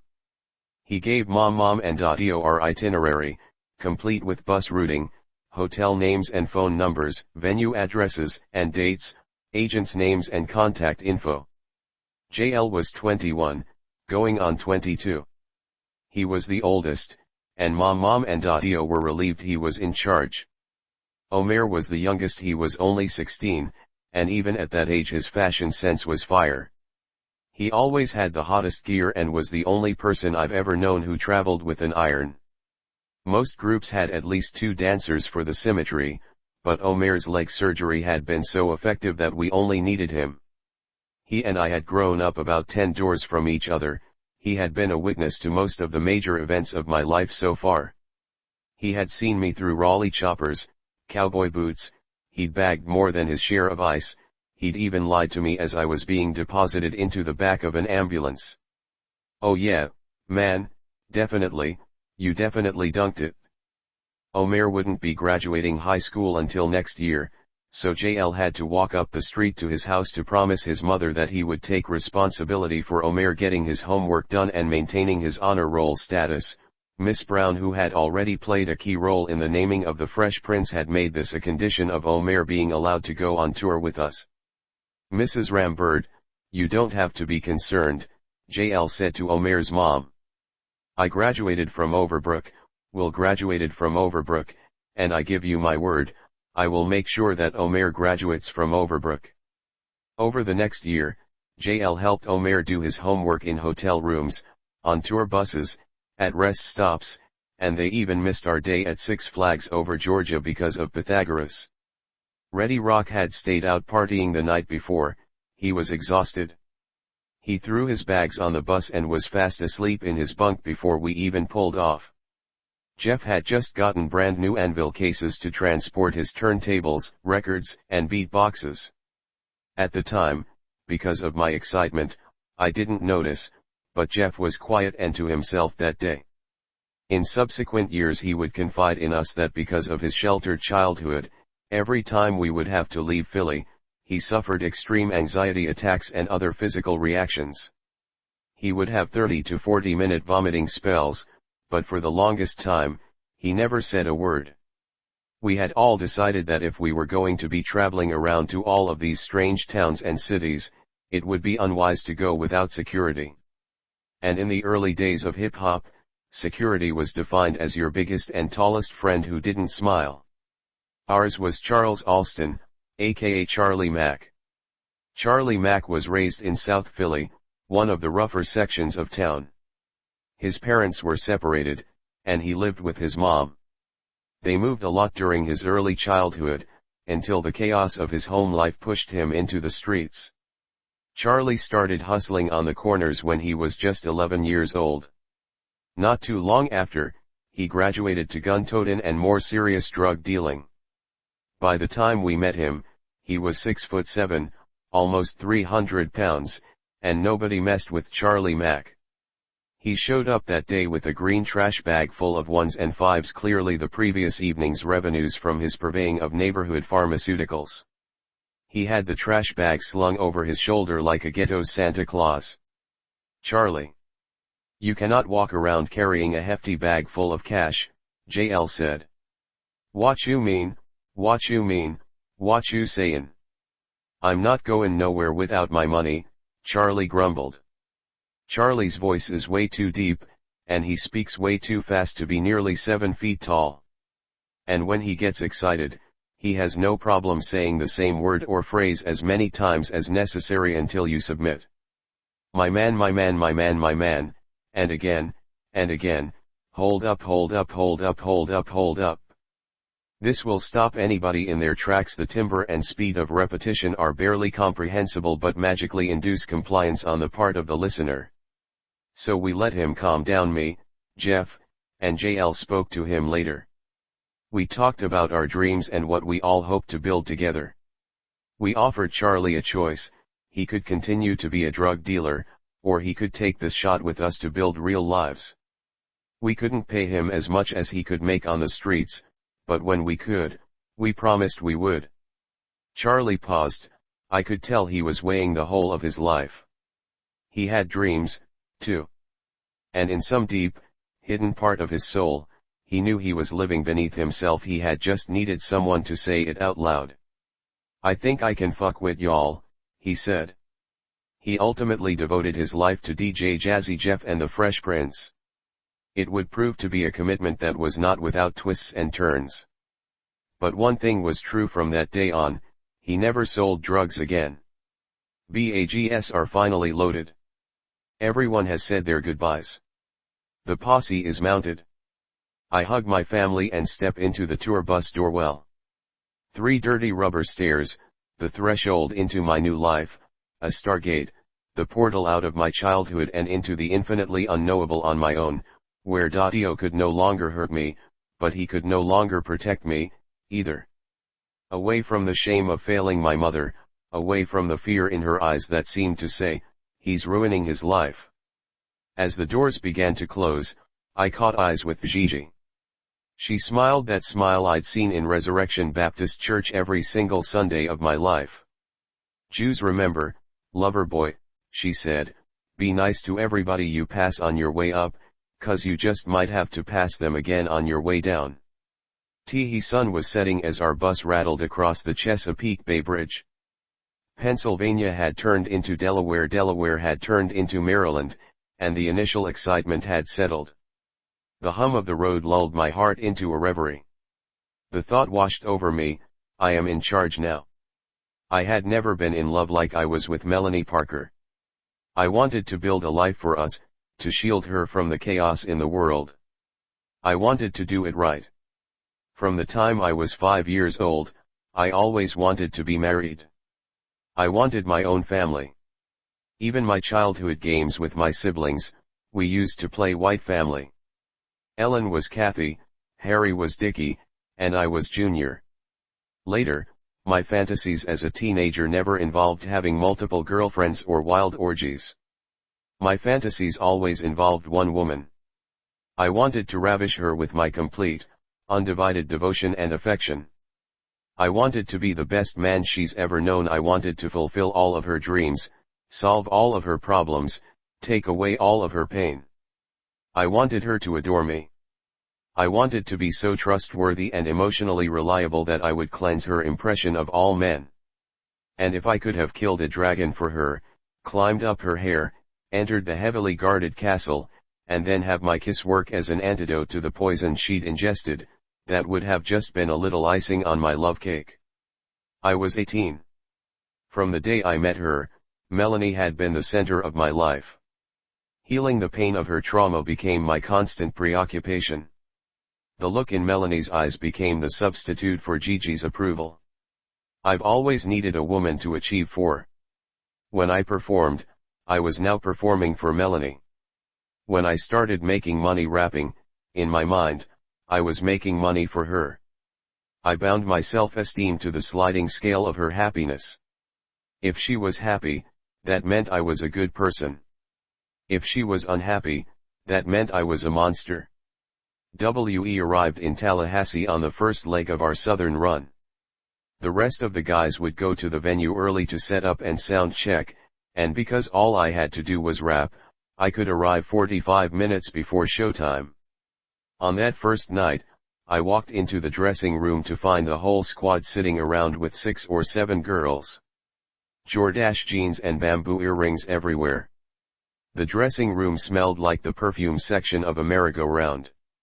I politely asked Keisha, Mercedes, and Cinnamon and them to leave. And I called a crew meeting. We gotta get these rules straight, I said. I don't want no girls in the dressing rooms, no girls on the bus, and whatever floor we're staying on in the hotel, I don't want no girls there, either. I don't wanna be smellin' no perfume and hearin' no giggling and shit. I'm in love with Melanie, we're in a relationship, and I am not out here for no foolishness. The guys all kind of looked at one another as if to say, he can't be serious. Ready Rock raised his hand, and I pointed to him. What, man? Ready Rock, somewhat confused, said, so, where we supposed to fuck all the groupies at? Hopefully, you'll be fucking them behind that preposition, I said. Will, that's crazy, man, Charlie Mack said. You're not out here by yourself. This is all of us. How you makin' lateral decisions? Look, man, I'm about to propose to this girl, we're getting married. And I am not messin' it up because of a bunch of horny-ass ghetto hyenas. Big bro, I respect that you in love and all that, Omer said, but that don't make me no hyena. I was going full choir boy. And the guys didn't like it at all. But when my mind locks onto an idea, when I commit to a system of beliefs, there are only 2 options, 1, I complete my mission. Or 2, I'm dead. We didn't know shit. We didn't realize you had to pay the bus driver yourself, and if you didn't, he might just go home. We didn't know that some venues would skim money off the top, that they'd lie to you about how many tickets they'd sold. We didn't know that unruly audiences would throw things at you on stage if they didn't like you: pennies, bottles, batteries, shoes, and even an M80 explosive in Oakland one night. We didn't know there were all kinds of curfew laws and union rules in different states that meant your show would get shut down if you didn't shut up and get off stage quick enough. We didn't know that you had to grease the security guys at the venue if you didn't want your stuff to come up missing. We didn't realize that 1 inch on a map could equal 12 hours on a tour bus. People often say ignorance is bliss. Maybe right up until it's not. We punish ourselves for not knowing. We always complain about what we could and should have done, and how much of a mistake it was that we did that thing, that unforgivable thing. We beat on ourselves for being so stupid, regretting our choices and lamenting the horrible decisions we make. But here's the reality: that's what life is. Living is the journey from not knowing to knowing. From not understanding to understanding. From confusion to clarity. By universal design, you are born into a perplexing situation, bewildered, and you have one job as a human: figure this shit out. Life is learning. Period. Overcoming ignorance is the whole point of the journey. You're not supposed to know at the beginning. The whole point of venturing into uncertainty is to bring light to the darkness of our ignorance. I heard a great saying once: life is like school, with one key difference: in school you get the lesson, and then you take the test. But in life, you get the test, and it's your job to take the lesson. We're all waiting until we have deep knowledge, wisdom, and a sense of certainty before we venture forth. But we've got it backward. Venturing forth is how we gain the knowledge. Over the next few years, while our ignorance would rain down a deluge of pain and suffering, when I look back, I see clearly it could have been no other way. The universe only teaches through experience. So, even when you haven't the slightest clue what you're doing, you just have to take a deep breath and get on the damn bus. Why, oh, you couldn't have found 3 more different groups to put on the same stage than DJ Jazzy Jeff and the Fresh Prince, Public Enemy, and 2 Live Crew. But hip-hop was like that back then. I found myself studying the audience even more than the performers. We were all tapping into totally different aspects of the human spirit. Public Enemy would ignite social consciousness. People would stomp and yell and cheer, venting their dissatisfaction with authority. I noticed how the security energy in the building, particularly in the South, would heighten as Chuck D riled the audience to rail against our shared sense of injustice.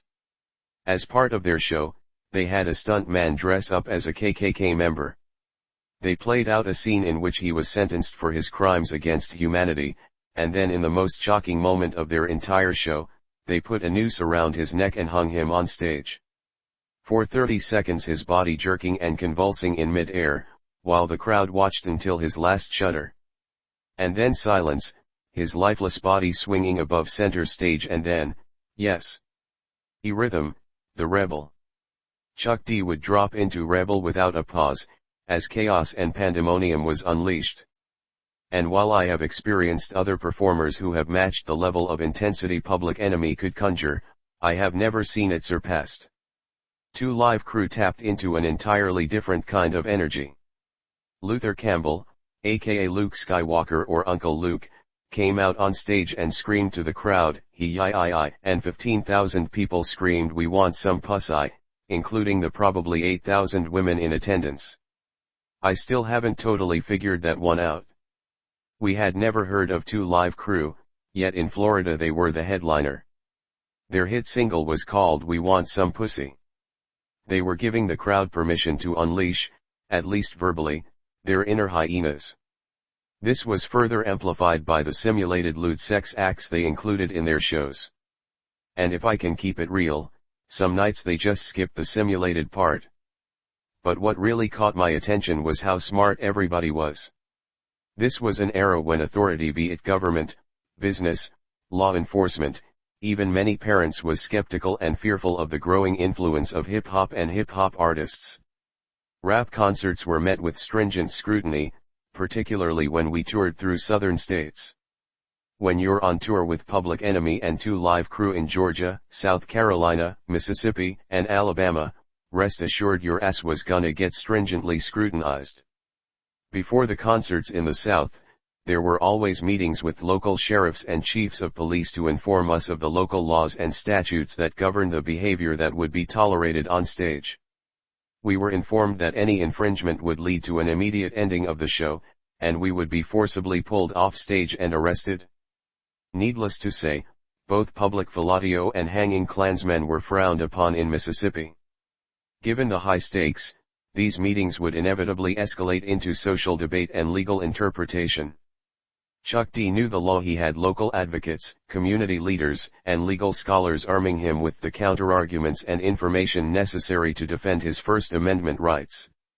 And when all else failed, he had bail money pre-organized. But what was not gonna happen was some local sheriff telling him he couldn't perform his show exactly the way he wanted to perform it. He hung a Klansman every single night of that tour. Luke Skywalker, on the other hand, wanted to get arrested. He saw it as supremely effective publicity. Uncle Luke was a brilliant entrepreneur.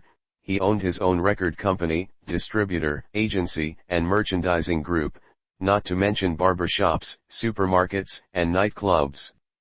He hadn't yet worked out how to expand his businesses beyond his regional foothold. But he knew that if he got arrested in Macon, Georgia, that Baton Rouge and Shreveport, Louisiana, would sell out within 24 hours of the headline. And on top of it, he'd had a perfectly lovely time on stage. He was also well aware of the growing national and international spotlight that was shining on the question of art versus morality. At the time, Tipper Gore, then the wife of the Senator, Al Gore, was leading the charge against profanity in entertainment. Back then, FCC rules forbade broadcasting profanity, and 2 Live didn't have a single record that didn't have profanity in it. Even record store owners were getting arrested for crimes of obscenity for selling their albums. So, Uncle Luke got a boat, built a radio station on it, and kept it offshore in international waters where he could legally broadcast back to the mainland. Luke saw 2 Live Crew being at the explosive center of this battle, and he aimed to harness this fuel to expand his business globally. Eventually, the U.S. Court of Appeals ruled that rap was protected by the First Amendment. More than 20 years later, Luther Campbell ended up running for mayor of Miami-Dade County. I remember sitting in those meetings, wanting to raise my hand so bad and say, "Excuse me, Mr. Sheriff Officer sir, you don't need to look at me, 'cause my grandmother agrees with you. But honestly, you can probably just arrest them right now. 'Cause Chuck is definitely gonna hang a Klansman tonight, and Luke never gets past the first chorus before his balls are all the way out." Now, our show, Mr. Officer Sir, is good, wholesome, family fun. Jeff is the best DJ on earth. Ready Roxy can make the theme from Sanford and Son sound like it's underwater. Omer couldn't even walk till he was 6, but now he's the best damn dancer since. Who might you know? Who's a good white dancer? Fred Astaire. And if there was ever a black kid you wanted your daughter, Becky Sue, to bring home, I promise you it's me. You won't have no problems out of us. Are we free to go now? I don't remember JL speaking once in any of those meetings. Instead, he filled legal pads with notes. He studied every single word, he later went back to research the statutes, he met with Public Enemy's managers, made friends with tour promoters, picked Luke Skywalker's brain about major labels versus self-distribution. JL spent less and less time going with us sightseeing, to clubs, or to amusement parks, and more time studying the music business from any and every angle. T. Owring had opened our eyes to the industry and the intricacies of how it actually worked. Public Enemy had a management company, accountants, A&R reps, and road managers. We just had JL Word Up Records, Dana's record label, still didn't have any other artists signed to it. Dana didn't tell us how many records we sold.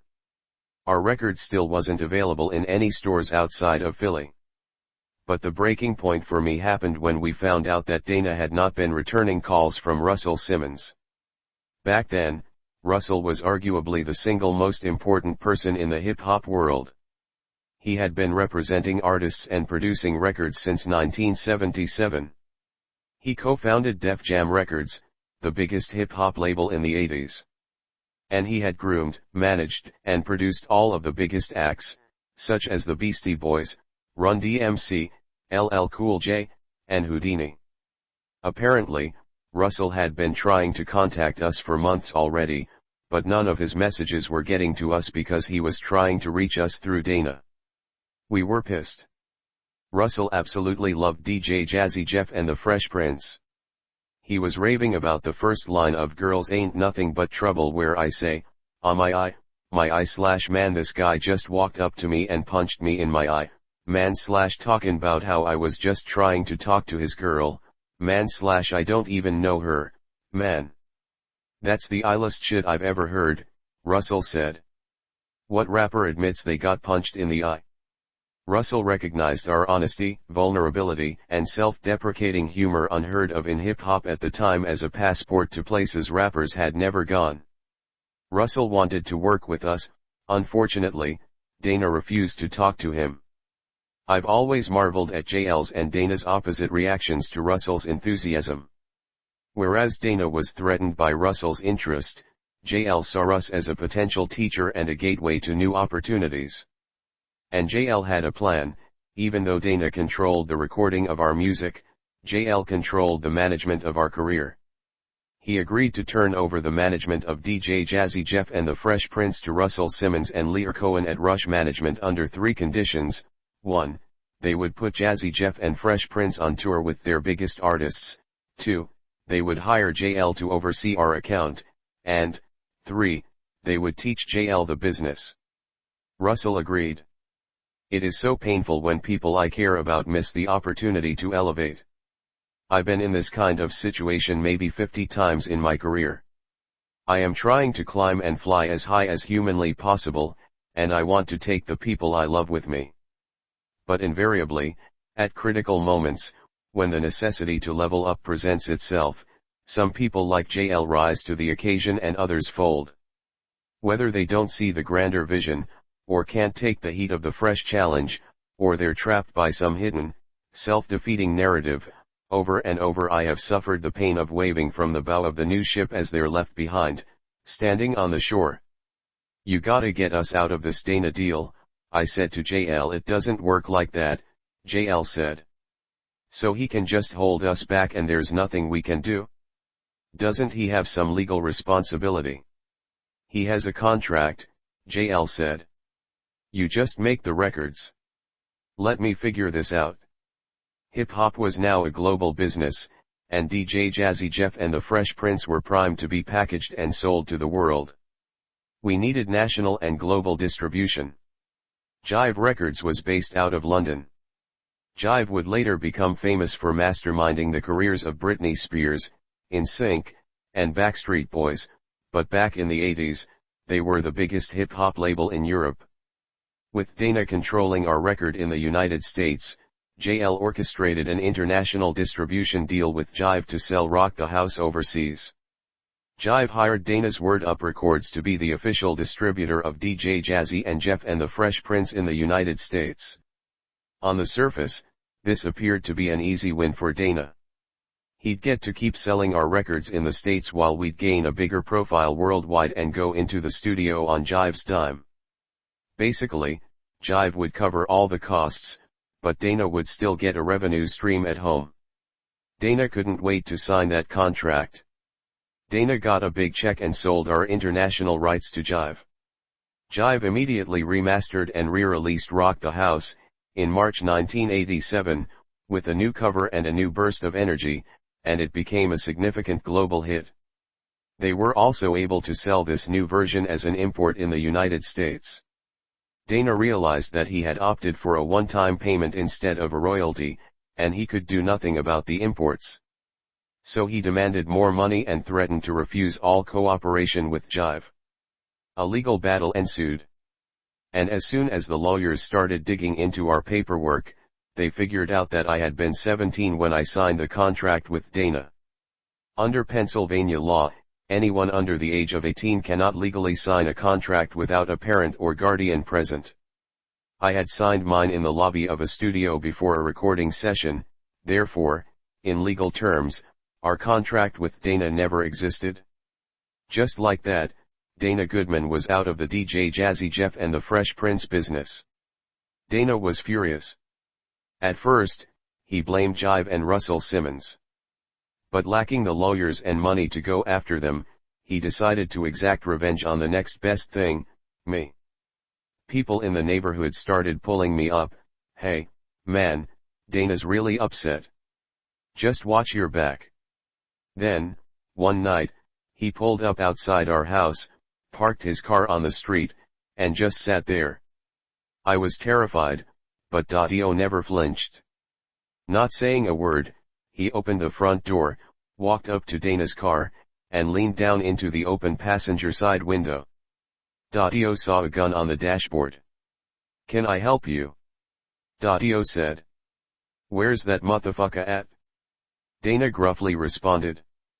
Well, if the motherfucker you're looking for is Will, he's in the house. You're welcome to come in and kill him now. And the whole family's home, too, 'cause if you touch Will, you gon' have to kill us all. But we ain't acceptin' no fucking threats from you. Dio immediately turned his back on a man who could easily have shot him and strolled into the house. I'm not sure if it was his military training or his upbringing on the streets of North Philly, but he taught me a valuable lesson that day: it's better to die than to walk around scared. I was in the living room, peeking from behind the curtain. I watched as Dana put his car in drive and drove away. A DVENTUREIF This book were a movie. We've now reached the montage scene where the music kicks in, For the Love of Money by the O'Jays, and everything goes great. Our hero can't miss, he's on the come up. Every shot goes in, every kiss burns with the passion of 1,000 suns, he can't get to the bank fast enough to cash all the checks. His name dances off the lips and rings in the ears of the high and the mighty, no longer emblazoned on the side of his pants. His moniker now bounces off his chest in 24-karat herringbone gold littered with ethically sourced diamonds. It became clear in this year that he was never going to college. Our debut album, Rock the House led by Girls Ain't Nothing But Trouble as the first single, and now plugged into the international distribution system of Jive Records, ended up going gold, selling more than 500,000 copies, and would eventually reach number 83 on the Billboard 200 chart. And while that wasn't necessarily considered earth-shattering at the time, Cinderella had made it to the ball. Now, I don't want to be the old guy at the end of the bar yapping about how much better music was in his day. How these kids don't know nothing about real rap. There is actually brain science that theorizes that the songs you hear in your teenage years become embronzed in your emotional memory, heightening their nostalgic power beyond any other period in your life. That's not what's happening here. I get that that's what happens with other people. But this is not some dopamine-induced opinion, blinkered by wistful memories of a fairy tale adolescence. No. What I'm saying is objectively, and factually true, the late 1980s was the greatest time in hip-hop history, period, full stop, amen. Please be seated, allow me to make my case. From the moment Jeff and I stepped on that tour bus in late 1986, through summer 1988, we performed nearly 200 shows. And I would like to list just a few of the hip-hop icons with whom we shared a stage. Imagine this in my trying not to be an asshole voice: Run DMC, LL Cool J, Houdini, Public Enemy 2, Live Crew, Salt-N-Pepa, Eric B. and Rakim, NWA, EPMD, UTFO, JJ, Fad, Beastie Boys, The Ghetto Boys, Heavy D and the Boys, Sir Mix-a-Lot, Kid and Play, MC Lyte, Queen Latifah, Grandmaster Flash, Ice-T, Mantronix and Just Ice, Eazy-E, Too Short, MC Hammer, Doug E. Fresh and Slick Rick, Big Daddy Kane, Biz Markie, Roxanne Shante, MC Shan, and the whole Juice Crew, A Tribe Called Quest, leaders of the new school, Naughty by Nature, Shall I Continue, or We Good. This was one of the greatest periods of my life. Everything was new, we were defining the culture. We were a part of the wave, the tsunami that was carrying hip-hop across the globe. Every artist was unique, something happened every show that was a first in hip-hop. We were playing in front of crowds where sometimes 50% of the audience had never seen someone rap before. They were in awe. There was an intoxicating energy of discovery and adventure. This was a time in my life rich with first encounters and mind-expanding new experiences. The executive who ran our account at Jive was a Japanese woman named Ann Carly. At first, Jeff and I were a little confused at how she was going to direct our careers, and then she spoke. She had been at the heart of the initial bursts of hip-hop in New York City. She fed Jeff and me a global diet of the world's hip-hop colorings. I could feel my spirit of adventure awakening. I discovered the vital importance of travel. It lends critical perspective. Things that had been debilitating problems in my mind on the streets of West Philly barely existed in a rodeo arena in Omaha, Nebraska. I made a promise to myself that I would eat anything that the locals ate. I've eaten blackened alligator, sea slugs, camel, and chocolate-covered crickets. Everything tastes like chicken. It doesn't. I just always wanted to say that. I wanted to see and do everything. On the back of the moderate but solid success of Rock the House, Jive Records was eager for us to record a follow-up album as soon as possible. In the fall of 1987, our first ever trip out of the United States was scheduled 6 weeks in London, where Jive was headquartered, to record in their company studios.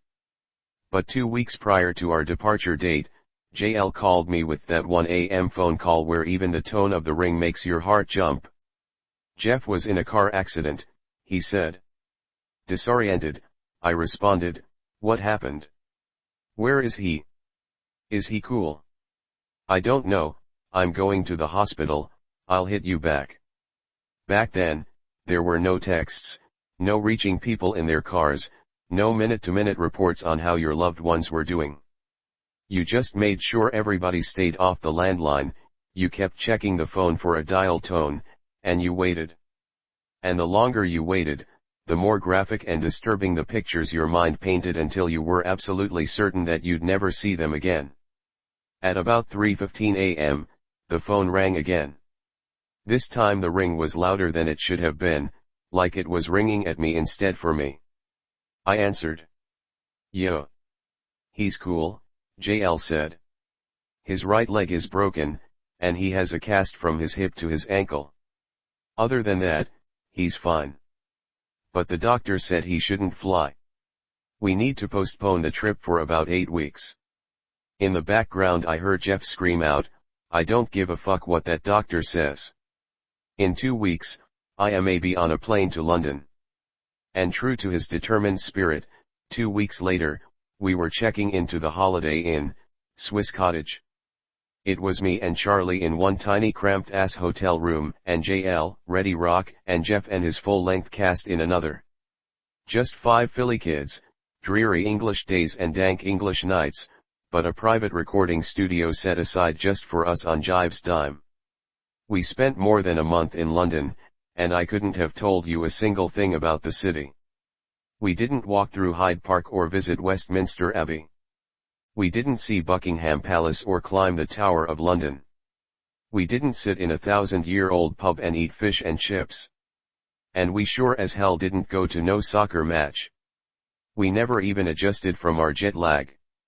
We woke up at 4 p.m. every day, hit the studio by 6 p.m., worked until about 6 a.m., grabbed some free breakfast from the Swiss Cottage buffet, and went to bed around 7 a.m. We kept that schedule up for almost 6 weeks. And it was bliss. Well, except for the one night that Jeff decided he wanted his cast taken off. His 6-week appointment to have it removed fell while we were still in London, and his leg was starting to itch, but he didn't trust Britain's National Health Service to take it off. He was more comfortable if me and Charlie Mack did it. As a general rule, if someone asks me if I can do something, the answer is always yes, a delusional trait that both Charlie Mack and I share wholeheartedly. It's a cast, I'm saying, it's just a cast. Let's just take it off, Charlie said indifferently. I, too, felt confident in the basic simplicity of the operation. It was just a cast. I called room service and requested a steak knife.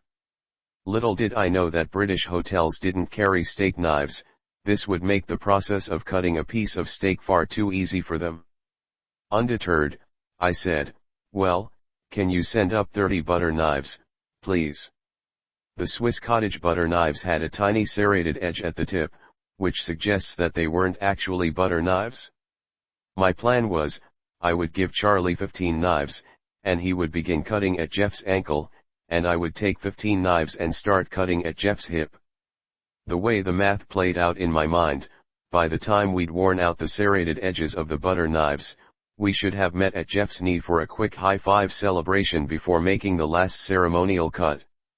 I had a vague memory that this toe-ended, meet-in-the-middle process was successfully employed in the building of the Panama Canal and equally in the construction of the United States railroad system. The cutting began. Or the lack thereof. Butter knife after butter knife bent and fell, as confusion grew into frustration on Charlie's sweat-moistened face. "Yo, these knives ain't doing shit," he said. I was 12 years old the last time I'd had a cast, and at the time they were made of plaster of Paris. Apparently, cast science had advanced since then, and Jeff's was made out of some new alien material that I later learned was fiberglass. About 6 knives in, I called a halt. Undeterred, I suggested that Jeff get into the bathtub. We'd make the water as hot as he could take it, thereby softening this puppy up. I assured Jeff it would come right off. He agreed. Me and Charlie helped Jeff into the bathtub, both legs fully submerged, and then we waited. Pretty soon, a look of concern washed over Jeff's face. "Yo, man, y'all need to get this shit off, it's tightening up," Jeff said. I remember thinking, what would MacGyver do? MacGyver was a hit 1980s TV show where the lead character, Angus MacGyver, would get into all kinds of predicaments, only to come up with some ingenious solution. As I was attempting to channel my inner Mac, I heard the door to the hotel room open a few seconds later. JL pokes his head into the bathroom. By this point, Jeff is squirming and moaning in the bathtub, while Charlie Mack and I are on our knees holding 2 butter knives with 28 others scattered all over the bathroom floor. JL takes a long pause, presumably trying to puzzle out what he's seeing. Stumped, he shouts, "What the fuck are y'all doing?" JL, JL. Jeff squealed. "You gotta get this shit off my leg. Why are you in the tub?" JL had spent the previous 2 years working at a hospital. So, while it was not his expertise, either, he at least knew that you don't soak a fiberglass cast in hot water while it's still on somebody's leg. You can't get that cast wet like that. "Just get it off, y'all," Jeff wailed. "Stop bitchin', man, it can't be that bad," Charlie said. "Get him out the goddamn tub," JL barked. "You don't need to be yellin' at us, JL, that don't help shit," Charlie snapped back. Me and Charlie got Jeff out of the tub as instructed and laid him on the bathroom floor. We had been keeping canned foods in our hotel rooms because Swiss cottage room service wasn't all it could have been. JL immediately went over and opened a can of beef stew. With the jagged edge of the aluminum lid, he came over to Jeff's cast, and whereas Charlie and I had been trying to cut vertically up and down the cast, JL made gentle horizontal moves across the cast, and like Grant through Richmond, in less than 90 seconds, he had made a full-length incision, which Charlie and I were able to easily pry fully open. Jeff was free. Angrily, JL threw the top of the beef stew can into the trash, and as he exited, he grumbled, "Y'all are as stupid as shit." In medical scenarios, we may have been Dumb and Dumber. But in the studio, we were fire. Those recording sessions were probably the purest creative experiences I have ever had in my career. We recorded so many songs, and the record company loved so many of them, that they decided to attempt something that had never before been tried in the world of rap. DJ Jazzy Jeff and the Fresh Prince would release hip-hop's first double album. Jeff and I had no concept of what this album was going to do, whether it was something fans would want to hear, whether MTV would like it, whether radio stations would play it, whether hip-hop heads would diss it. None of this crossed our minds. All we cared about was that we were inspired and inflamed by the creative process.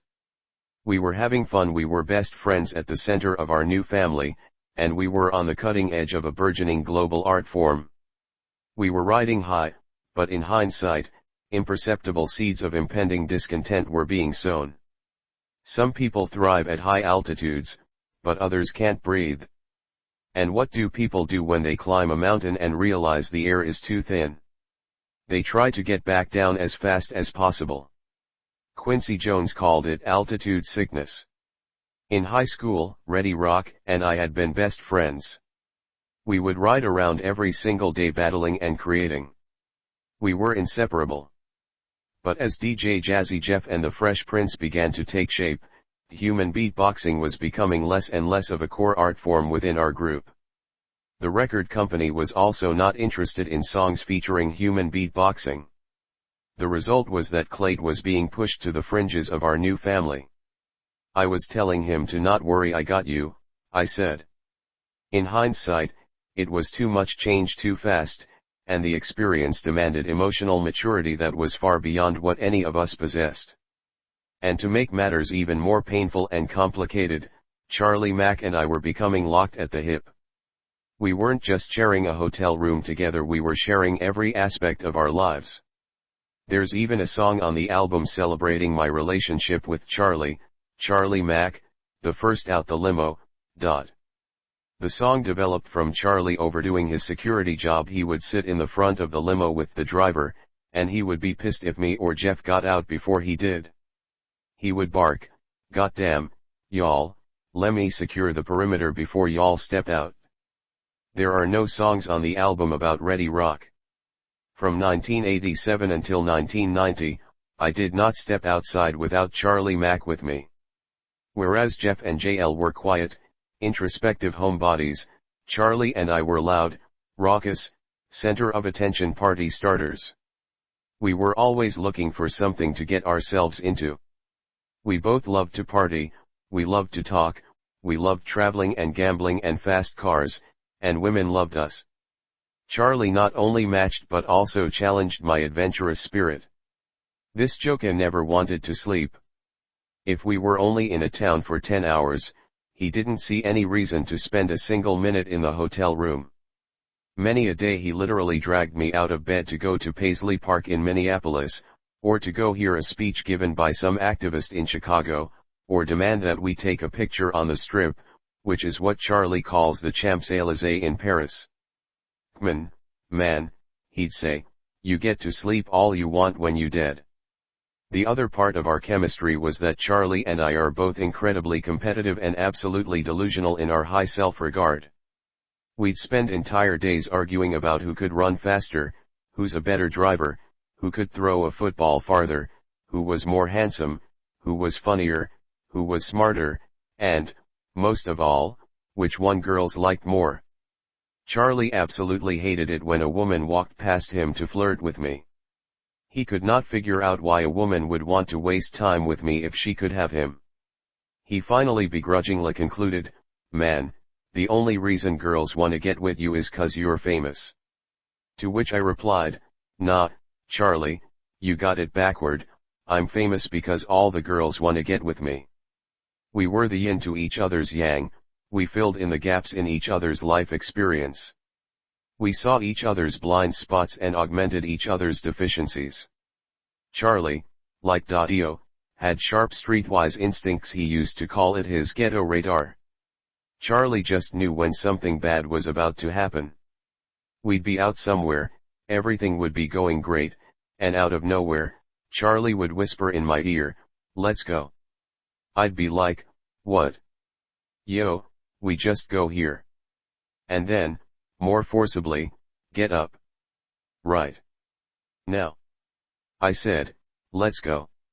I remember thinking that Charlie Mack was the human equivalent of an overly sensitive smoke alarm that keeps going off at 2 a.m. when there's no fire. And because it's a smoke alarm, you can't ignore it, because one day there may actually be flames. But Charlie Mack was an infallible, perfectly calibrated hood smoke alarm. Every single time, I'd be grumbling in the parking lot as the sound of gunshots rang out from the party we'd just left. We compensated for each other's weaknesses. Charlie knew the streets, and I understood broader emotional patterns. I was book smart and mainstream friendly. Whereas Charlie's physical appearance was scary and intimidating, I knew how to smile, make people feel safe, and get us in anywhere. Both of us were wildly deficient, but together we made one really capable person. I was Charlie's ticket into rooms into which he would never have been invited. And Charlie was the hammer that came down on anybody who dared to talk shit about me. He emboldened me to defend myself physically. Around this time, the chorus of criticism that I was corny and soft was beginning to rise. I didn't curse, I rapped about my high school experiences, I used a lot of humor. The shit talking was that I wasn't a real MC, or the worst, that I wasn't black enough and my music wasn't real hip hop. Jews punch the motherfucker in the face, Charlie would say. He won't say that shit next time. So, with him having my back, I started doing exactly that. If somebody talked shit, I punched them in the face. And then jumped behind Charlie. He's the DJ, I'm the Rapper was released on March 29, 1988. Anchored by brand new funk and Parents Just Don't Understand, the album would eventually reach number 4 on the Billboard 200, going triple platinum, selling more than 3 million copies.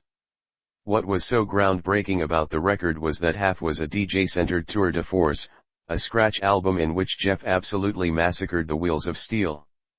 And the other half was the rapper side, where I was allowed to let the hyper-creative, poetic playfulness of my 19-year-old mind run wild. Then, the unimaginable happened. It was announced that the 31st Annual Grammy Awards would be the first to include a rap category. And Parents Just Don't Understand was nominated alongside Salt-N-Pepa's Push It, Going Back to Cali by LL Cool J, Kool Moe Dee's Wild Wild West, and Supersonic by JJ Fad. This was the first time I ever saw Jeff cry. I was excited beyond anything I'd ever experienced, but I'm not an accomplishment crier. I wasn't mature enough to ask back then, but I always wanted to know exactly what part of it was so emotional for Jeff. Was he thinking about his cancer as a child? Was it his mother and his musical family who had been reaching for this for so many years and he was the one bringing this honor? Was he scared? Did he realize there was no going back, that his old life was gone forever and that the bar was now set so high? Charlie Mack, who had recently joined the Nation of Islam, said, "This the will of God. Y'all aligned with the will of God. You won. I'm telling you, you won. None of them records gonna beat your record. What God ordains, no man contains." Charlie Mack had been speaking in spiritual rhymes for a few months now.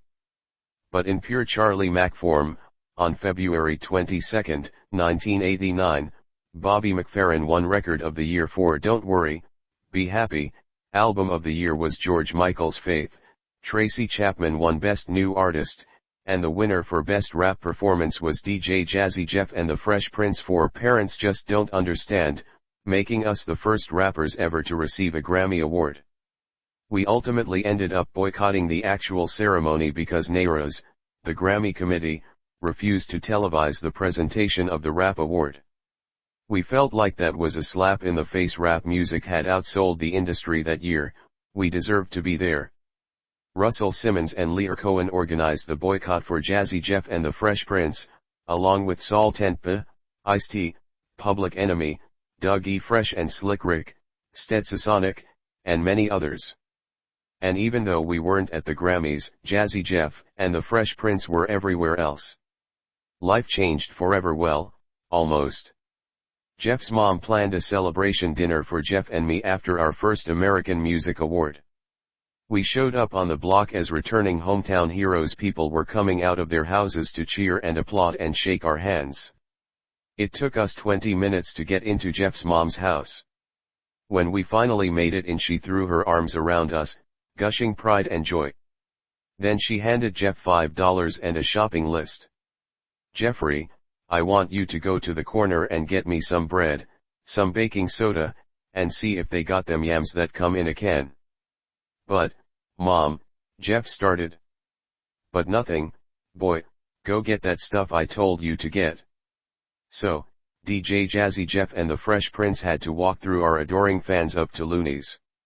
They didn't have the yams. Russell Simmons was orchestrating the global destruction of all barriers to hip-hop, and me and Jeff were one of his battering rams. We were the clean group, the respectable group for Russell. We were the perfect weapon against all naysayers. We were at the tip of the spear. We launched Yo! MTV Raps, blasting hip-hop into daytime television. When the Four Seasons hotels would not allow rap artists to stay during their tours, Russell convinced them to allow DJ Jazzy Jeff and the Fresh Prince, opening the doors for future hip-hop artists to use the chain. Daytime radio was terrified to put rappers on live, so they always forced rappers to pre-record interviews to make sure we didn't say anything crazy. Me and Jeff were among the first wave to be allowed to speak live on the radio during the day. Our shows were getting bigger, the crowds were getting louder. One night in Detroit, at the Joe Louis Arena, I got overexcited and forgot the words to Parents Just Don't Understand. This had never happened to me before. My heart dropped into my stomach. There are few things more embarrassing than forgetting the words to the one song that 18,000 people spent their hard-earned money to come and hear. But something miraculous happened, the entire crowd began to sing the lyrics back to me. Every person knew every word. I held the mic out to the crowd, and they finished the song. It took everything I had not to burst into tears. Thousands of people saying my words back to me. I felt loved, protected, and cradled by a crowd of strangers. We were red hot, and unstoppable. At 20 years old, I was a world-famous rapper, a Grammy Award winner, and a freshly minted millionaire, pun intended. I would drop the mic, but I needed for the next chapter. For months, Gigi had been saving up to move to a 16th floor apartment overlooking the main line. It was a beautiful building set up for senior-friendly living. Her house on North 54th Street had become a burden for her, too many stairs, and generally inconvenient for her advancing years. With my first money, I surprised Gigi with the apartment she'd been saving up for. She had thought we were just going to look at it, but then the real estate agent handed her the keys. "Lover boy," she said, with a gasp. "How'd you do this?" "Well, Gigi, see, there's this thing called rap music," I said, putting my arms around her.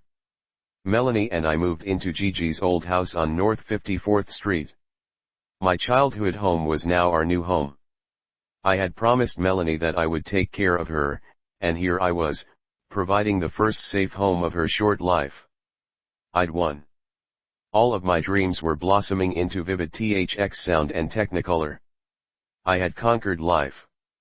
Painhe was light-skinned, with light eyes.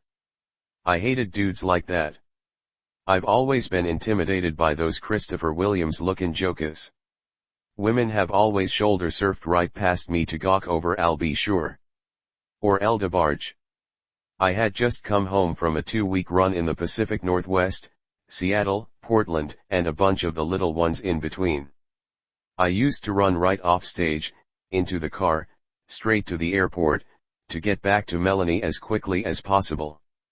I didn't want to leave any room for my inner hyena to grab the wheel and drunk drive through my life. I was meeting Melanie at her aunt's house. I had the car drop me off there directly from the airport. We were going to walk from her aunt's to our new home.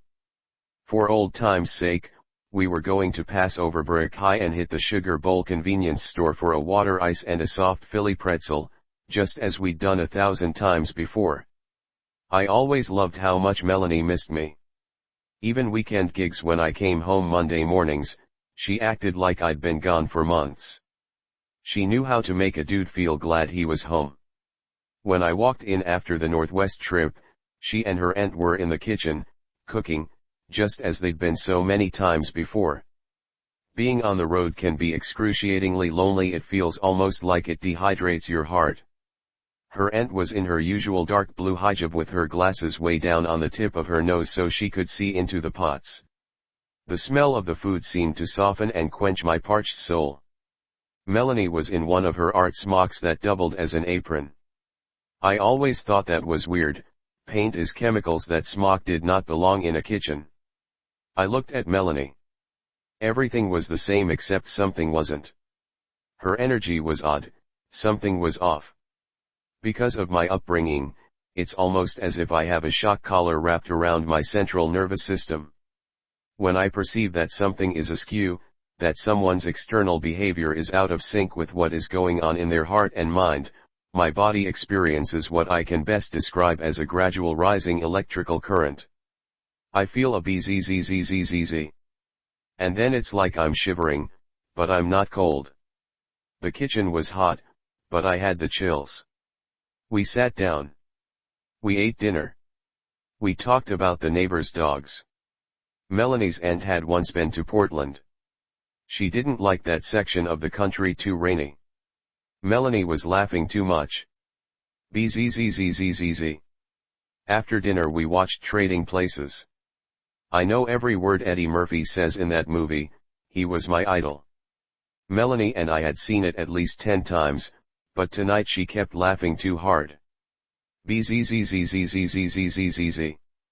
Her aunt went to bed. We were finally alone. Melanie snuggled into me. I had missed her a lot on this trip. We kissed. But her kisses felt less like affection and more like something she thought she'd better do if she was going to successfully hide the fact that she had fucked somebody. Bzzzzzzz. Bzzzzzzz. Bzzzzzzz. Bzzzzzzz. To this day I don't know how I knew. Or how I felt so confident to commit wholeheartedly the way I did to my instinct.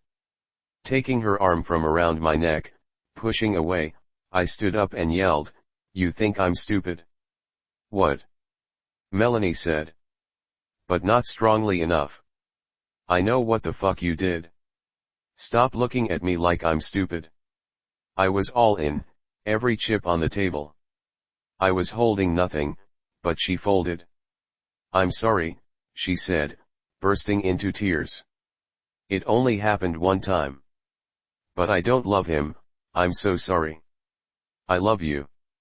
We were just friends, and then you were gone. I didn't know what you were doing out there. I was missing you. I swear to God, I won't do it again. What? I was right? But no. Why? I had been knocked unconscious in the past. My first day at Overbrook High, when I was hit in the head with that lock, there is a blue flash, and then you're in a strange, alternate universe where all of the things you once believed are now up for grabs. Gravity, cause and effect, love, whether or not it rains in Southern California. This is impossible. I've done everything right. I'm winning. I'm the best. I've made a home for us. I've spent months arguing and fighting with the ravenous, slathering pride of ghetto hyenas to keep girls off the buses and out of the hotel rooms. I haven't touched or kissed or barely even glanced at another woman. I come straight home from the airport. We've talked about babies and making a better home than either of us had grown up in. How could you possibly do this to me? How could you do this to us? On the outside, though, I was strangely calm, because none of these thoughts were registering as actual feelings.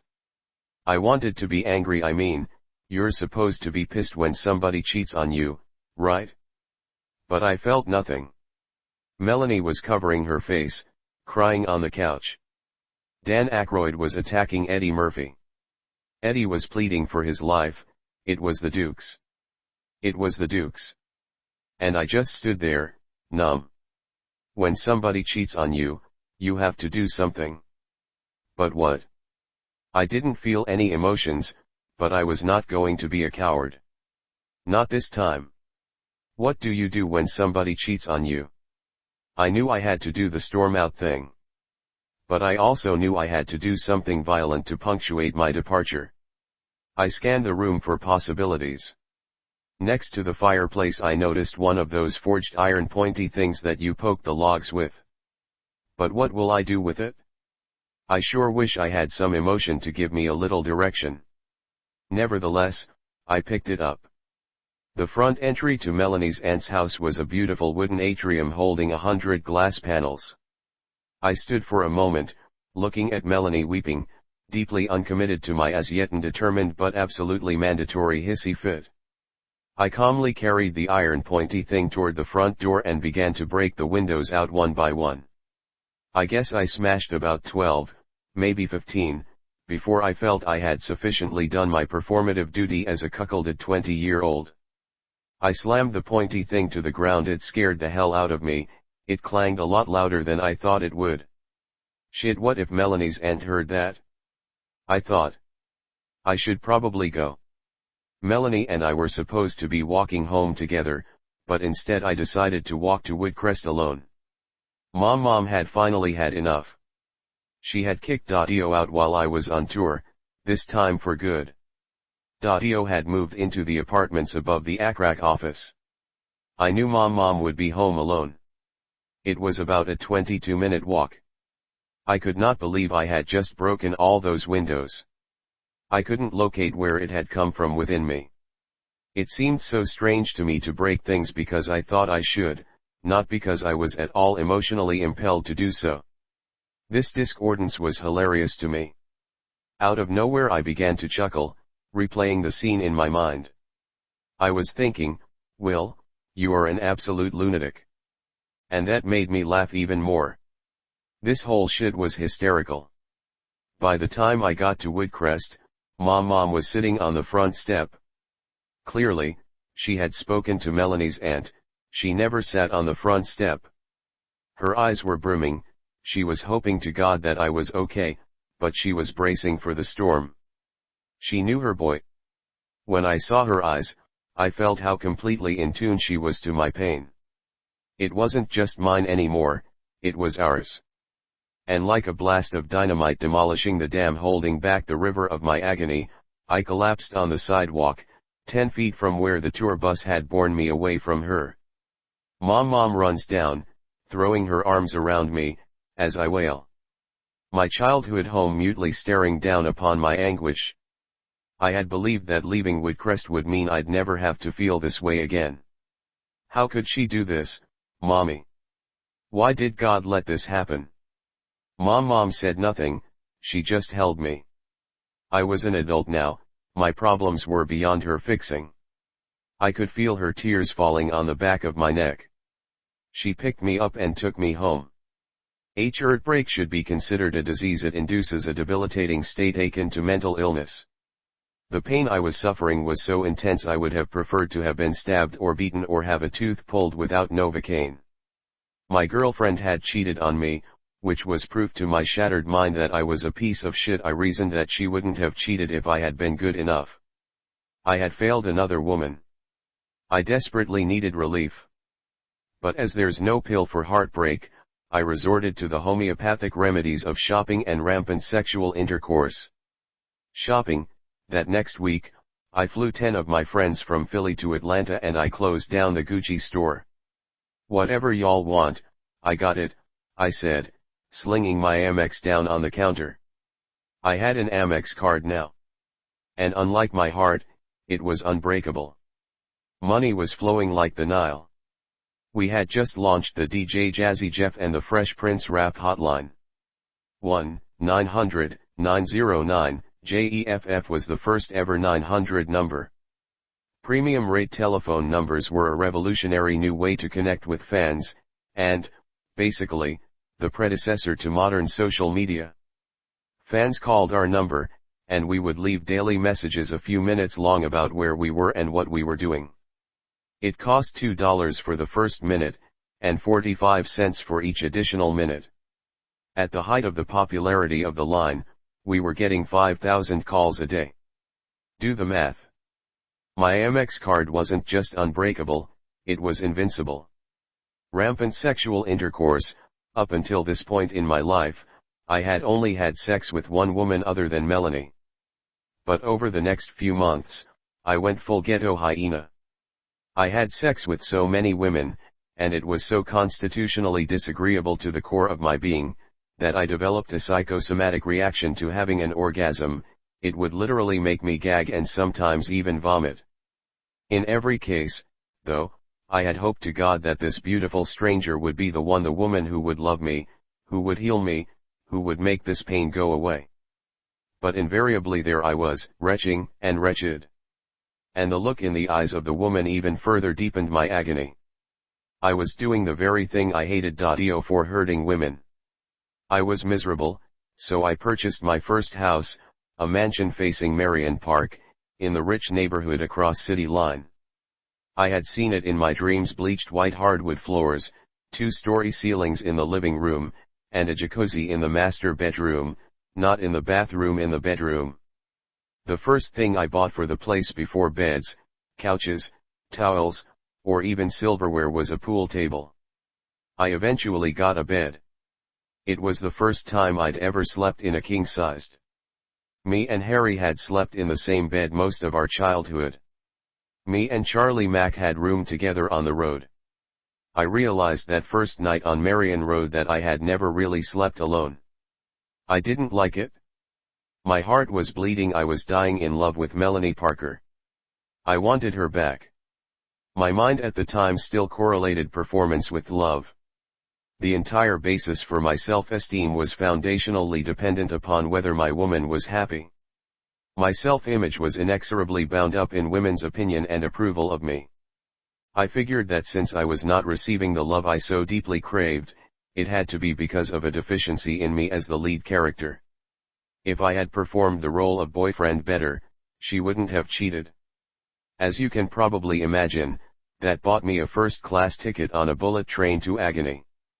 Melanie worked at the merry-go-round in the Gallery, a mall in downtown Philly. I had it all planned, a grand, romantic gesture of forgiveness. I was going to walk in, our eyes would meet, I would forgive her, and she would fall into my arms, gushing tears of gratitude and remorse. Then I would tell her that I wanted to marry her and that no wife of mine has to work in a shit-ass merry-go-round. We would give her boss the middle finger, hop into my brand new Benz 300 CE, and I would take her to her new Marion Road mansion, the one with the jacuzzi in the bedroom, not the bathroom. Parking at the Gallery was rough, So Charlie Mack drove us. That way he could sit in the car and keep it parked right in front of the store so I could Romeo flex into the merry-go-round, sweep her off her feet, and carry her over the threshold to the awaiting Benz. Beep beep. Charlie hit the horn. Yo, man, you know I don't have no license. So, if the cops come, I may just dip, Charlie said. This joker was messing up my whole production. Why don't you just get your goddamn license? I yelled. You know I got a gun charge. I can't get it yet. Jews, go get Melanie, man, hurry up before 520 roll up. I ran into the store. It was a quiet day, the place was mostly empty.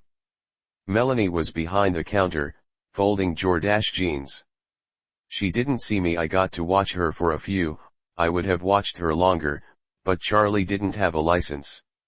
In those few moments, I knew I didn't want to be without her. Whatever was empty inside of me felt full when I saw her. All that ached was soothed, all that was thirsty was quenched. She looked up, and our eyes met. There was a brief but undeniable moment of clarity. Melanie absolutely loved me. And I loved her. Bzzzzzzzzzzz shit. My damn shock collar.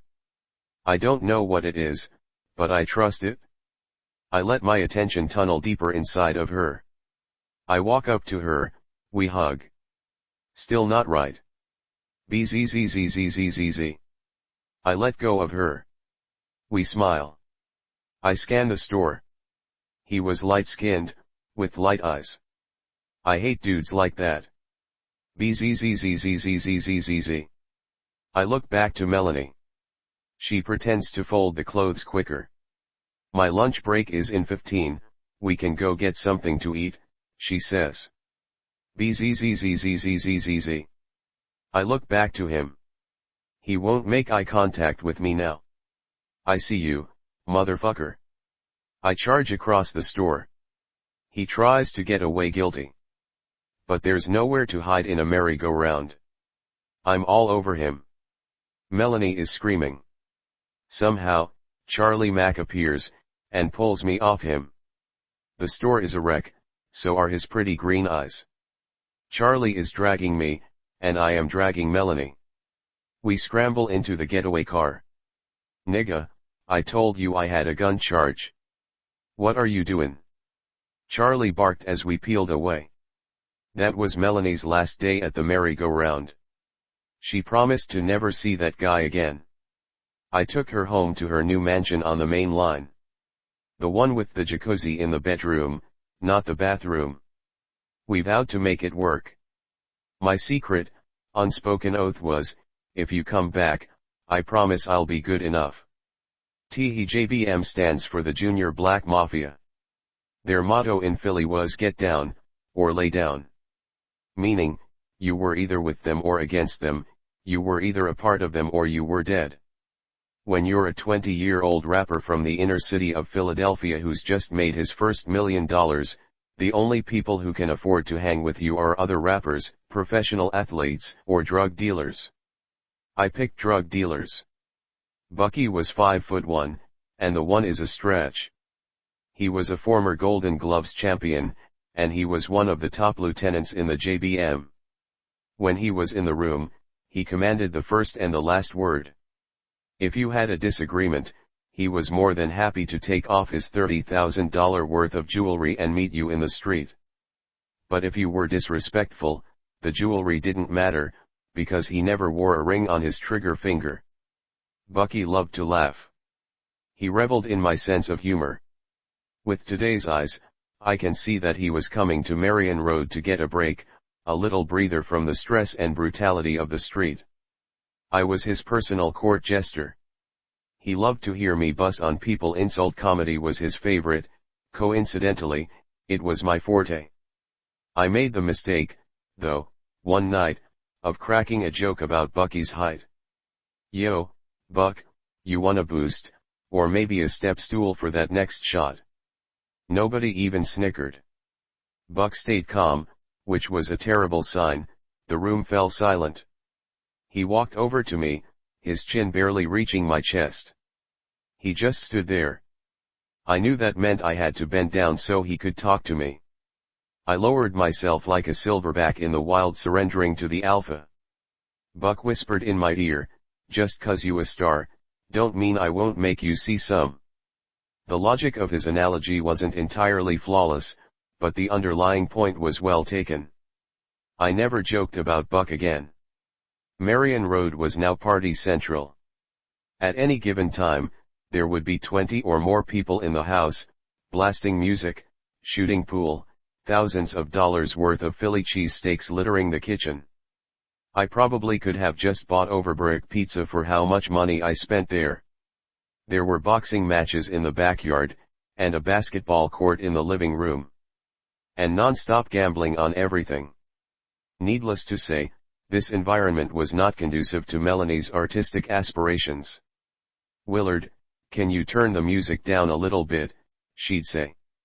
"My bad, babe, give me about an hour. I'm scolding these fools." I felt like my forgiveness had been such a gigantic gesture of love that she should be grateful to even be here. The truth was, I never actually forgave her. Teehee weekends were when it really turned up. It was not uncommon for $150,000 to change hands between Friday night and Sunday morning. My boy Bam was the best pool shooter, he was always taking our money on the table. But one Saturday night, I caught fire on the pool table. I could not miss full-length bank shots, combinations, 8-ball spot shots, perfect English dropping the cue ball into sweet positions, everything went exactly where I was calling it. Buck found himself on the unfortunate end of a $30,000 losing streak. He sent one of his boys to go get more cash. But Buck lived in Southwest, that was at least a 45-minute round trip, so he threw his car keys on the table. The room erupted. "Oh shit." My heart jumped for a minute, but I ain't no bitch.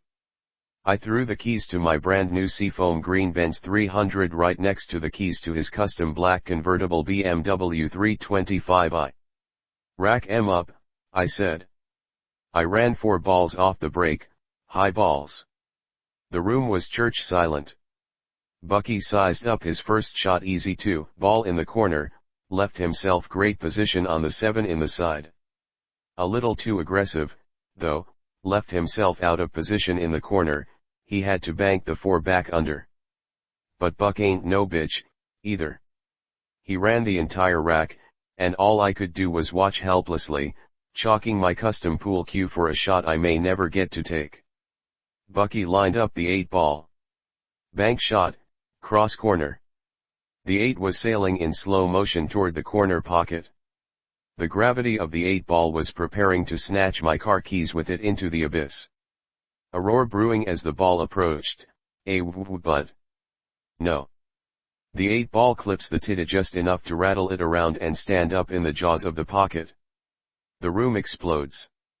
I've got new life. But I gotta do some real shootin'. I've still got 3 balls to pocket before I get a shot at the 8-ball duck in the corner, and if I miss one, Bucky's back on the table, and he's not gonna miss. My first ball is the dreaded straight shot, full length of the table. I don't play with it, I line it up, dead center of the pocket, 2 to go. Second shot would be in the side pocket, but my third shot's in the corner, meaning I gotta put some English on the cue ball, draws, meaning hitting it low to cause it to spin backward. If not, it could roll straight into the corner pocket, scratching and ensuring Bucky's victory. My concept around shooting pool was to never ponder the shots too long. Line it up, hit it. Line up the next one, hit it. No time to let my mind punish me with doubt or indecision. Charlie Mack always used to say, "Scared money can't make no money." That would become a motto for my life. But that night, it was an ice-cold mindset that made me unbeatable. And just like the rest of the night, I couldn't miss. All Bucky could do was watch helplessly, chalking his pool cue, for a shot he would never get to take. I ran the table, tapped in the 8-ball, and respectfully picked up both sets of car keys. Bucky was furious, but he was way too gangsta to let you see it. He stormed out of the house, slinging the door open, only to realize he might need to call a cab.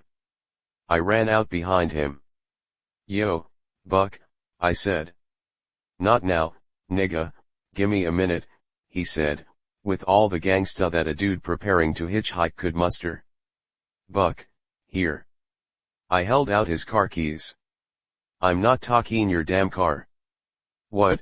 he said, confused. "You're my boy." "I'm not keepin' your car," I said. "You serious?" he said, looking at me like I had four heads. "Buck, I'm not gonna invite you to my house and then take your car. I'm an asshole, but not that much." I shoved the keys into his hand.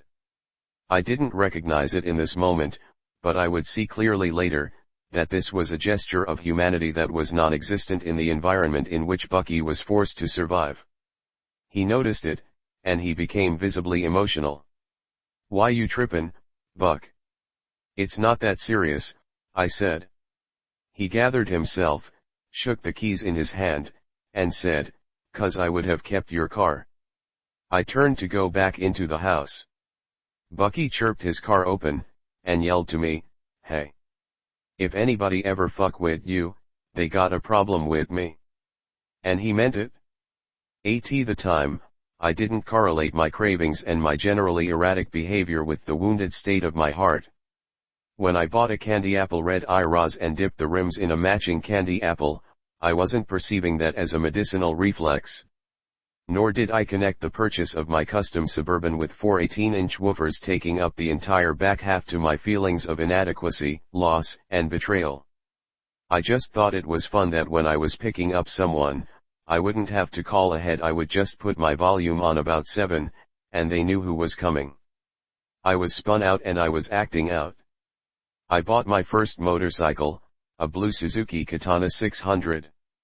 I didn't even know how to ride, and I crashed it in the first week. But I was ballin' way too hard to drive a banged up bike, so I bought a new one, the red one. JL crashed that bike. The damage wasn't too bad, just some scuffs on the side panels. But then, not to be outdone by JL, Harry totaled it.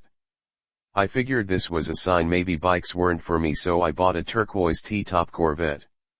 I lined all of my cars and motorcycles up in front of the house and invited Dadio over so he could see how well I was doing. Dadio pulled up in his two-tone blue Chevy work van. He always believed that vehicles should have a utility. I stood proudly out front as he got out of the van. We hugged. "I just got the vet last week," I said. "These are all yours?" he asked, looking disdainfully at my fresh new fleet. "Yup," I said proudly. My arms were respectfully by my side, but in my mind my b-boy stance was unswole. "Boy, why you need 3 cars, he said. "You only got one ass." This wasn't exactly the response I'd been hoping for. But his mathematical opinion fell on deaf ears, because the 1988 Grammy for Best Rap Performance went to DJ Jazzy Jeff and the Fresh Prince for Parents Just Don't Understand. Eleni and I weren't having sex anymore. Something had been broken. We both wanted nothing more than for it to be fixed, but we were barely 20 years old. Our romantic dreams were far too fragile to survive the brutality of our immaturity. I started going to Los Angeles a lot. It was the first time I realized the vibrational power of a city. As soon as the plane would touch down at LAX, something inside of me would awaken and align. Something I was, and something LA was, clicked into harmonious agreement. The energy of the town excited me. I needed less sleep, I was always refreshed, my skin looked better, I was eating right, I wanted to work out. I was inspired. I have since realized the critical importance of environment. Choosing the city you live in is as important as choosing your life partner. And I had just met Tanya Moore. She embodied the sunshine and the possibilities that defined LA, the quintessential West Coast rider. Fine as hell, sophisticated, but sharp in the streets. She knew what neighborhoods to walk in, and which ones to drive around. She knew that my red Phillies baseball cap should come off at Lax, and I could put it back on as soon as the flight home crossed the Mississippi. Pooh Richardson was the star shooting guard for UCLA, which, next to Millionaire Rapper, was about as good a gig as a 22-year-old black kid could get. He was born and raised in the heart of South Philly, and he walked around UCLA like the damn mayor. Pooh was everything on that campus, and when his Philly homeboys showed up, he laid it out. Pooh was dating Tanya's cousin Tigia, who basically managed Pooh's life. She handled his food, his press, she would clear the room when he needed to get ready for practice. It was a relationship mindset that to me at the time seemed so mature. Pooh was the star, but he literally wouldn't know where his sneakers were. His one job was to play basketball while Tigia did everything else. When I saw them together I knew I wanted that. They were partners in the Pooh Richardson going to the NBA business. He ended up playing 10 years in the league. Me and Charlie Mack rolled up to Pauley Pavilion where UCLA was playing Stanford. We saw Pooh in the locker after the game. "Philly is in the building," he screamed. The first thing a Philly dude notices when one of his homeboys moves to another city is how bad his fade haircut looks. Philly is known for the fade. We invented it, and we do it right. "Yo, man, your barber is slippin'," I said obligatorily. I probably would have said it no matter what it looked like. When you're from Philly, and somebody gets their haircut in another city, you have to say it looks bad. "Yeah, we haven't figured that one out here yet," Pooh joked, touching the sides of his fade. "If you're from Philly, you have to say something like that, too." He introduced me to Tigia and her cousin Tanya. I must have been too obvious in my appreciation of Tanya's beauty, because Pooh grabbed a towel and held it up to my mouth. "Yo, man, you slobbrin', I don't want you to slip and fall on your spit." I shoved the towel away, slightly embarrassed but keeping my smile and my charm on blaze. Man, go ahead with that shit." I laughed, turning to introduce myself to Tanya. "There must be something in the water in Philly," Tanya said. "They're growin' y'all real nice out there." Pooh jumped in. "Yo, Tanya, I'm tellin' you, this nigga is the next one. You better lock him up now cause he's going from here to the moon." I was thinking, lock me up? Shit, she had me at real nice. JL was the only one of my friends who'd ever seen me cry. On a train ride to New York one day, I'd broken down when I told him the story about Melanie, sobbing into his chest. JL is not an emotional guy, and I was not holding back. He would later tell me that in that moment, he devoted his life to me. JL said he knew he needed to protect me. JL pulled me up one day. "Hey, man, you gettin' into a lot of fights lately. What's up?" There was a couple of months stretch when I literally got into a fight every weekend. I'm not sure if it was knowing that Bucky had my back, or that Charlie Mack was standing right beside me, or if it was the only elixir that could satiate my raging heart, but I started sucker punching everybody and anybody who even looked at me sideways. I was angry, because even a Grammy, millions of dollars, and a candy apple red IROC didn't even begin to fill the holes inside of me. The thing about money, sex, and success is that when you don't have them, you can justify your misery. Shit, if I had money, sex, and success, I'd feel great. However misguided that may be, it psychologically permeates as hope. But once you are rich, famous, successful, and you're still insecure and unhappy, the terrifying thought begins to lurk, maybe the problem is me. Of course, I dismissed that foolishness quickly. I just needed more money, more women, more Grammys. Teehee Record Company was ready for our follow-up album to He's the DJ. 3 million records sold, first ever Grammy award in rap, but this new album was gonna smash all of that. JL wanted us to do preliminary recording in Jeff's mom's house. Whereas I had bought cars, clothes, and houses, Jeff had converted the basement into a Star Trek-level home recording studio. JL thought it would be the most cost-effective approach to get our ideas down in Southwest Philly, and then go for the final recording back to London.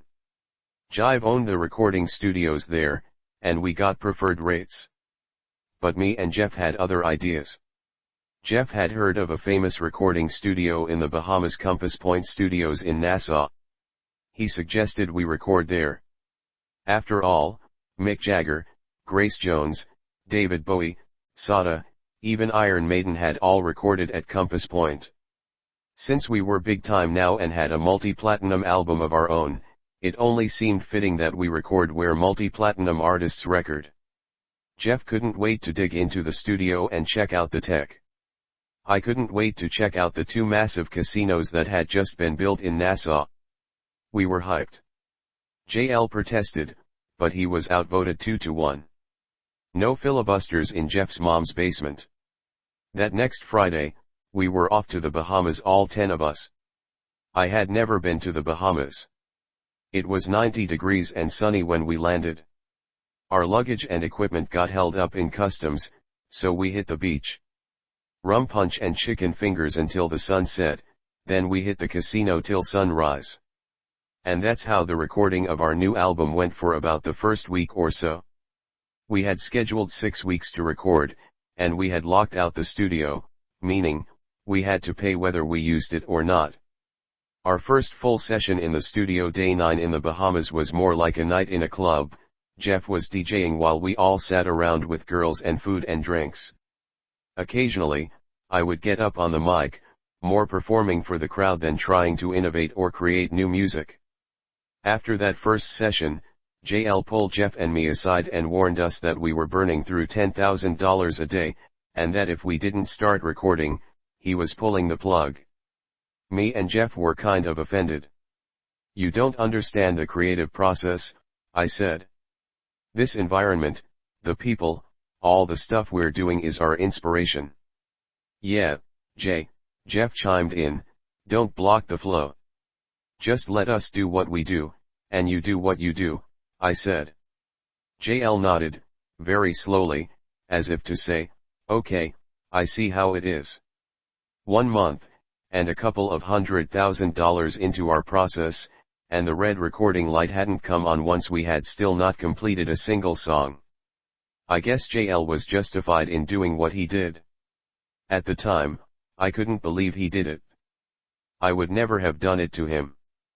But I guess he felt that the times were desperate, so he employed equally desperate measures. It was a Friday night. About 20 of us were lounging around in the studio. Our LA squad had flown in to help with the creative process. I was about 5 rum punches in, and I had graduated beyond chicken fingers into jerk chicken, black beans, and rice. I guess it was hot in there because I had my shirt off. It doesn't matter how old you get, there are some childhood images that will always bring a chill down your spine or make your stomach drop. I was holding court in the middle of Compass Point Studio A when the door started to open. I first caught a glimpse of JL pushing the door wider, and then... Da-dia. The room froze. Those who knew the other guests guessed. Da-dio calmly took in the scene. His eldest son, topless. Rum punch and jerk chicken stinking up the room. Bahamian bikinis bouncing and misbehaving. And we were at work. To Da-dio, this was Sodom and Gomorrah. He paused. Then, "Everybody get the fuck out," he said. "I need to talk to Will and Jeff." We landed at Philadelphia International Airport at 2:38 p.m. I slept the entire flight. I don't remember takeoff, or landing. I'm not sure it's an actual medical condition, but I'm pretty certain I was in an embarrassment coma. James J.L. Lassiter had dropped a dime on me and tattled to my daddy. The whole shit was a debacle. But within 2 weeks, our third album, And in This Corner, was at least finished. In the tragic aftermath of his Grim Reaper-like appearance at Compass Point, Da-dio had made an aggressive, but nonetheless convincing, assessment of our behavior. "You boys are fucking off an opportunity that most people can't even dream about. You got a major corporation financing your project, and you got girls and shit sitting around in the studio. Keep your dick out them people's money. You can bullshit, just don't bullshit while you on the clock. This shit ain't gonna last forever. While Dio's Bahamian intervention had saved us from further immediate catastrophe, the first domino had already been tipped. With no budget left, we quickly cobbled together the best tracks we could come up with. But there was no real vision or continuity to the album. Me and Jeff were unfocused, and out of sync. And in this corner was doomed from the start. Destruction He downward spiral had begun. And in this corner came out Halloween 1989 and achieved full crickets. In a desperate attempt to salvage something from the mess, we sprinted out onto the road to perform and promote and do anything we could to inject some life into the album, but it was dead on arrival.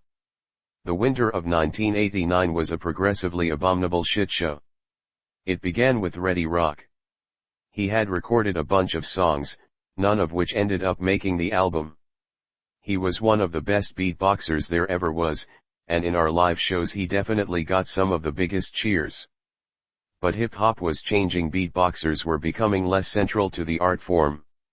He felt disrespected and disregarded. As a result, our disagreements became division, division became open conflict, until Reddy and I were damn near at war. C. Late started showing up late for everything, flights, sound checks, meetings. He'd sleep all day and be in a stank mood all night. Throughout the tour, our arguments escalated in both frequency and intensity. In his mind, he and Jeff were the main attractions, and they were carrying me. Me and Jeff are the only talented ones around here, the rest of y'all just riding our coattails, Clay shouted, during one of our innumerable collisions. It all came to a head one night in Kansas City. During our show, we would introduce Ready Rock at about the halfway point. He'd come out, and me and him had a 15-minute routine before he'd go off, and me and Jeff would close the show. He had a grand entrance, I'd be rapping, and at the end of my verse I'd shout, "Ready Roxy, give Jeff a hand." I'd dramatically point to the side, the spotlight would come on, and he would do a helicopter sound effect with his mouth that would shock the hell out of the crowd. He could open and close his hand around the microphone, shifting the frequency to give the illusion of the helicopter passing from left to right. The crowd loved it. But this night, I shouted, I pointed, the spotlight panned, but no Ready Rock. Jeff just kept the beat going, and after another 4 bars, I said it again, "Ready Roxy. Give Jeff a hand." Clay didn't come out. Without missing a beat, Jeff launched into the next track and we continued the show as if nothing had happened. It is unbelievably painful for me as I write this chapter because these conflicts and misunderstandings had such simple solutions, yet our immaturity demanded that we had to suffer excruciating consequences in order to learn the most basic lessons of human relating. It's so obvious to me today how hurtful it must have been for Clay to go from being my best friend and my creative right hand to someone who was increasingly being excluded and alienated and asked by photographers to step out of pictures. And what's worse, we never even talked about it. But that night, we were 2 young rams. After our set, I went raging backstage. "Where the fuck is Clay?" I screamed. I blast into the dressing room, and there he is, sitting in my chair, sunglasses on, calmly eating a bag of Doritos. "Man, where the hell were you at?" Clay didn't respond, he just sat there crunching. "Why you ain't come out?" I roared. He continued crunching. After a few seconds, he swallowed and said, "I just didn't feel like performing tonight." I was shocked and incensed, but I said nothing. We stared at each other. Each second our new reality was hardening. In my heart, he had about 10 seconds before the concrete set. 9, 8, 7, 6. Crunch. Crunch. Stare. 5, 4, 3. Crunch. Stare. 2. Aight, cool, I said, as I turned and walked out. I never called for Ready Rock again. The next night, Jeff and I altered the set. Clay was standing there at the side of the stage. The part in the show came where he'd usually be called out, we skipped over it and went to the next song. Same thing in Dallas, same thing in Houston, same thing in San Antonio. We stopped speaking. Clayt started riding on other groups' buses, and when he rode with us, he stayed in his bunk. One day, near the end of the tour, we heard a strange sound coming from his bunk. Click-clack, snap. Click-clack, snap. Charlie Mack's bunk was directly above Clayt's. Charlie, irritated by the sound, leaned out of his bunk to investigate. He opened the curtain to Clayt's bunk. "Yo, man, what the hell is you doin'?" Charlie screamed, jumping down from his bunk. Clayt was cleaning a semi-automatic Uzi submachine gun. He didn't have any bullets, but he was practicing chambering around and pulling the trigger. Click-clack, snap. Click-clack, snap. Gone was my high school friend, the easy laugh, the excitement of battling on the street corners around Overbrook, the joy of stumbling onto a new sound. Left in his place was a person I no longer recognized. In my entire life, few things have been more painful than watching someone I love self-destruct. Dio used to say, you can stop a homicide, but you can't stop no suicide. Ready Rock was making good money doing what he loved. He was performing in front of thousands of people and seeing the world. He had a crew of friends who would die for him. Yet, there was some blind or broken part of him that, for some reason, couldn't perceive the full scope of the opportunity stretching out before him. He had made his way into the abundant part of the great river only to scratch and claw his way back to the desert. Throughout my career, I have seen this pattern over and over again. I have given hundreds of jobs to people, many of whom have ultimately cracked and crumbled under the pressure of the possibilities. As the great Negro poet Charlie Mack once put it, pressure busts pipes, homie. We all have to contend with the natural processes of destruction. Everything is impermanent. Your body's going to get old, your best friend is going to graduate and move to another city, that tree you used to climb in front of Stacy Brooks's house is going to crash down in a storm. Your parents are going to die. Everything changes, it rises, and it falls. Nothing and no one is immune to the entropy of the universe. That is why self-destruction is such a terrible crime. It's hard enough as it is. When we got back to Philly, Ready Rock grabbed his bag, I grabbed mine. There were no goodbyes, no eye contact. I watched him walk off down Woodcrest, he never looked back even once. Because of my childhood experiences with Dio's destructive streak, I've always had very low tolerance when I recognize similar energies within people around me. The funny thing is, it's always crystal clear to me when I perceive them in others, but I'm blind as a bat to those same energies within myself. The first, and only real, single from the third album was called, I Think I Can Beat Mike Tyson. I've often used Mike's invincibility at the time as a metaphor to explain the distinction between natural destruction and self-destruction. Imagine you were to secure a title fight against Mike Tyson in his prime. Fearful for your life, you hire legendary trainer Freddie Roach, you commit to the perfect diet, the perfect training regimen, you do everything within your power to prepare yourself to face Iron Mike. You step into the ring in impeccable physical and mental condition, and Mike destroys you within 15 seconds. You did everything you could possibly have done, and still lost. You're just not as good a fighter as Mike Tyson. That is a bearable loss, that is what I'm calling natural destruction. But if you were lollygagging during training, didn't really eat right, and let your boy Pookie train you and then Mike knocks you out in 15 seconds, now you have to face an unbearable loss. You have to live the rest of your life not knowing what might have happened had you done your best. In the back of your mind, forever, you will know that you didn't only lose to Mike Tyson, you lost to yourself. The fight wasn't you versus Mike, it was you and Mike versus you. That's how I feel about and in this corner. The music business is fickle, some records work, some don't. Sometimes there's a track that you think is going to be a hit, and no one feels it, then the one you weren't even thinking about becomes a monster. That's the natural way, the inevitable ebb and flow of the universe. But if you piss away $300,000 on rum punch and chicken fingers, and your father has to fly in and drag your ass home, and then you throw together a bunch of tracks in your best friend's mother's basement, you're manifesting an unfair fight. It's 2 against 1, it's you and the universe versus you. It's respectable to lose to the universe. It's a tragedy to lose to yourself. AAND in this corner flopped hard. We were coming off 3 million records sold, triple platinum sales, and the first ever Grammy Award in rap. Expectations and investments were very high.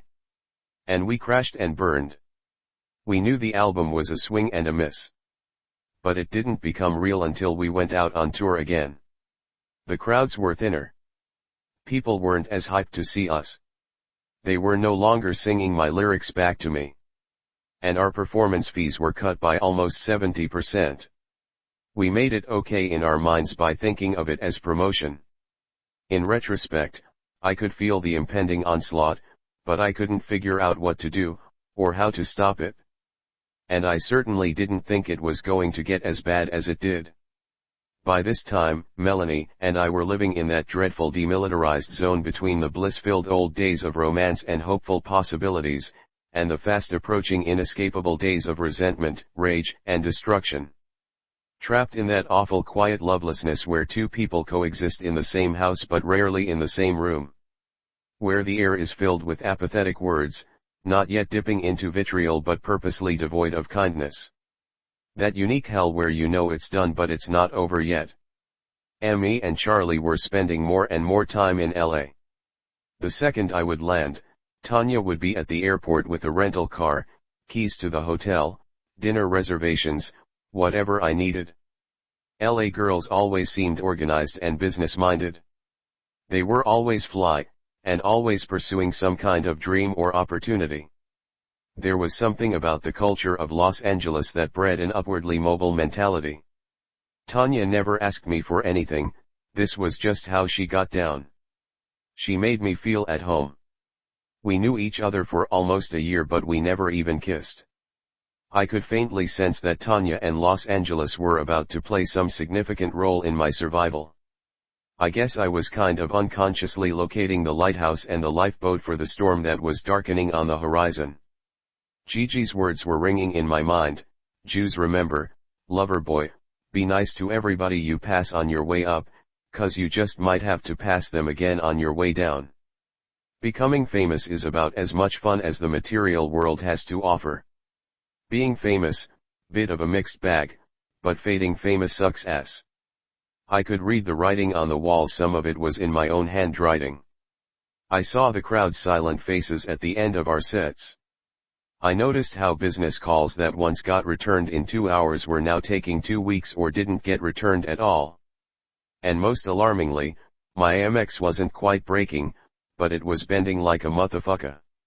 And in the middle of all of that distortion, the subtle compass within me kept pointing west. Charlie could feel it, too.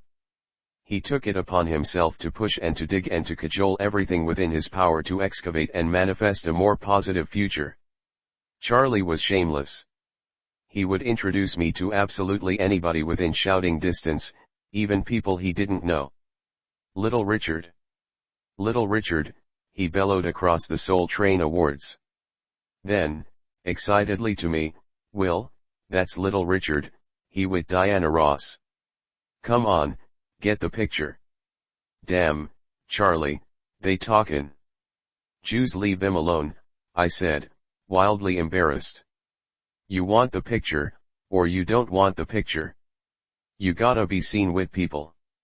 Then he dragged me over to Little Richard and Diana Ross, and basically listed my entire discography for them. I know y'all heard it, he got a Grammy. Y'all, like, in the Grammy Club together. Charlie Mack is bigger than most human beings, and certainly bigger than most people's security. So, once he decided he wanted something like a picture, or a conversation, things tended to gravitate out of his way. LA illuminated the limits to my fame. I was huge in the world of hip-hop, but in Hollywood, I was nobody. At a Lakers game, I was nobody. At the Roxbury, I was extra nobody. When Eddie walked in, he shut it down. It was humbling, it was embarrassing, and it was frustrating. I remember one night in LA, the DC go-go band EU, Experience Unlimited, was playing at the Palladium.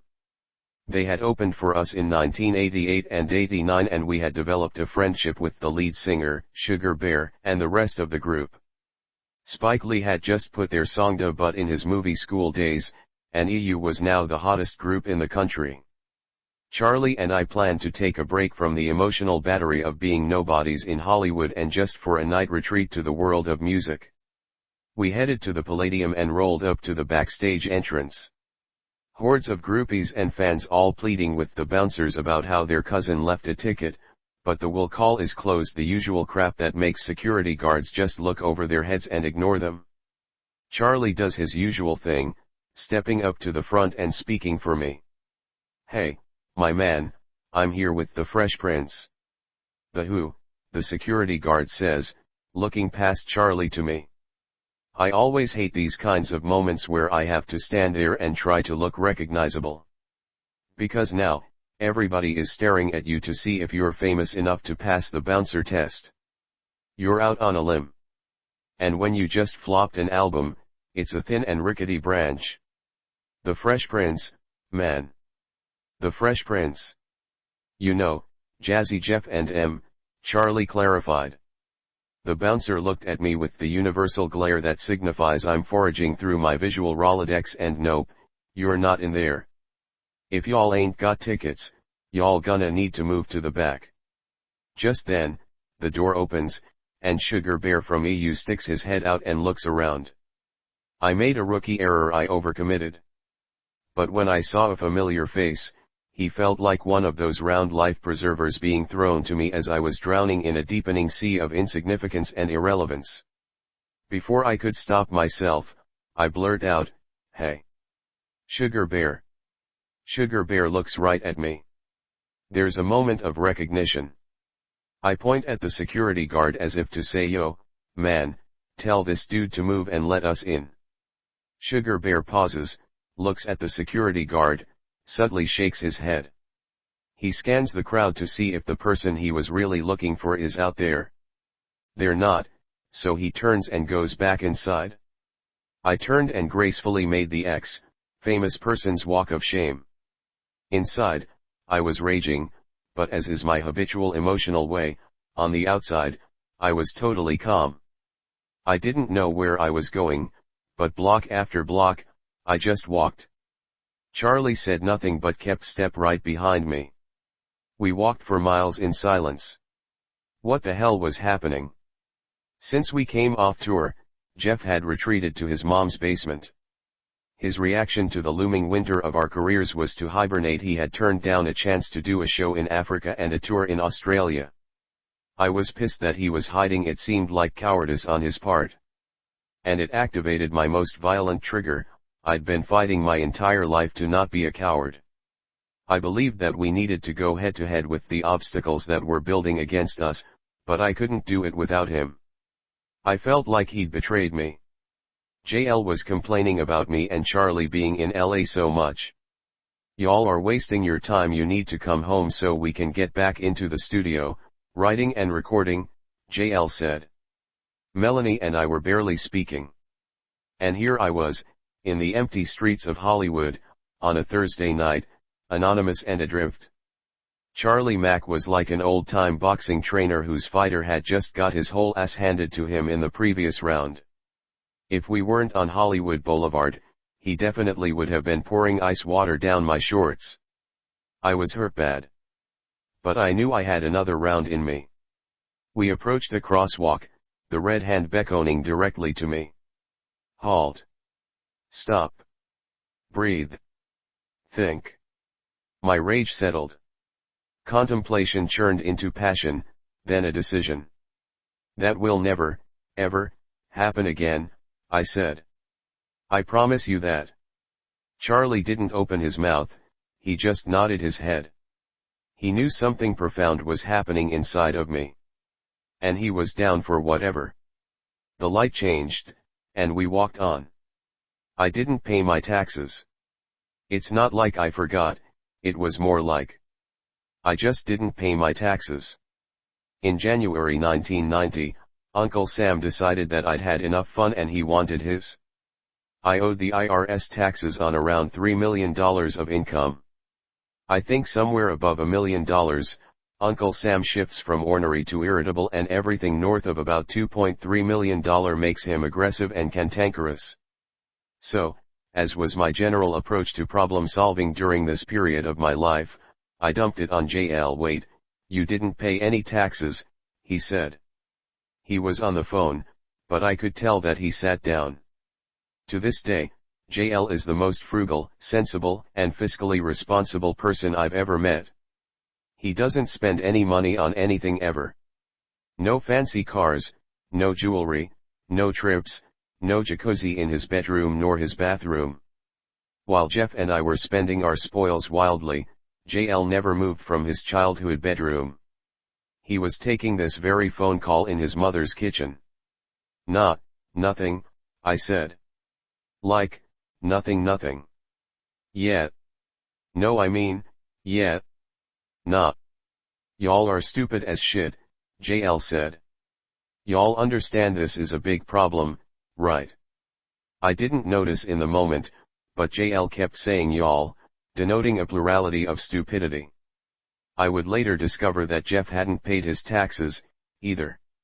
And to make matters worse, JL had been lax on billing us for his commissions, so not only had we spent all of our money, we had spent JL's cut, too. We were all broke. JL hired a tax attorney, for me and Jeff. He paid his taxes, scheduled a meeting, showed them the notices from the IRS. He also engaged an accounting firm, Gelfand, Rennert and Feldman, to oversee our hypothetical future earnings. First went all the cars. Then my motorcycles. Stereo systems are very expensive when they go in, they're worth damn near nothing when they come out. Then the excruciating decision was made. IRS, attorney, and accountants unanimously agreed, I would have to sell the Lower Merion house, pool table included. I was rich and famous, minus the rich, and minus the famous. I was worse than broke, I was in the hole. The walls were tumbling down. I had enjoyed Sodom and Gomorrah way more than I was enjoying Jericho. Here's a strange thing that happens when someone falls. Your demise somehow proves to everyone you've ever disagreed with that they were right, and you were wrong. They develop a smugness and seem to get a brutal enjoyment out of the fact that God is finally punishing you. People tend to have a schizophrenic relationship with winners. If you're down too long, you become an underdog and they feel impelled to root for you. But if you're ever unfortunate enough to be up too long, you better get a helmet. One night, in the middle of what would become the final racks of 8-ball ever played on my first pool table on Marion Road, Melanie came down the stairs. She was looking fine as hell, wearing a royal blue miniskirt and matching leather jacket. She had on 3-inch heels. She never rocked heels. Big bamboo earrings I had bought her that she'd never worn before. Her makeup was perfect, no glasses tonight, eyeliner. Her cleavage would certainly not have been approved of in her aunt's house. So why did she think it would be approved of in mine? She pranced through the gauntlet of me, Charlie, Bam, Bucky, and a couple more of my JBM boys. Everybody looked, but nobody made a sound. The JBM had a code. They were always respectful of each other's women. Where you goin'? I asked, as I missed an easy 11-ball in the side. Out, Melanie said.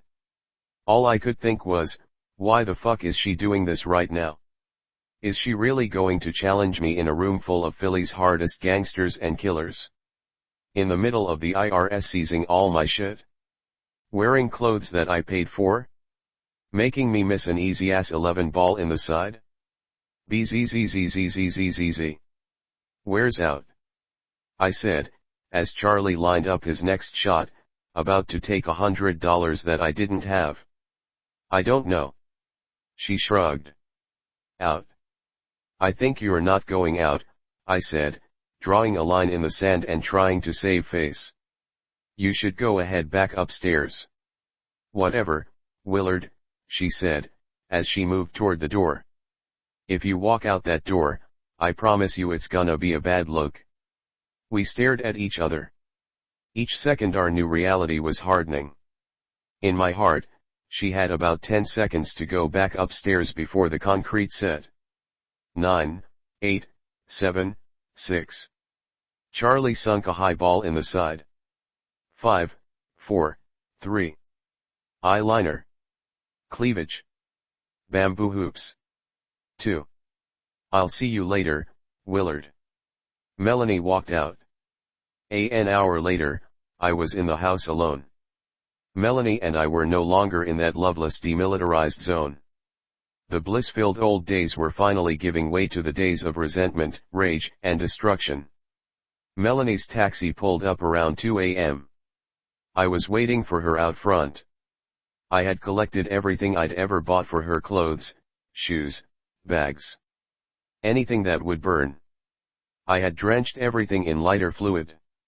Our eyes met. I struck the match. Whoosh. As I write this chapter, I have never seen or spoken to Melanie again. I've reached out on multiple occasions over the years with no response. She was the victim of one of the lowest points in my life. Yes, we were young, yes, we hurt each other, but she did not deserve how I treated her, she did not deserve how it ended.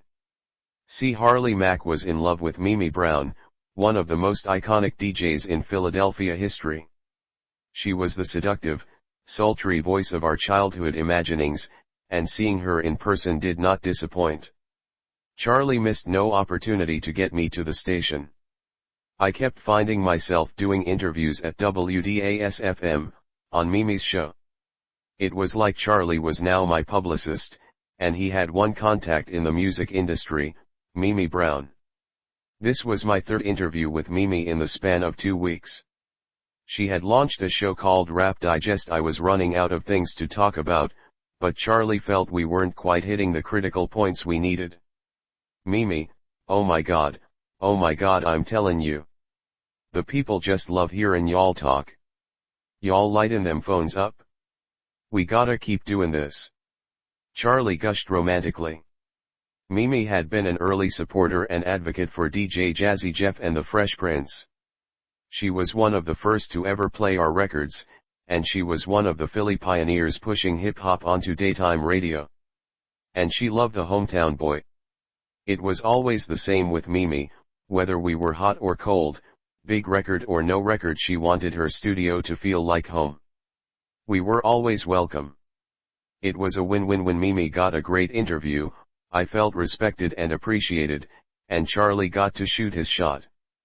The studio was a cozy little soundproof room with glass on 2 sides. People within the station could walk by and look in on the interviews and talent who showed up.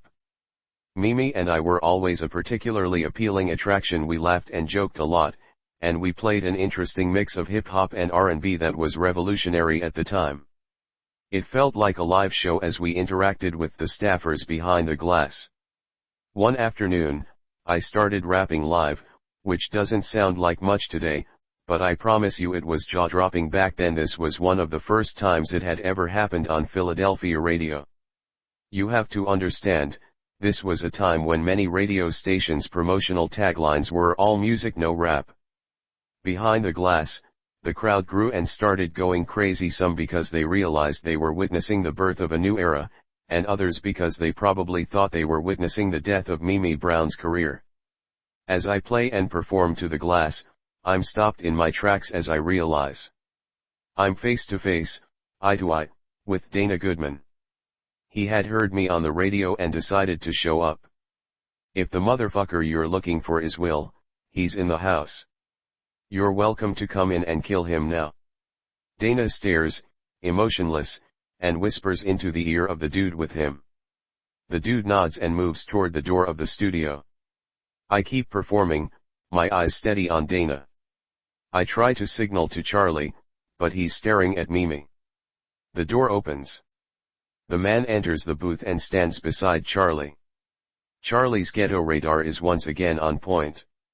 Charlie slides almost imperceptibly into striking distance. He's no longer looking at Mimi. I finish rapping, the crowd applauds, Mimi and I sit down to continue our interview.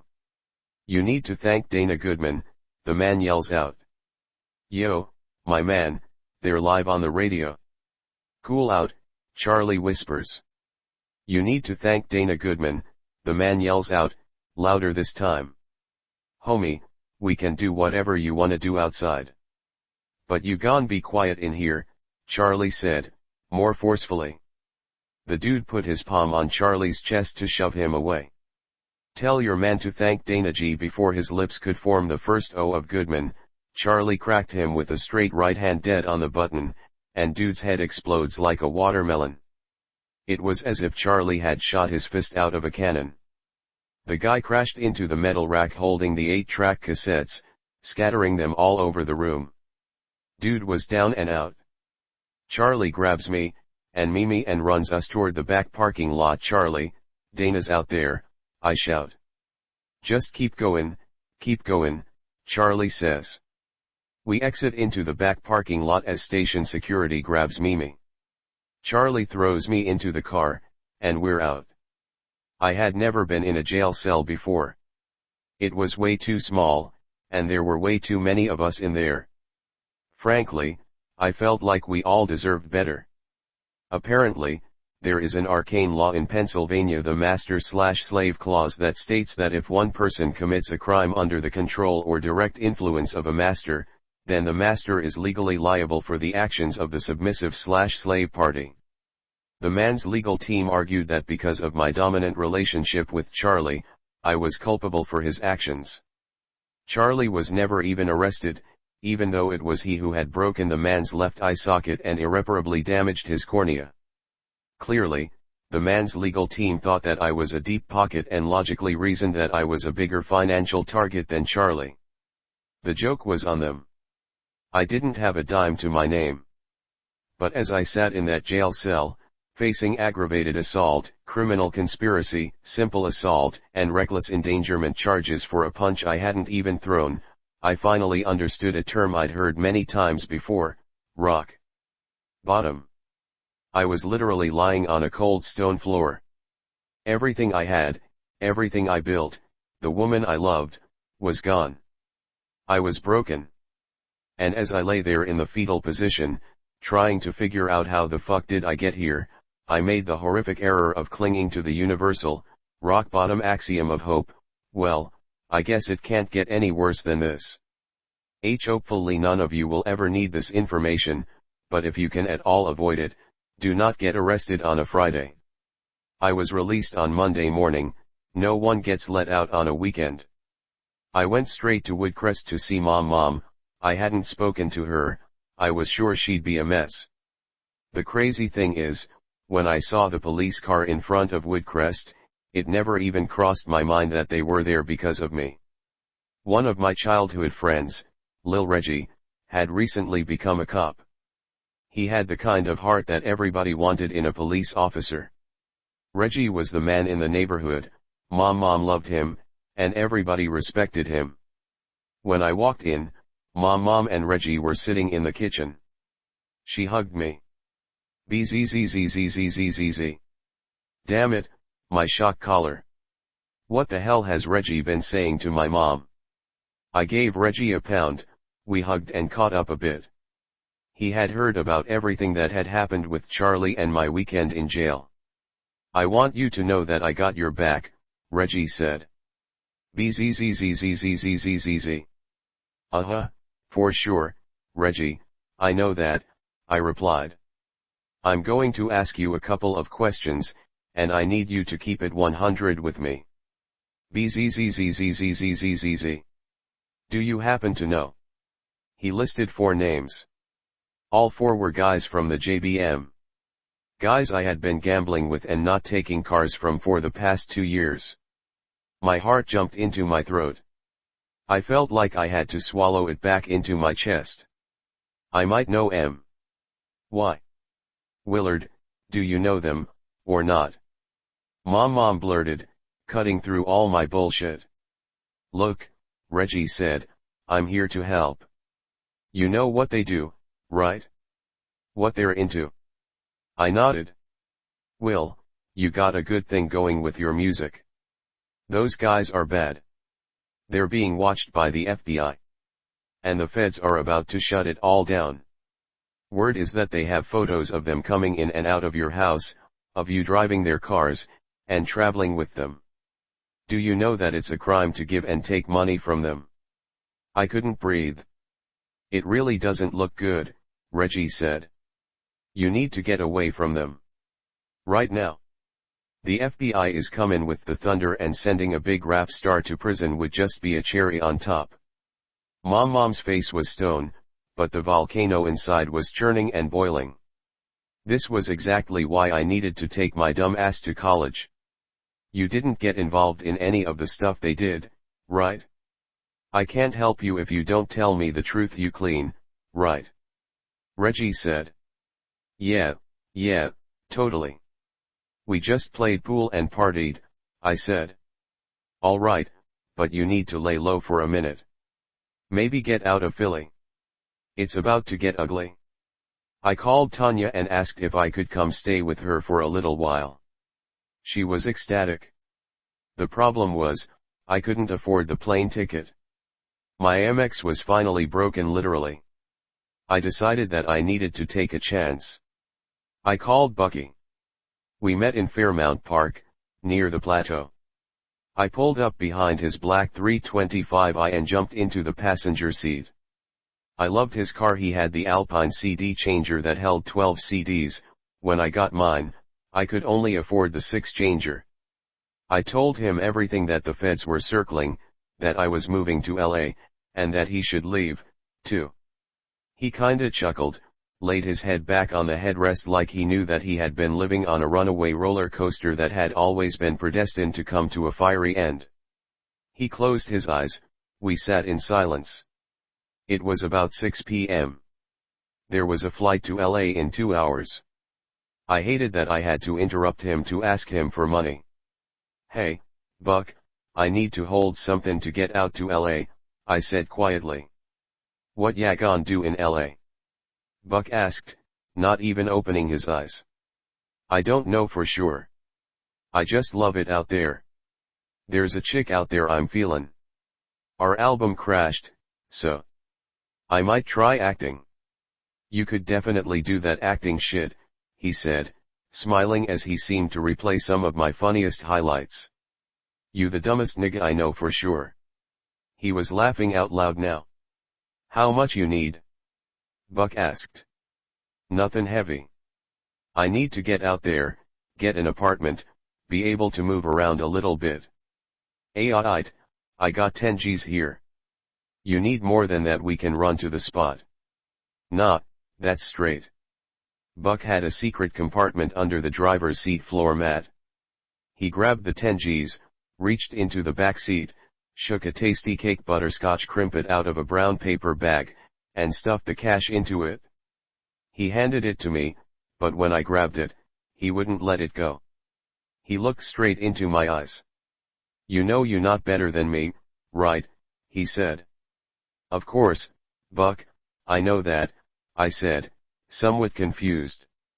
I'm just like you. We the same. He got quiet for a moment, then said, I could do all that shit you do. I just fucked up. We just born in different spots. Yeah, that's real, I said. Bucky let the money go. Just do right, man, he said. No doubt, Buck. I may get this back to you quick. He chuckled again, as if somehow, he knew he would never need it. When I get my feet, you should roll out to LA.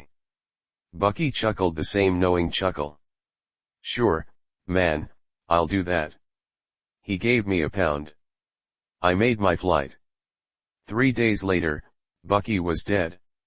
Alchemyt Anya had secured us an apartment in Marina del Rey. She knew somebody who knew somebody, and it was only $1,300 a month. I didn't really care. There were $7,700 left in Bucky's brown paper bag. He had been shot in the head in front of his house. It was a setup. Reggie explained this was the classic playbook. When the feds close in, everybody turns on each other. I didn't leave the apartment for weeks. Part fear, part exhaustion. I was in shock. My entire life had collapsed. I guess my depressed and debilitated state elicited a divine act of mercy from Tanya. We never really talked about it, but we both knew she was my woman now. And she set upon the harrowing task of breathing my spirit back to life. We spent every moment together. Tanya coddled, comforted, and cared for me. She cried with me, and helped me mourn. We would talk for hours. I met her mother and her grandmother. She didn't cook, but she could order the hell out of some takeout. We fell in love. I coulda hidden in that apartment with her forever.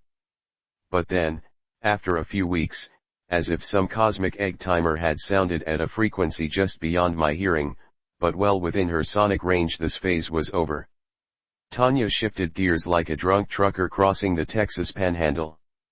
"Okay," she said, "that's enough. It's time to get back to life." "What?" I said, as the cold water of reality flooded our Marina del Rey love nest. "You've gotta do something," she said. "You took a break, that's good. You needed it. But that brown paper bag is almost empty. What are you gonna do?" "What do you mean, what am I gonna do?" I said, getting agitated. "Which part of what are you going to do, is hard for you to understand." Tanya replied, with equal and opposite agitation. "You have to get out." "Get out and do what?" "Go where?" I shouted. "I don't fucking know," she clapped back. "But whatever it is, you ain't gonna find it in this kitchen. Just go." "I don't know." "Go back to Arsenio."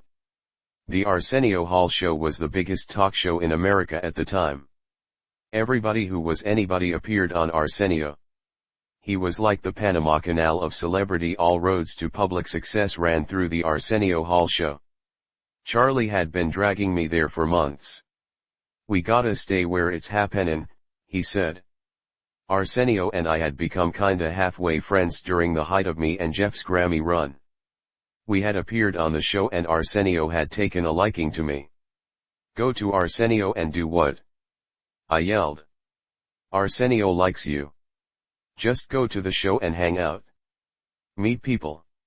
"You sound crazy as shit," I said. "So, you want me to go to the Arsenio Hall show and stand around like a dickhead so I could might meet somebody?" "Yes, exactly, so you could might meet somebody. I'm not doing this with you. That's dumb, and I'm not in the mood for this shit." I arrived at the Arsenio Hall show about 4:30 p.m. 5 o'clock was showtime. That half hour before was prime mingle time. Charlie Mack was in his world. "Yo, man, Eddie here tonight?" "I am a go grab him," Charlie said. Eddie Murphy was appearing on the show that night. He knew who I was. He kept calling me Young Prince. Arsenio was a lightning rod for magical moments. Many people would argue that Bill Clinton playing the sax on the show solidified his presidential victory. Michael Jackson, Mariah Carey, Miles Davis, Madonna, Magic Johnson even appeared on Arsenio 24 hours after his HIV announcement. As I stood backstage, I felt the electrical currents of possibility pulsing and receding. It was like a lush forest with ripe fruit on every tree. The show was a flashpoint, a nexus, a cosmic garden of opportunity that Arsenio knowingly and purposefully cultivated. If Tanya had just said that, I wouldn't have been a dickhead. Charlie and I went almost every day for months. His routine was that he would accost famous strangers and drag them against their will to come meet me. I met everybody: politicians, actors, musicians, athletes, executives. Benny Medina was an A&R exec at Warner Brothers Records. I didn't know who he was, but apparently, Charlie thought he was important enough to be accosted and dragged. Benny had worked under Berry Gordy at Motown. At Warner Brothers, he now oversaw some of their biggest hip-hop acts, including Queen Latifah, De La Soul, and Big Daddy Kane.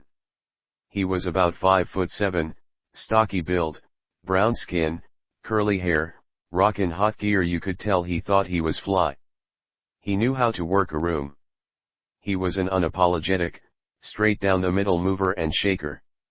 Benny could smile when it was time to smile, which was most of the time, but he could get real gully if somebody impeded the movement or desires of one of his artists.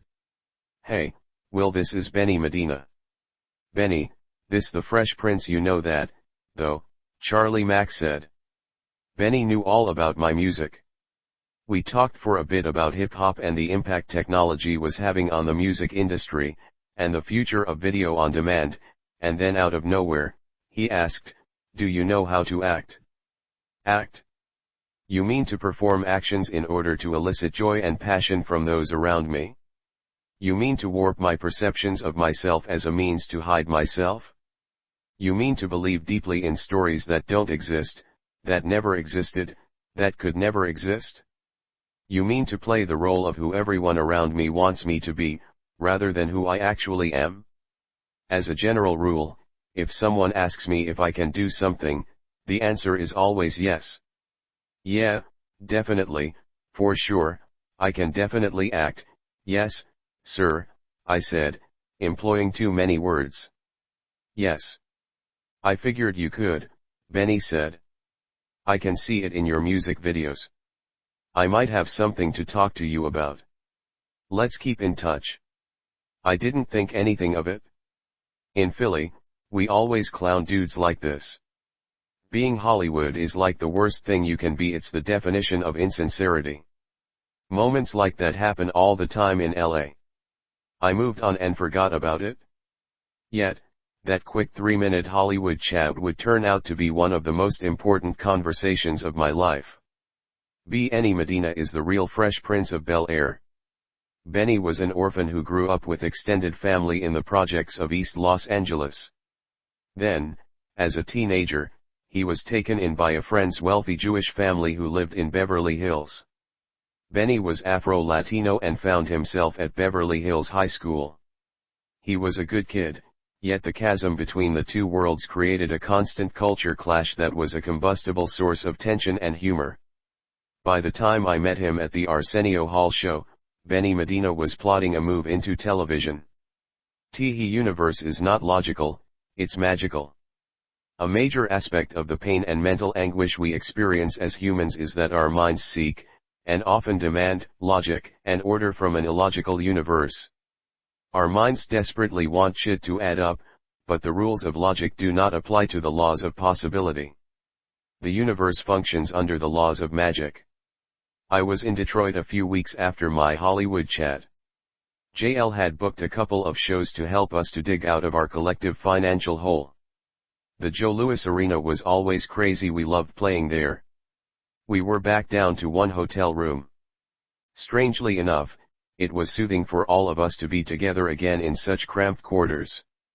Jeff had headphones on making beats, Omer was watching TV, Charlie was cutting his toenails. I hated when he did that. I felt like goddamn Braveheart in there, like I needed a Scottish battle shield and to paint my face blue. None of us knew that this was the last time we'd ever tour together. JL burst into the room. "Yo, get up. Quincy Jones wants to talk to you." "Quincy Jones? To me? For what? What I do?" I was still shell-shocked from the last chapter. "Did you meet somebody named Benny Medina?" JL asked. "Yeah, the Warner Brothers dude." "Well, he works with Quincy," JL whispered, almost knocking my front teeth out, jamming the phone into my face. "I told you," Charlie said. "Hello, Mr. Jones, how are you?" I said with the tone and diction that would have made Mom, Dio, and Gigi proud. "I'm great, sir, thank you." "Detroit?" "Yup, Joe Louis. We perform tomorrow night." "Yo, man, what he sayin'? We can't hear him." Charlie Mack said, pausing his fusillade. "SHHH." JL hissed. "Yo, don't shush me, Jay, I'm a grown-ass man." Will you shut your grown ass up? Jeff chimed in. Sure, I said. When is it? Oh, wow, okay. Well, yes, definitely. I don't perform till tomorrow night. Thank you. Thank you, sir. All right. I will see you then. I put the phone down slowly, the whole squad staring at me, like I just took a pregnancy test. Quincy Jones wants me to come to his birthday party, I said to myself as much as to the squad. To perform? Omer asked. Nah. Him and this dude Benny Medina have an idea for a TV show they wanna pitch. When do you need to be there? JL asked. Tonight. Quincy Jones's party fell on the same night as the Soul Train Music Awards. He was being honored with the Heritage Award for Career Achievement and the birthday/after party was being held at his Bel Air mansion. JL got me on a 3 p.m. out of Detroit and I landed in LA just as the sun was going down. It all felt surreal, a little head-spinny. I had flown by myself, which was uncommon and uncomfortable, and now, as traffic backed up on the 405, I had a moment to contemplate, why the hell am I driving to Quincy Jones's house? It was about 30 minutes from Lax to Quincy's. When I pulled up, there was valet parking. Quincy Jones had valet parking at his house, 20 red-coated valet parkers in his driveway. It looked like the British were coming. It was right up there with Sue Ellen Ewing's fucking breakfast horse. By the time I arrived, the party was on full bang. Everybody was there, from Steven Spielberg to Tevin Campbell, Stevie Wonder and Lionel Richie were arriving as I pulled up. That was too much for me, I knew I didn't belong here. And right before my fragile self-image convinced me to bounce, I saw Benny Medina, a familiar face, a life preserver, as I was drowning in yet another sea of insignificance and irrelevance, etc. Hey man, Benny called out, you made it? I wanted to say, yeah, man, fuck you, I'm out. But instead, I said, yo, man, don't take that jacket off, trust me, you won't see it again. Benny was wearing one of those Versace, Picasso-looking jackets. He laughed, tugged on the lapel, and said, if tonight goes well, it's yours. Let's go meet Quincy. I just thought that was too fast. Couldn't I at least get a drink first? Or one of them little toast points with some cheese or some salmon or something. Damn. Your Jew's gone rush me to meet Quincy Jones from the driveway?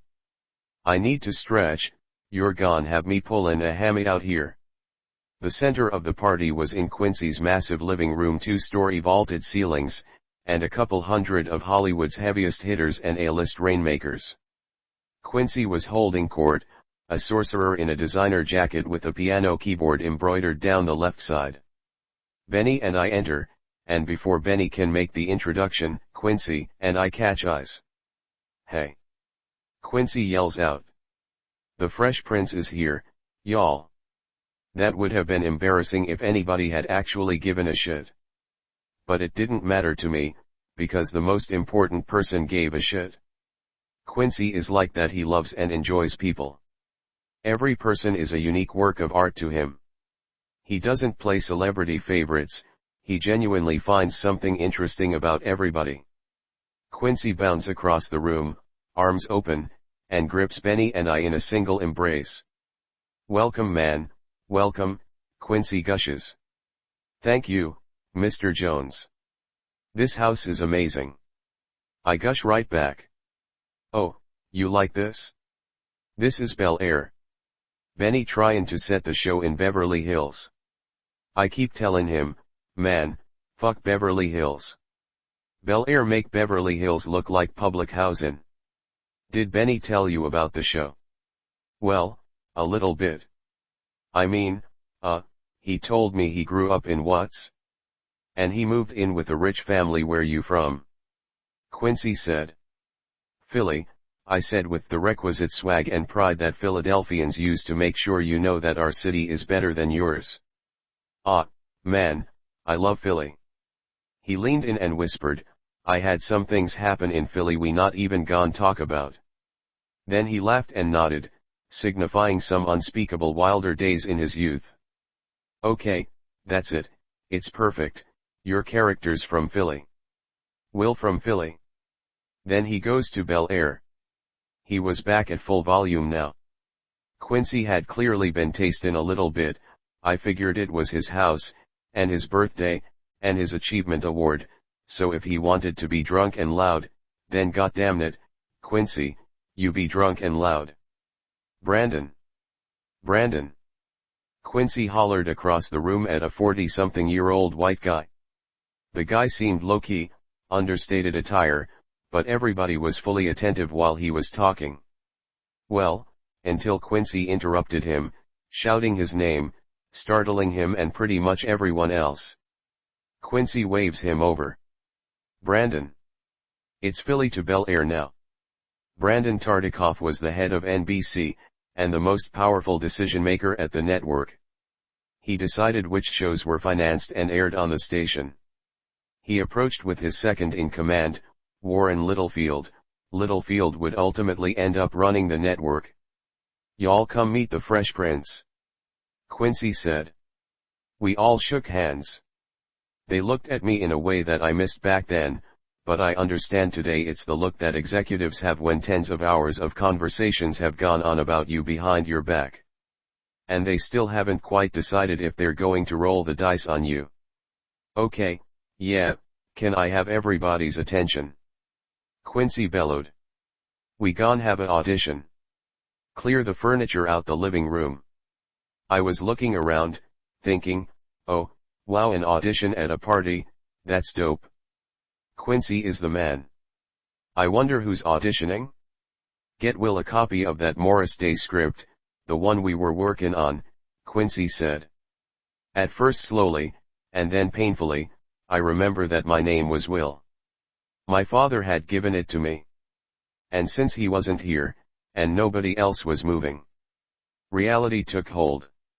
Quincy Jones was asking me to do an impromptu audition in front of some of the biggest icons, present and past, in all of entertainment, not to mention the top brass at the National Broadcasting Company, home to The Cosby Show, Cheers, The Golden Girls, L.A. Law, and Seinfeld.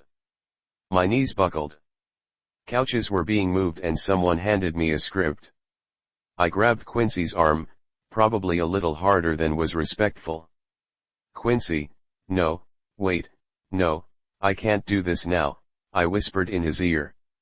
Quincy looked at me with an unflinching, tipsy joy. Y'all keep setting up, he ordered the room. I'm gon' talk to Will in the library. Quincy Jones understands magic. He sees the universe as an infinite playground of magical possibilities.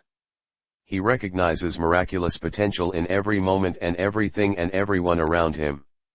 His superpower is that he has learned to present himself to the universe as a lightning rod, placing himself perfectly to capture and conduct the ever-present, ever-recurring magical flashes of brilliance surrounding us all.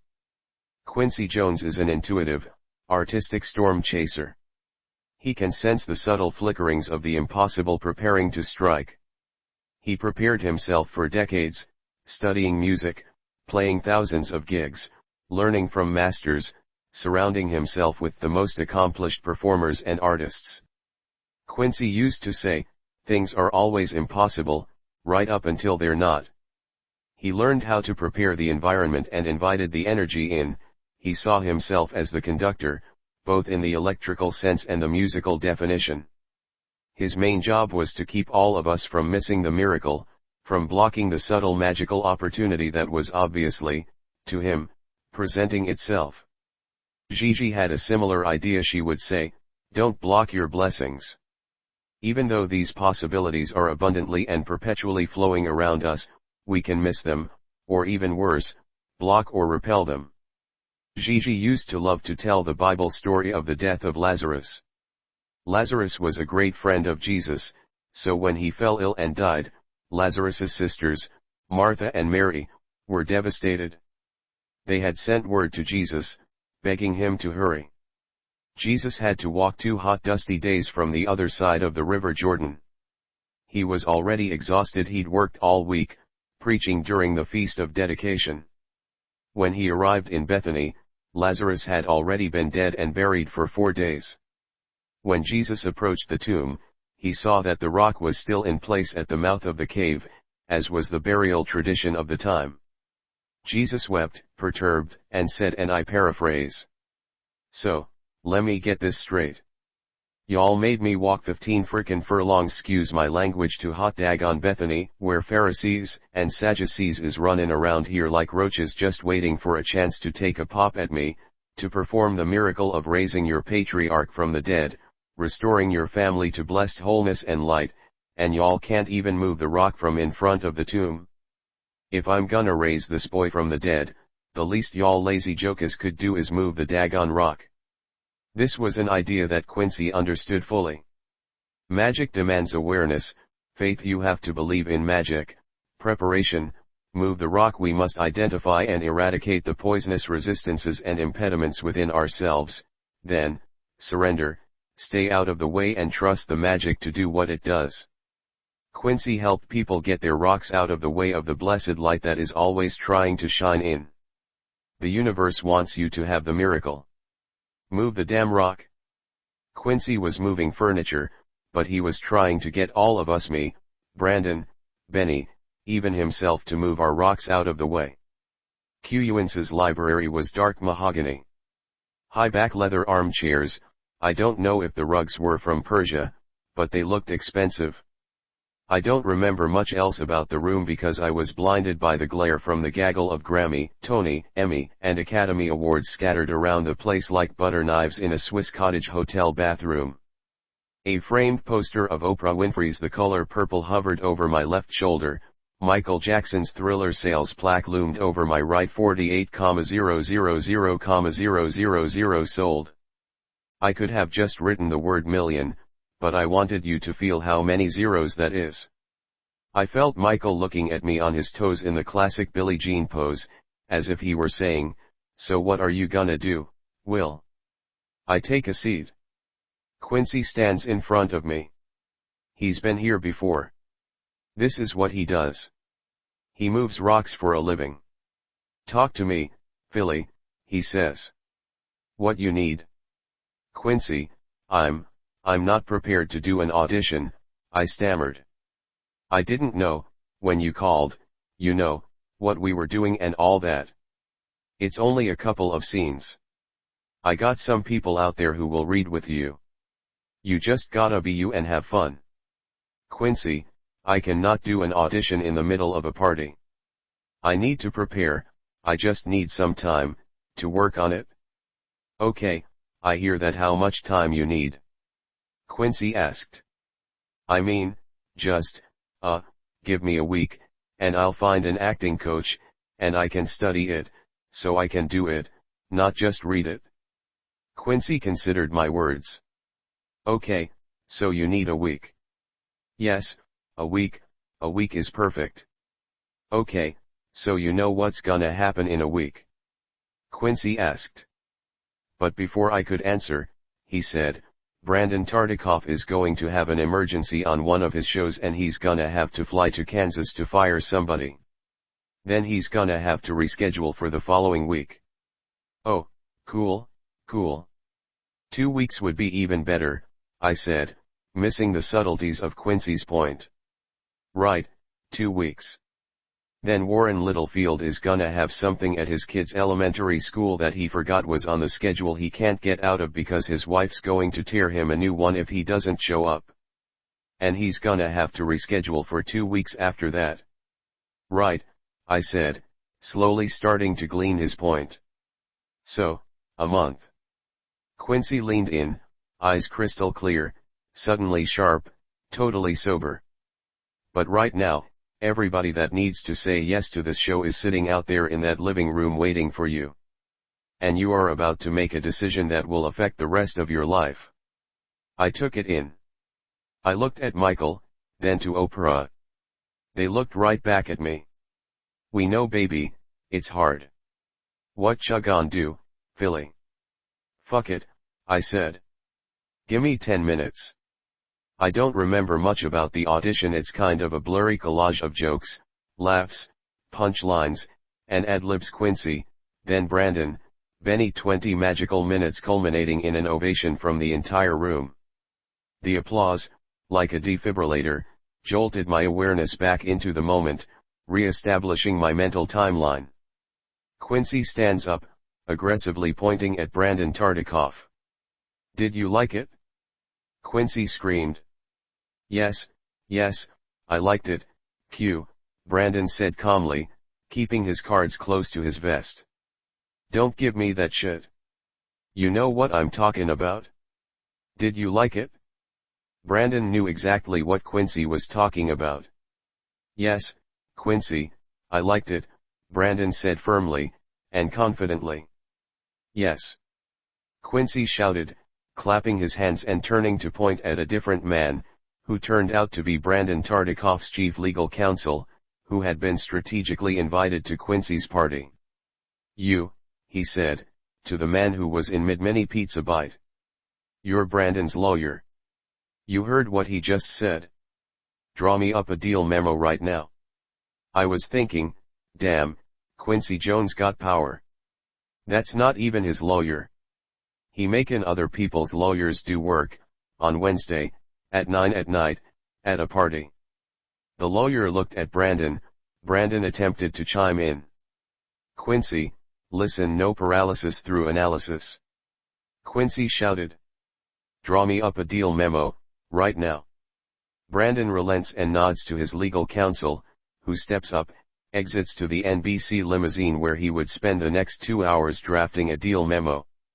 Next, Quincy snaps around with the same aggressive index finger / magic wand, only this time it's pointing at me. "You got a lawyer?" "Well, no, not at the party," I stuttered. Quincy spins again, now in full magical conductor mode, wand pointing at a new victim. "Get me Ken Hertz on the phone. That's Philly's new lawyer." As a side note, Ken Hertz was in the maternity ward at Cedars-Sinai where his second daughter had just been born. But when you're a young lawyer, with a brand new family, and you get a 10 p.m. call from Quincy Jones, and the maternity ward at Cedars-Sinai is 20 minutes from Quincy's house, you arrive in 18 minutes. I met Ken Hertz that night. He represented me in the negotiations with NBC, and for every other deal since. He's still my lawyer to this day. He named his daughter Corey. I mentioned that Quincy had been drinking, right? There was no reason for him to be saying everything as loudly as he was saying it. It wasn't that big a room. We could all hear him perfectly well. But, maybe he knew he wasn't speaking to our ears. He was bellowing to reach the caverns behind the rocks, simultaneously conjuring and welcoming the magic of the universe. I guess he wanted to be loud enough to make sure that the miracle didn't miss the house. "No paralysis through analysis," Quincy shouted again and again. He would intone this mantra nearly 50 times over the next 2 hours. It was the answer to every question, it was the response to every stutter, it was the solution to every legal problem. Until, 2 hours later, when Quincy Jones, Brandon Tartikoff, Benny Medina, and Will Smith entered into an agreement to shoot a pilot for a television show tentatively titled The Fresh Prince of Bel-Air. And now, this is a story all about how my life got flipped, turned upside down. And I'd like to take a minute, just sit right there. I'll tell you how I became the prince of a town called Bel-Air. 6 weeks earlier, I had been curled up in a ball in Marina del Rey, lost, depressed, and terrified. And just like that, the universe had given me a new family: James Avery, Janet Hubert Witten, Alfonso Ribeiro, Tatiana Ali, Karen Parsons, Joseph Marcel. James Avery, Uncle Philosophy, 6'4", 320 pounds. Shakespearean actor. New father figure.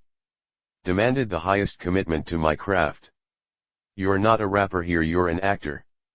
So, act like it. I spent the greater part of the next 6 years seeking his approval. Janet Hubert Witten, the first Aunt Viv. Triple threat singer, dancer, actress. Elite on all levels. Starred in Cats on Broadway. The conscience of the show. Fought tirelessly to maintain a dignified portrayal of African Americans on The Fresh Prince of Bel-Air. In hindsight, the show suffered after she left. Alfonso Ribeiro, Carlton Banks. Acting since 9 years old. The Tap Dance Kid. Broadway, television, film. Unflinching ally, great friend, he rode with me no matter what. Gave me the best advice ever. Hey, man, I hear the producers discussing names for your character. Take it from me, give your character your name, Will Smith. Because people are going to call you that for the rest of your life. Carlton. Tatiana Ali, Ashley Banks. 11 years old and still had more experience than me. Singer, dancer, actress, Sesame Street, Star Search, Eddie Murphy's Raw, performing with Samuel L. Jackson. Would spend her teenage years on set, ultimately educating herself to Harvard University. One of the most disciplined people I've ever met. Karen Parsons, Hillary Banks. The least experienced next to me. Beat out a slew of Hollywood big hitters to win her role. Was smart enough to tell me hell no when I tried to explain that we were not really cousins, so it would be fine if we dated. I swear it won't mess up our working relationship. She knew better than that. Good call, KP. Joseph Marcel, Jeffrey Butler. Royal Shakespeare Company, Globe Theatre, Othello, King Lear, A Midsummer Night's Dream, Solly, Two Kings in August Wilson's Gem of the Ocean. Producers of Fresh Prince were torn between him and another actor.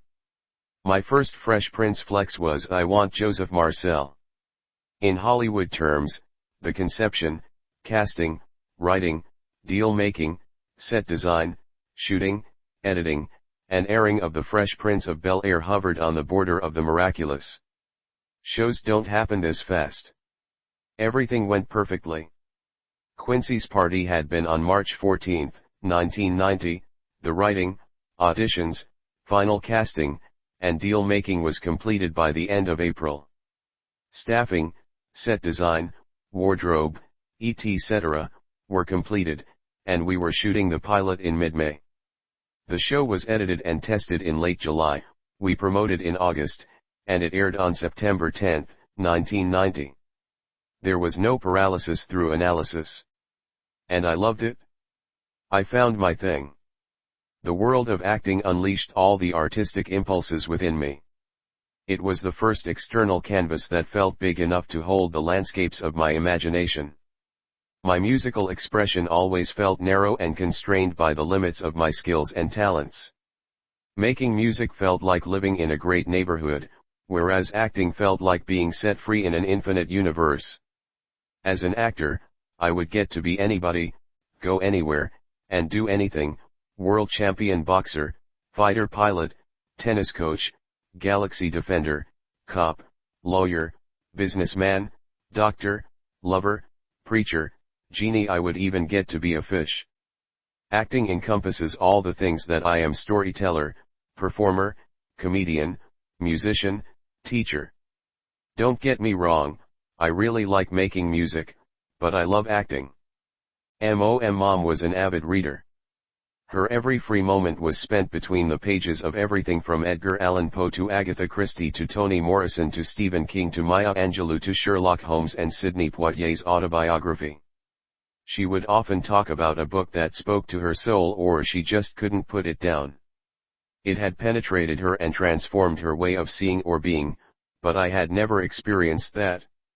I was well into my 20s before I actually read an entire book cover to cover.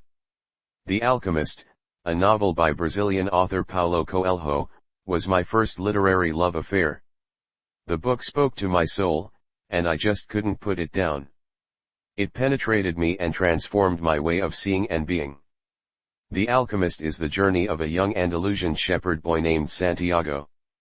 He has a recurring dream of a hidden treasure buried at the pyramids of Giza, in Egypt.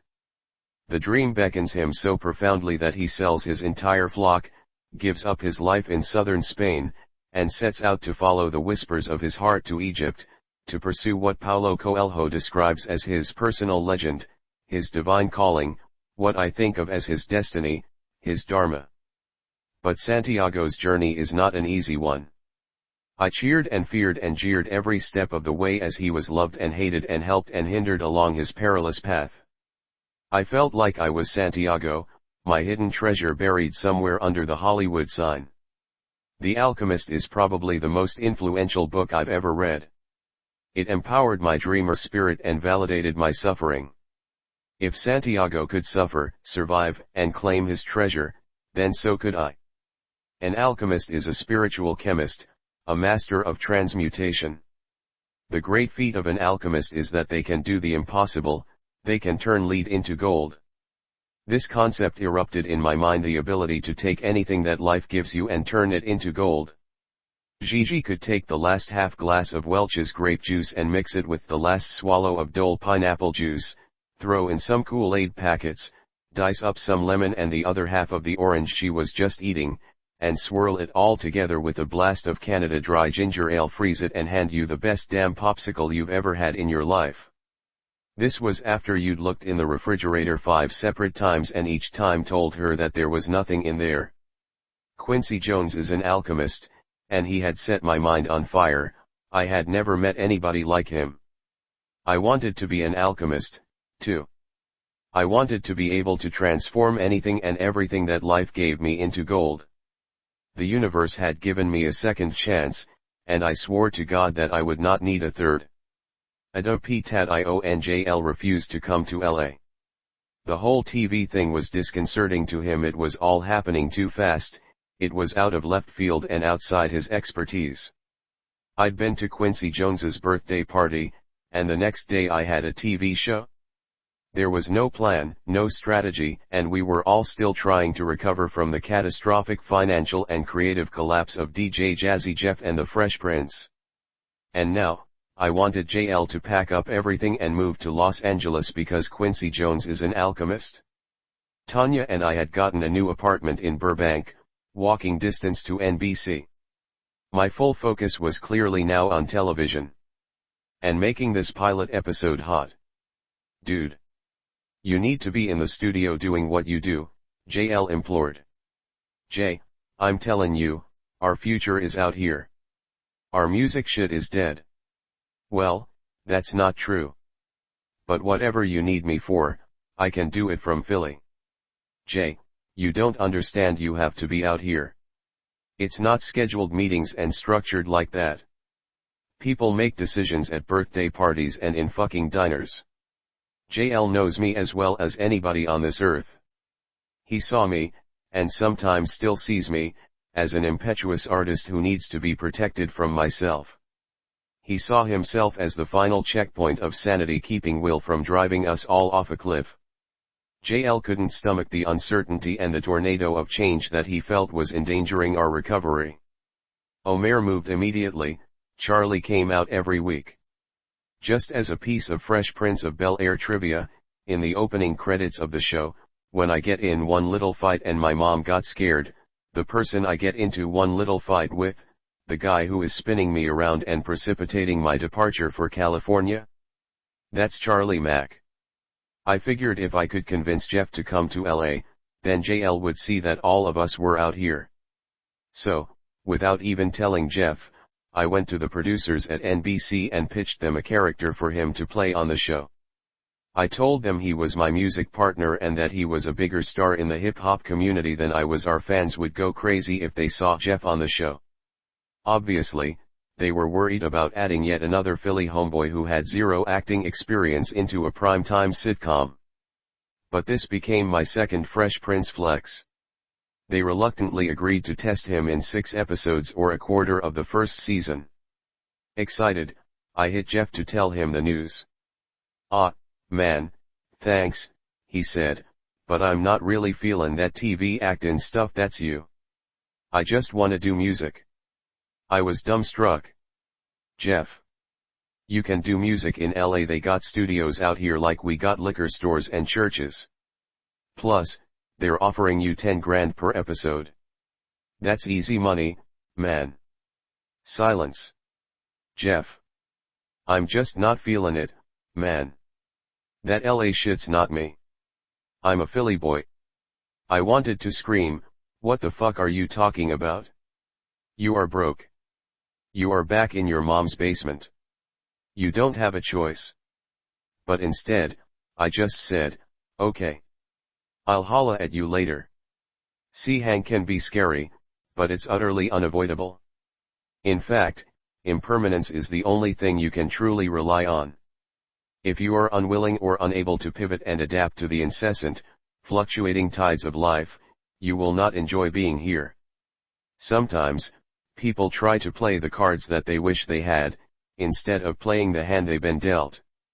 The capacity to adjust and improvise is arguably the single most critical human ability. There's a Buddhist parable that has guided me through many a perilous transition. A man is standing on the banks of a treacherous, raging river. It's rainy season. If he can't get to the other side, he's done. He quickly builds a raft and uses it to safely cross the river. In joyous relief, he high-fives himself, lifts the raft, and heads toward the forest. But as he attempts to make his way through the dense tree cover, the raft is banging and knocking into trees and becoming entangled in vines, preventing him from moving forward. He only has one chance for survival. He must leave the raft behind. The vessel that saved his life yesterday is the same one that will kill him today if he does not let it go. The raft represents our outmoded ideas and old ways of thinking that no longer serve us. For example, the same angry, aggressive persona you cultivated as a child to protect yourself from bullies and predators will now destroy every relationship you have if you're unwilling to let it go. Things can be perfectly useful and absolutely necessary during certain periods of our lives. But a time will come when we must put them aside or die. Simply put, if we don't adapt, we become extinct. I saw JL's and Jeff's choice to stay in Philly as a death sentence for both of them. But I also knew that I wouldn't allow it. Fresh Prince of Bel-Air was behind the 8 ball from the beginning. A show of this size would usually have been greenlit 9 months earlier.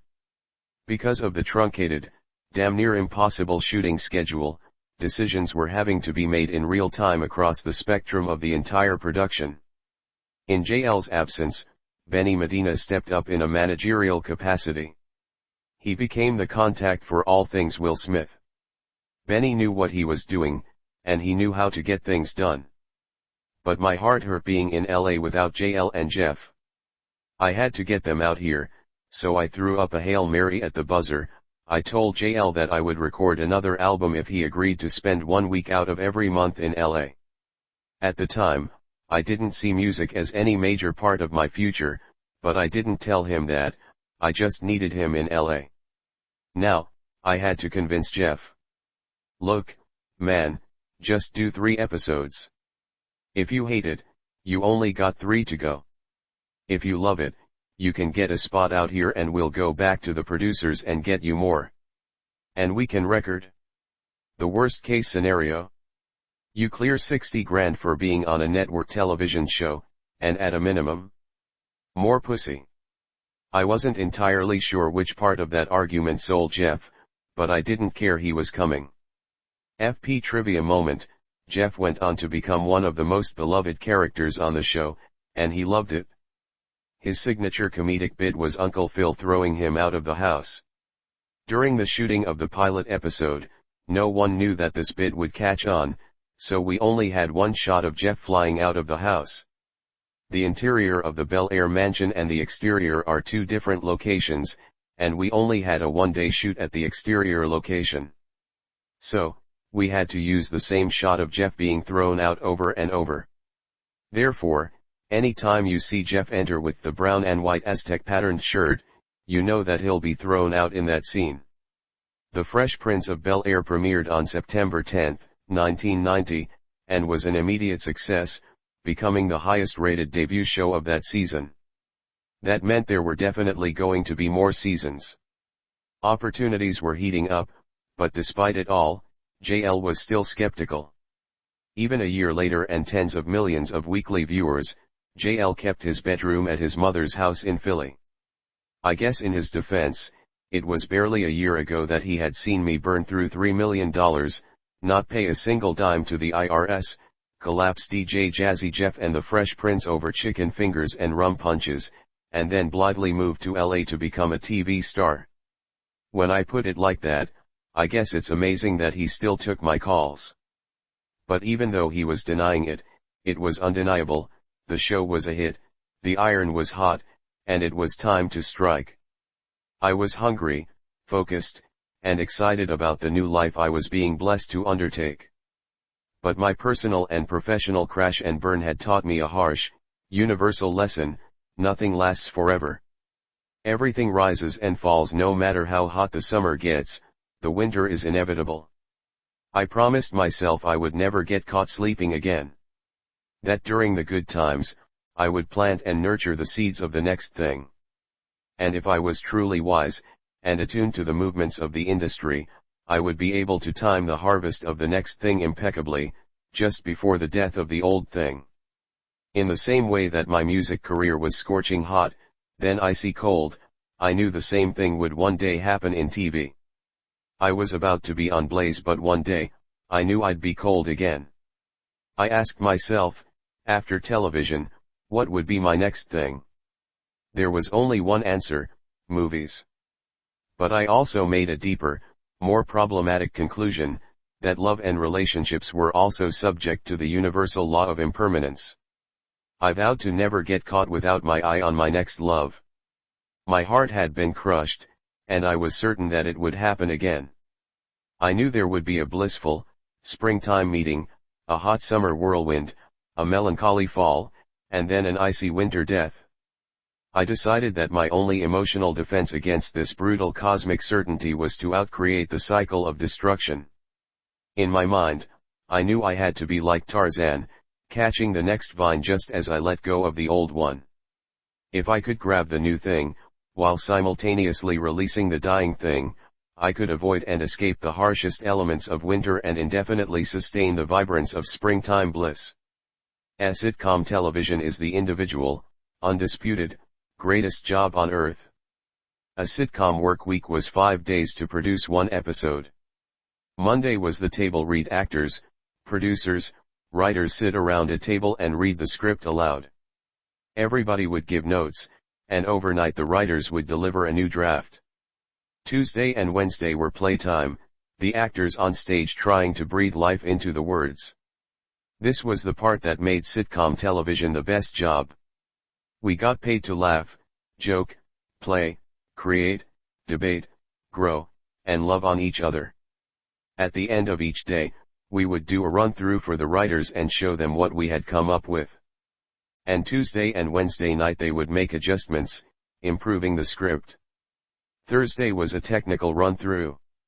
Lights, sound, cameras, all figuring out how they would cover the action of the scenes. And then Friday, the live, in-studio audience.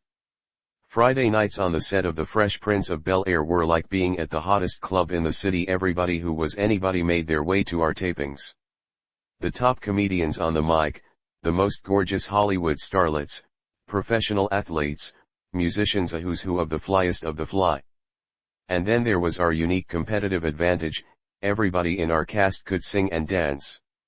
So, between scenes, Alfonso would perform Michael Jackson, Joe Marcel would sing some obscure, hilarious British show tune, James Avery would demonstrate all the old school dances, Janet Hubbard-Twitten was an Alvin Ailey, trained dancer, and a Juilliard trained actor and singer.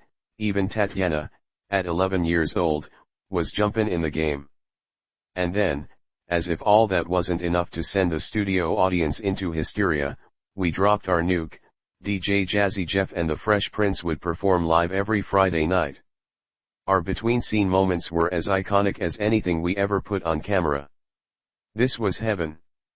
A new family, a new home, a new life. He message read, "I need a cut of that Will Smith business."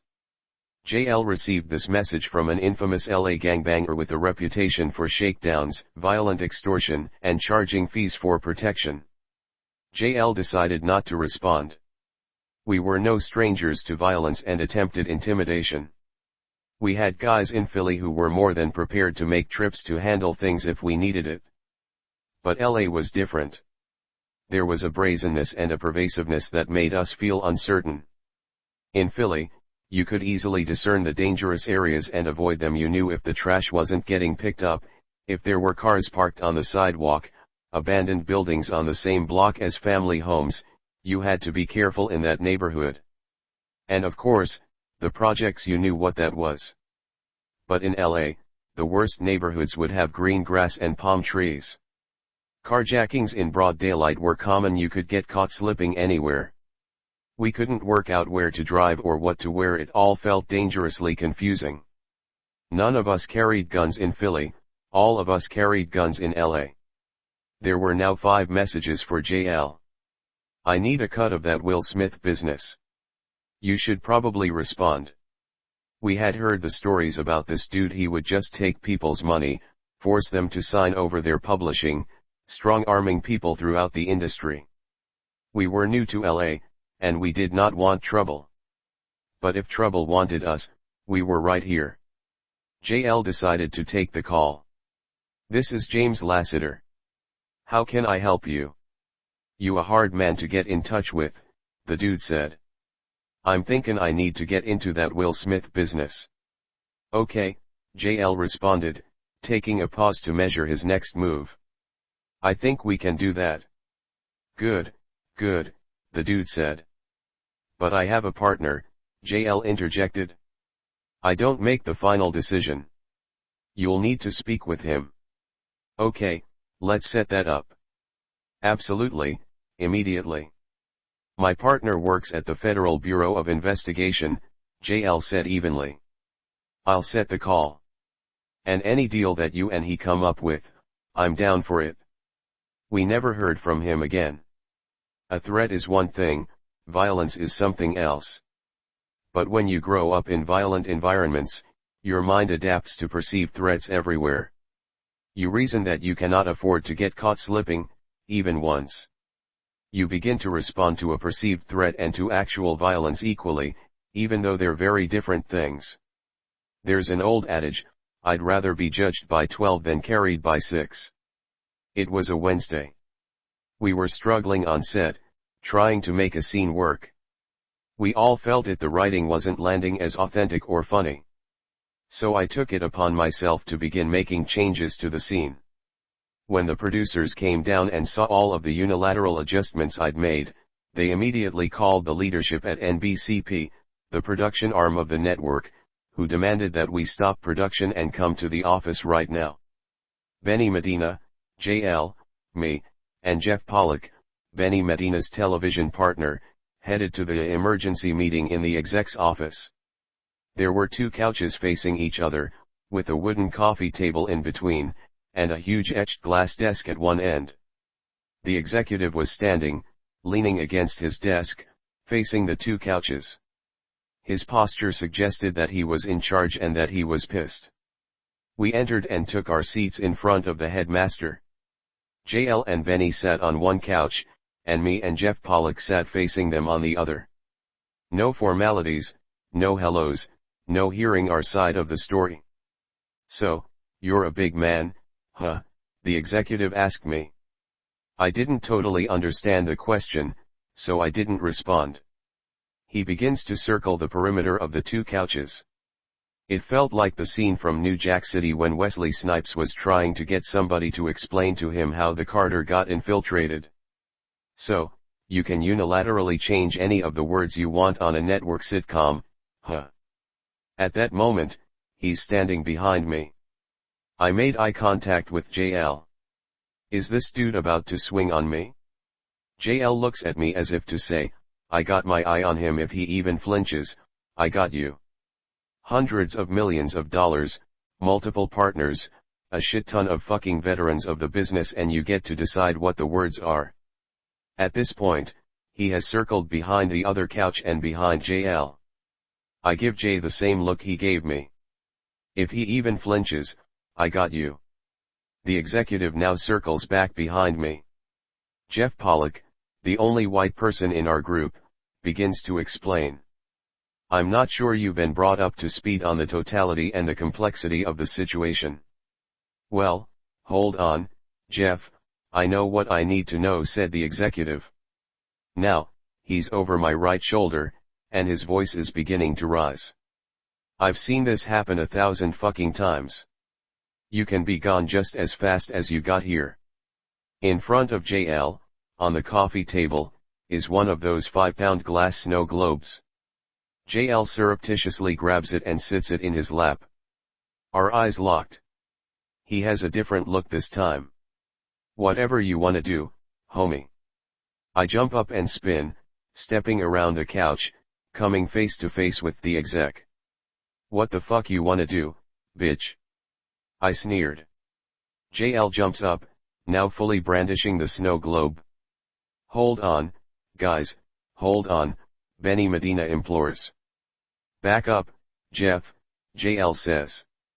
Since Jeff came with us, he's confused about JL's tone and energy toward him, especially as all he did was stand up. But JL has a 5-pound snow globe in his hand, so Jeff does as he's told and quickly backs up. Who the fuck is you talking to? I whooped at the executive. In retrospect, I did notice that the man's eyes were completely surrendered and that he had no idea what was happening. He clearly had never been called a bitch in his life and wanted no beef whatsoever. Who the fuck is you squaring off on? I was fully in it now. I could tell he wanted to respond, but he was still stuck trying to unravel the urban koan. What the fuck you wanna do, bitch?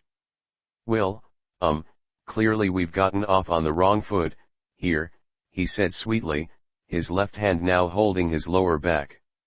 You damn right. You standin' up screamin' on motherfuckers. Sit down when you talk to me. But, Will, he said, even more sweetly, I just had major back surgery and the doctor told me that I should stand up when I'm you gon' sit the fuck down when you talk to me, I growled. But, Will, the doc said. The fuck down. He gingerly made his way over to the edge of his big glass desk, delicately placing his hand to brace himself. Wincing, he lowered himself painfully onto the edge of the desk. Benny had seen enough. Okay, we're good. You guys, go, he said. JL, put the snow globe down. Jeff steps in front of the exec and gestures for JL and I to leave the room. We comply. As we're exiting, we hear Jeff whisper, "We are so sorry." What the hell was that? Jeff Pollock is screaming at the top of his lungs in the parking lot. This was the only time I ever heard Jeff raise his voice. Dude looked like he was about to swing on me, I said in my defense. I had heard the term before, people pulling their hair out, but this was the only time I'd ever seen it in real life. Jeff was actually taking 2 fistfuls of his own hair and tugging on them as if he wanted to rip them out of his scalp. A 64-year-old television executive with a bad back was going to swing on you. Me and JL kinda looked at each. In the office, we had been certain, but when you hear it in a parking lot, it feels like it might not hold up in court. Well, why was he standin' up, walkin' around us, like he was gon' do something? I asked, in a last-ditch defense of my perception. What the hell was he going to do? He's just had major invasive lumbar decompression surgery. Okay, guys, let's take a break, Benny said compassionately. I gotta call Quincy. Oh, shit, Quincy. I immediately rushed to try to call Q first. Quincy's on a call right now, Will, can I have him return?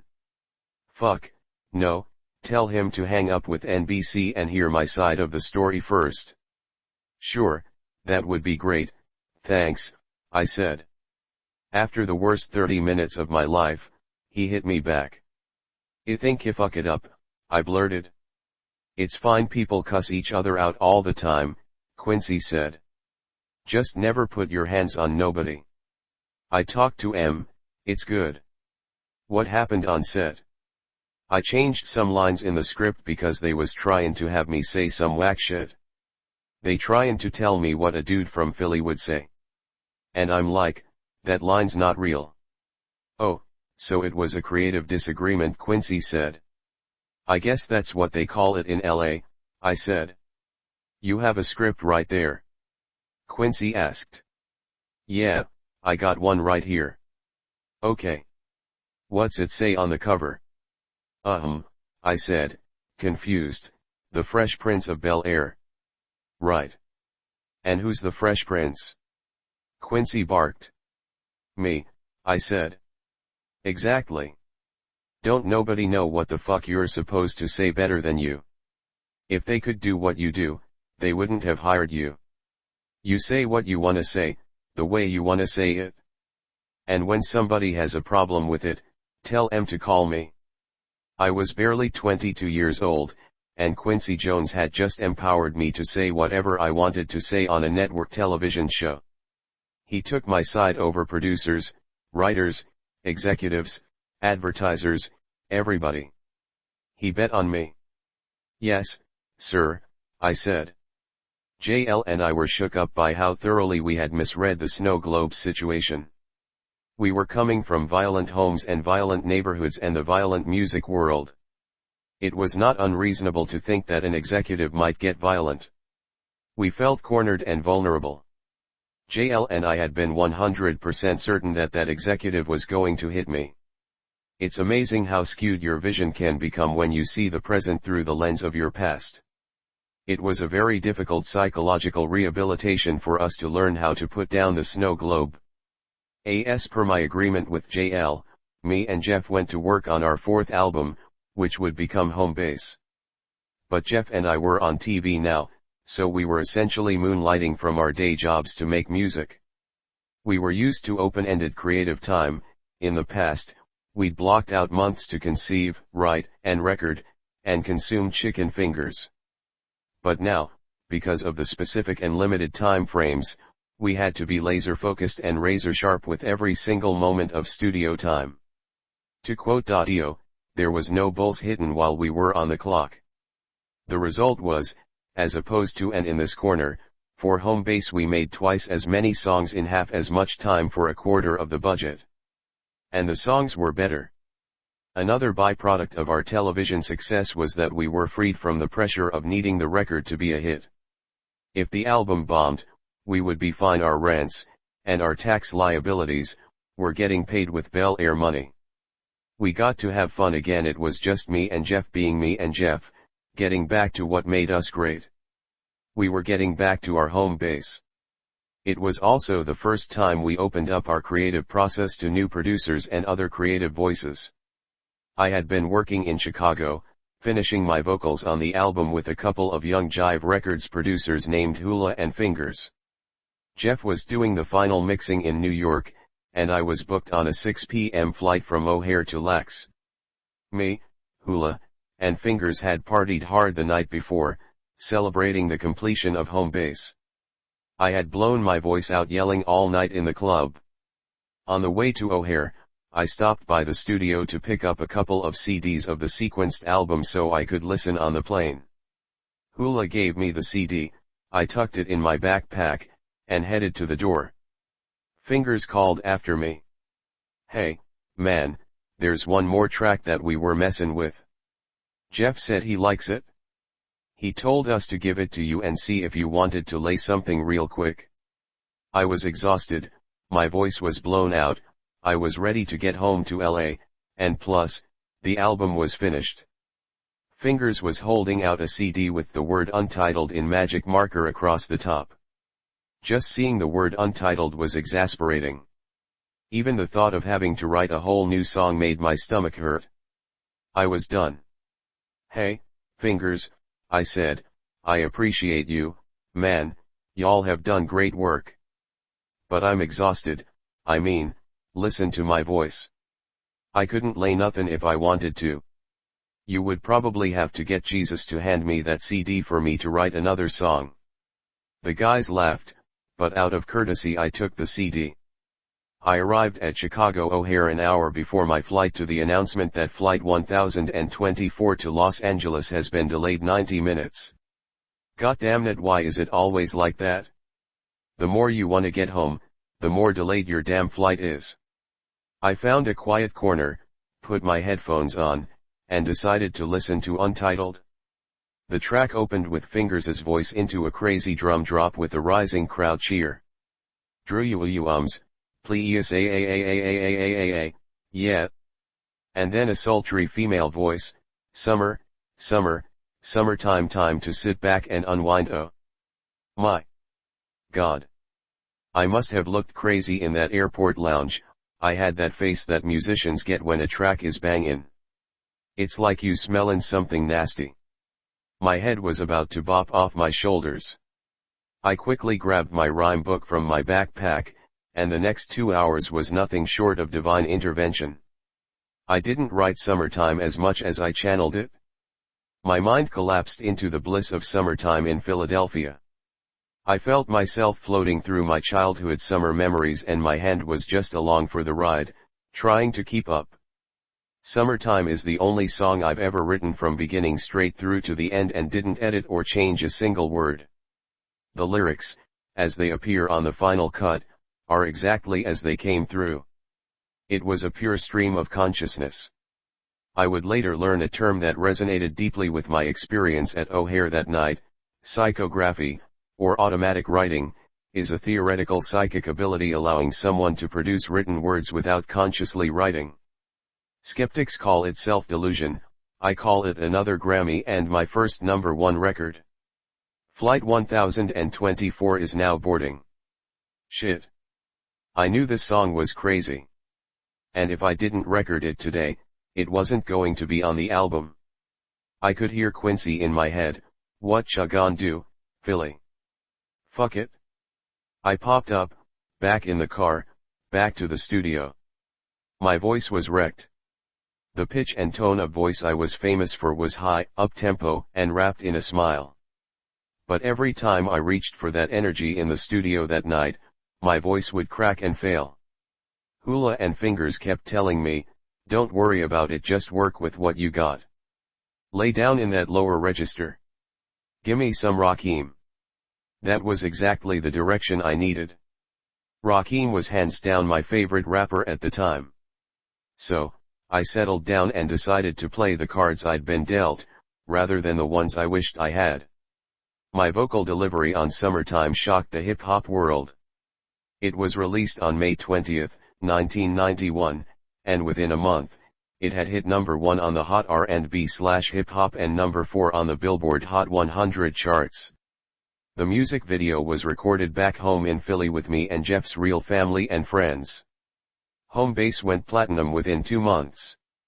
It won an American Music Award and snatched our second Grammy. Just as a piece of Jazzy Jeff and Fresh Prince trivia, we boycotted When Parents Just Don't Understand won our first Grammy, and Summertime was nominated against the monster Naughty by Nature hit O.P.P, and I was positive we were going to lose, so I didn't go. Jazzy Jeff and the Fresh Prince now had 2 Grammys, and I had yet to make an appearance anywhere near the award show. Meanwhile, in my other career, I studied my lines obsessively. In those early days of the Fresh Prince, I was so terrified of failing that I would memorize the entire screenplay, not just my lines, but everybody's.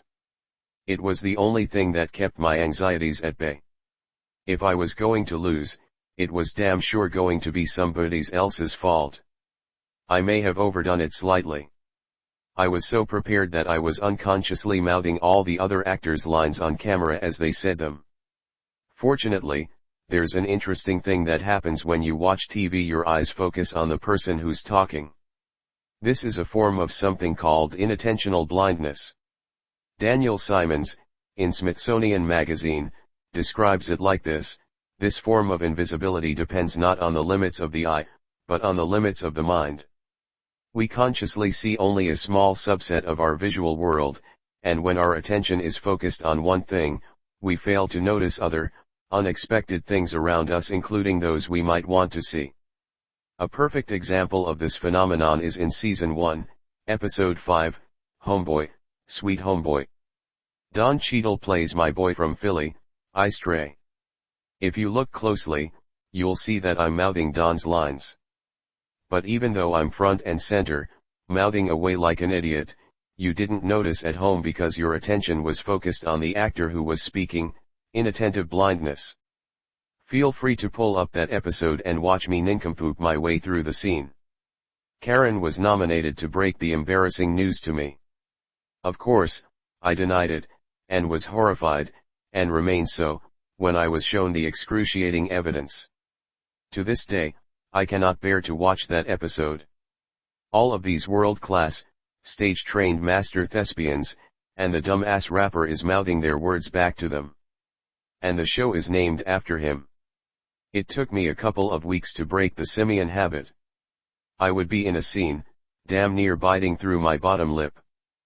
But I got it.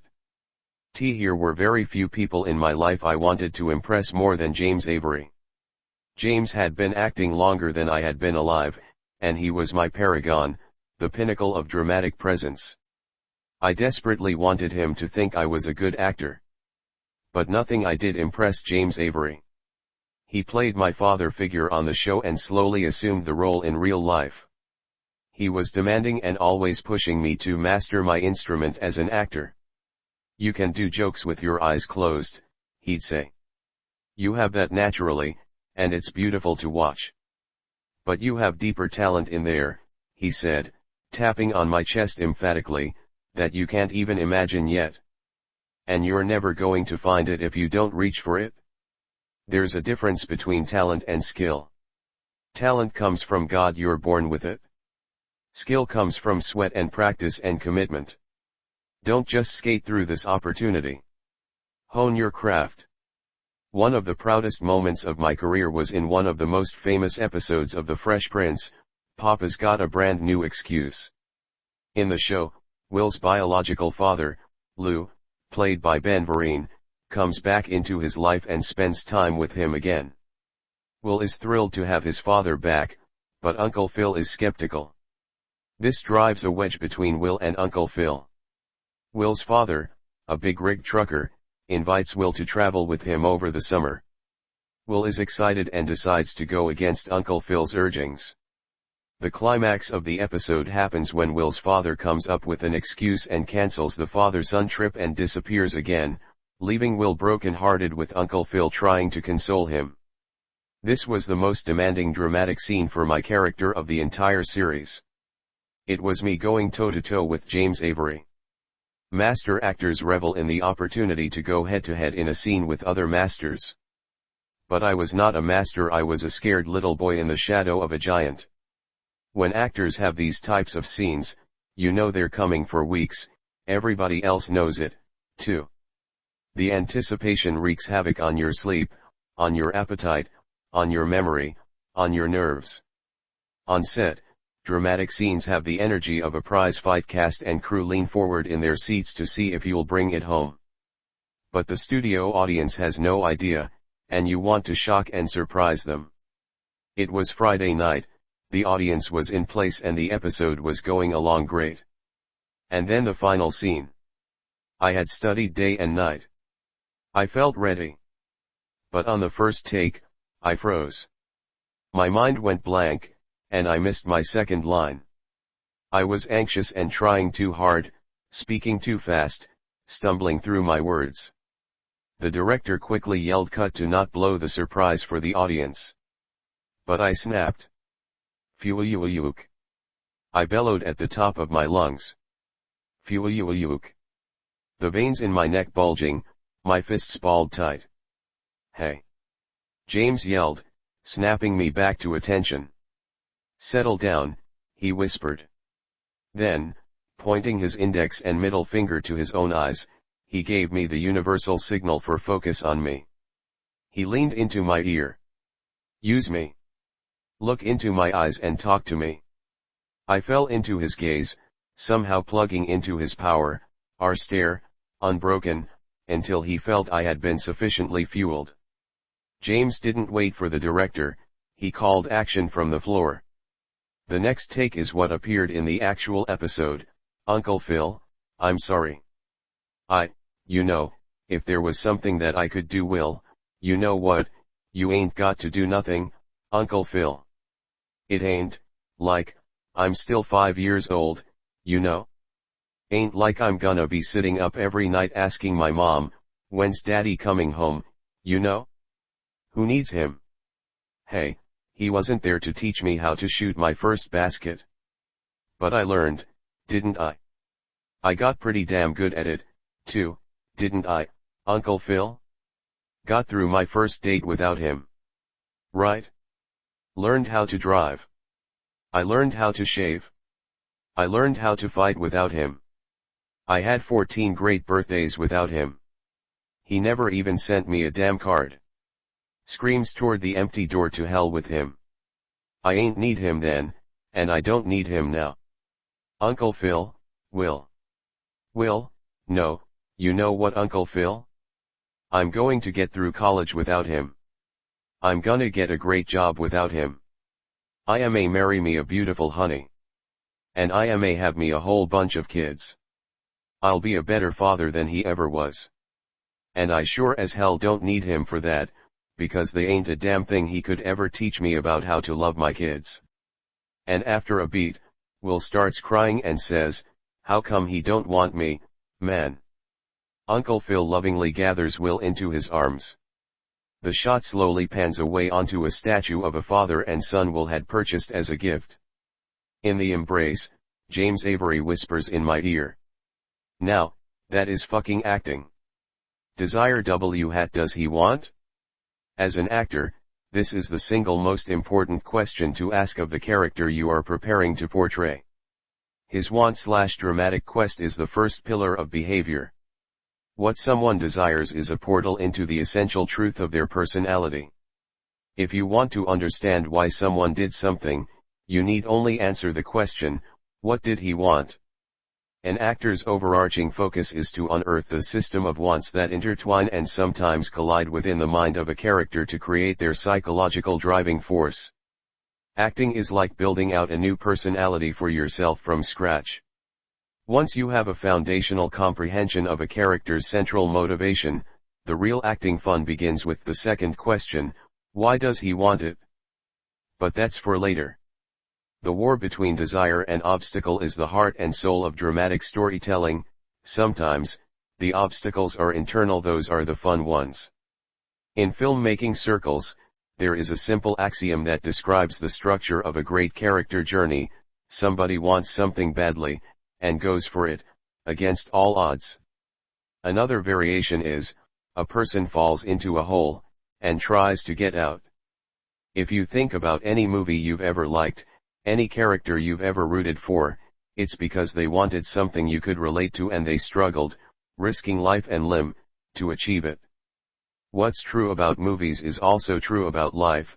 You tell me what you want, and I'll tell you who you are. W hat are we doin', man? JL asked me one day, out of nowhere. What do you mean? I mean, everything. There are too many people, there are too many things happening, I can't function like this. If you want me to help you, I need to know what I'm helping you to do. Shit is going good, Jay. I think you just not seeing it. No, JL insisted, I am seeing it. I'm seeing it all over the place, and unfocused, and I'm seeing us about to do the same shit we did last time. I'm not gonna be out here just winging it. I need to know what the goal is. I didn't really understand his question. In my mind, he was just scared. I knew he didn't do well with disorganization. He was a minimalist, damn near an ascetic. He had very few clothes, his bedroom was always kept in impeccable condition, and everything in his life had a place and a purpose.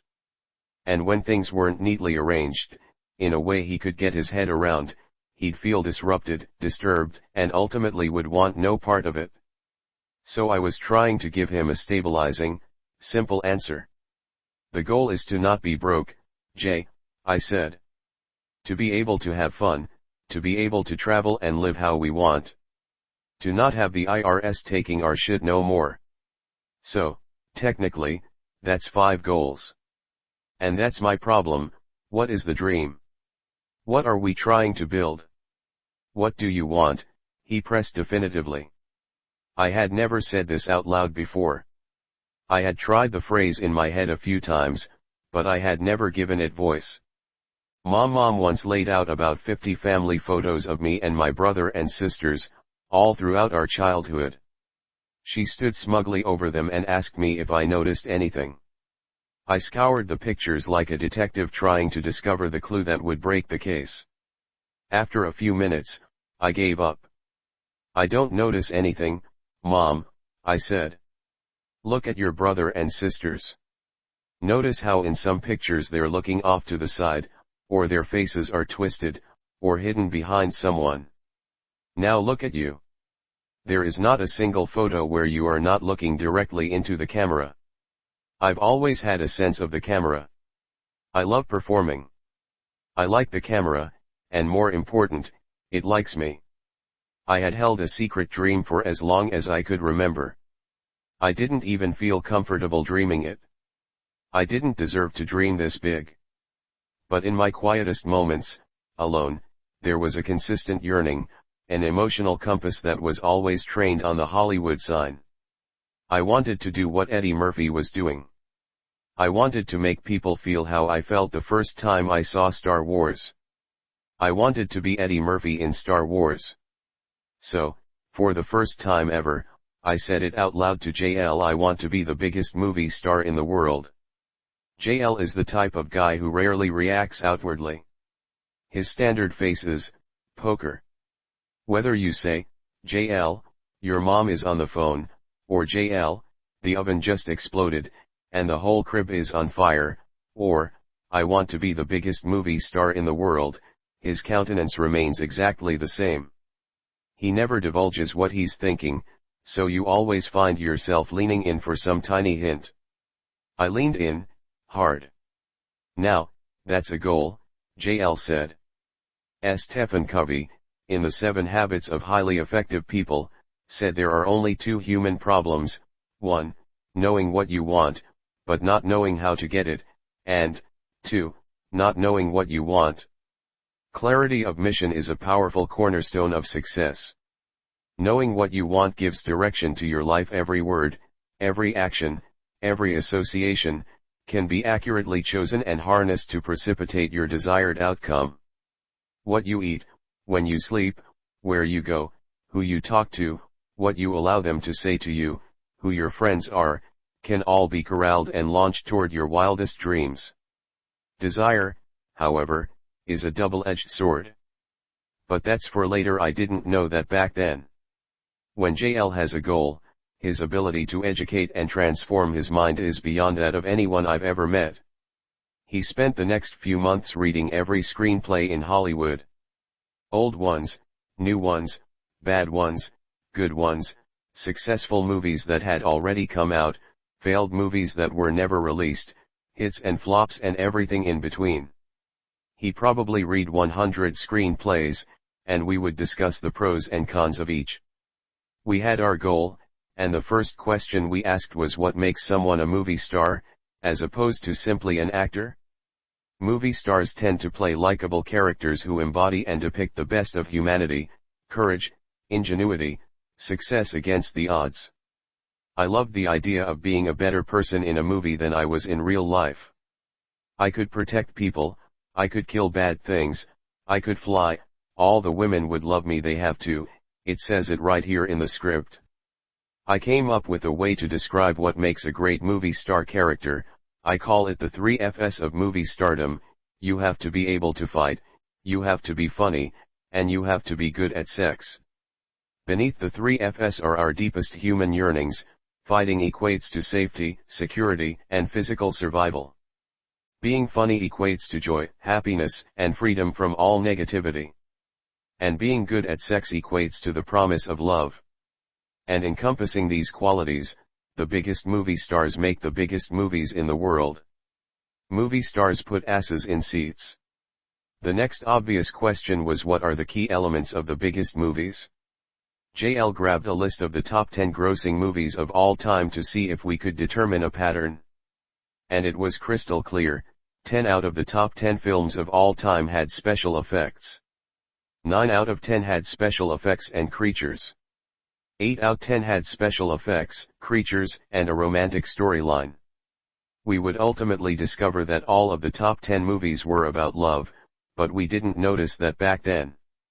We knew what we were looking for. Now, we just had to go find it and convince whoever had it to give it to us.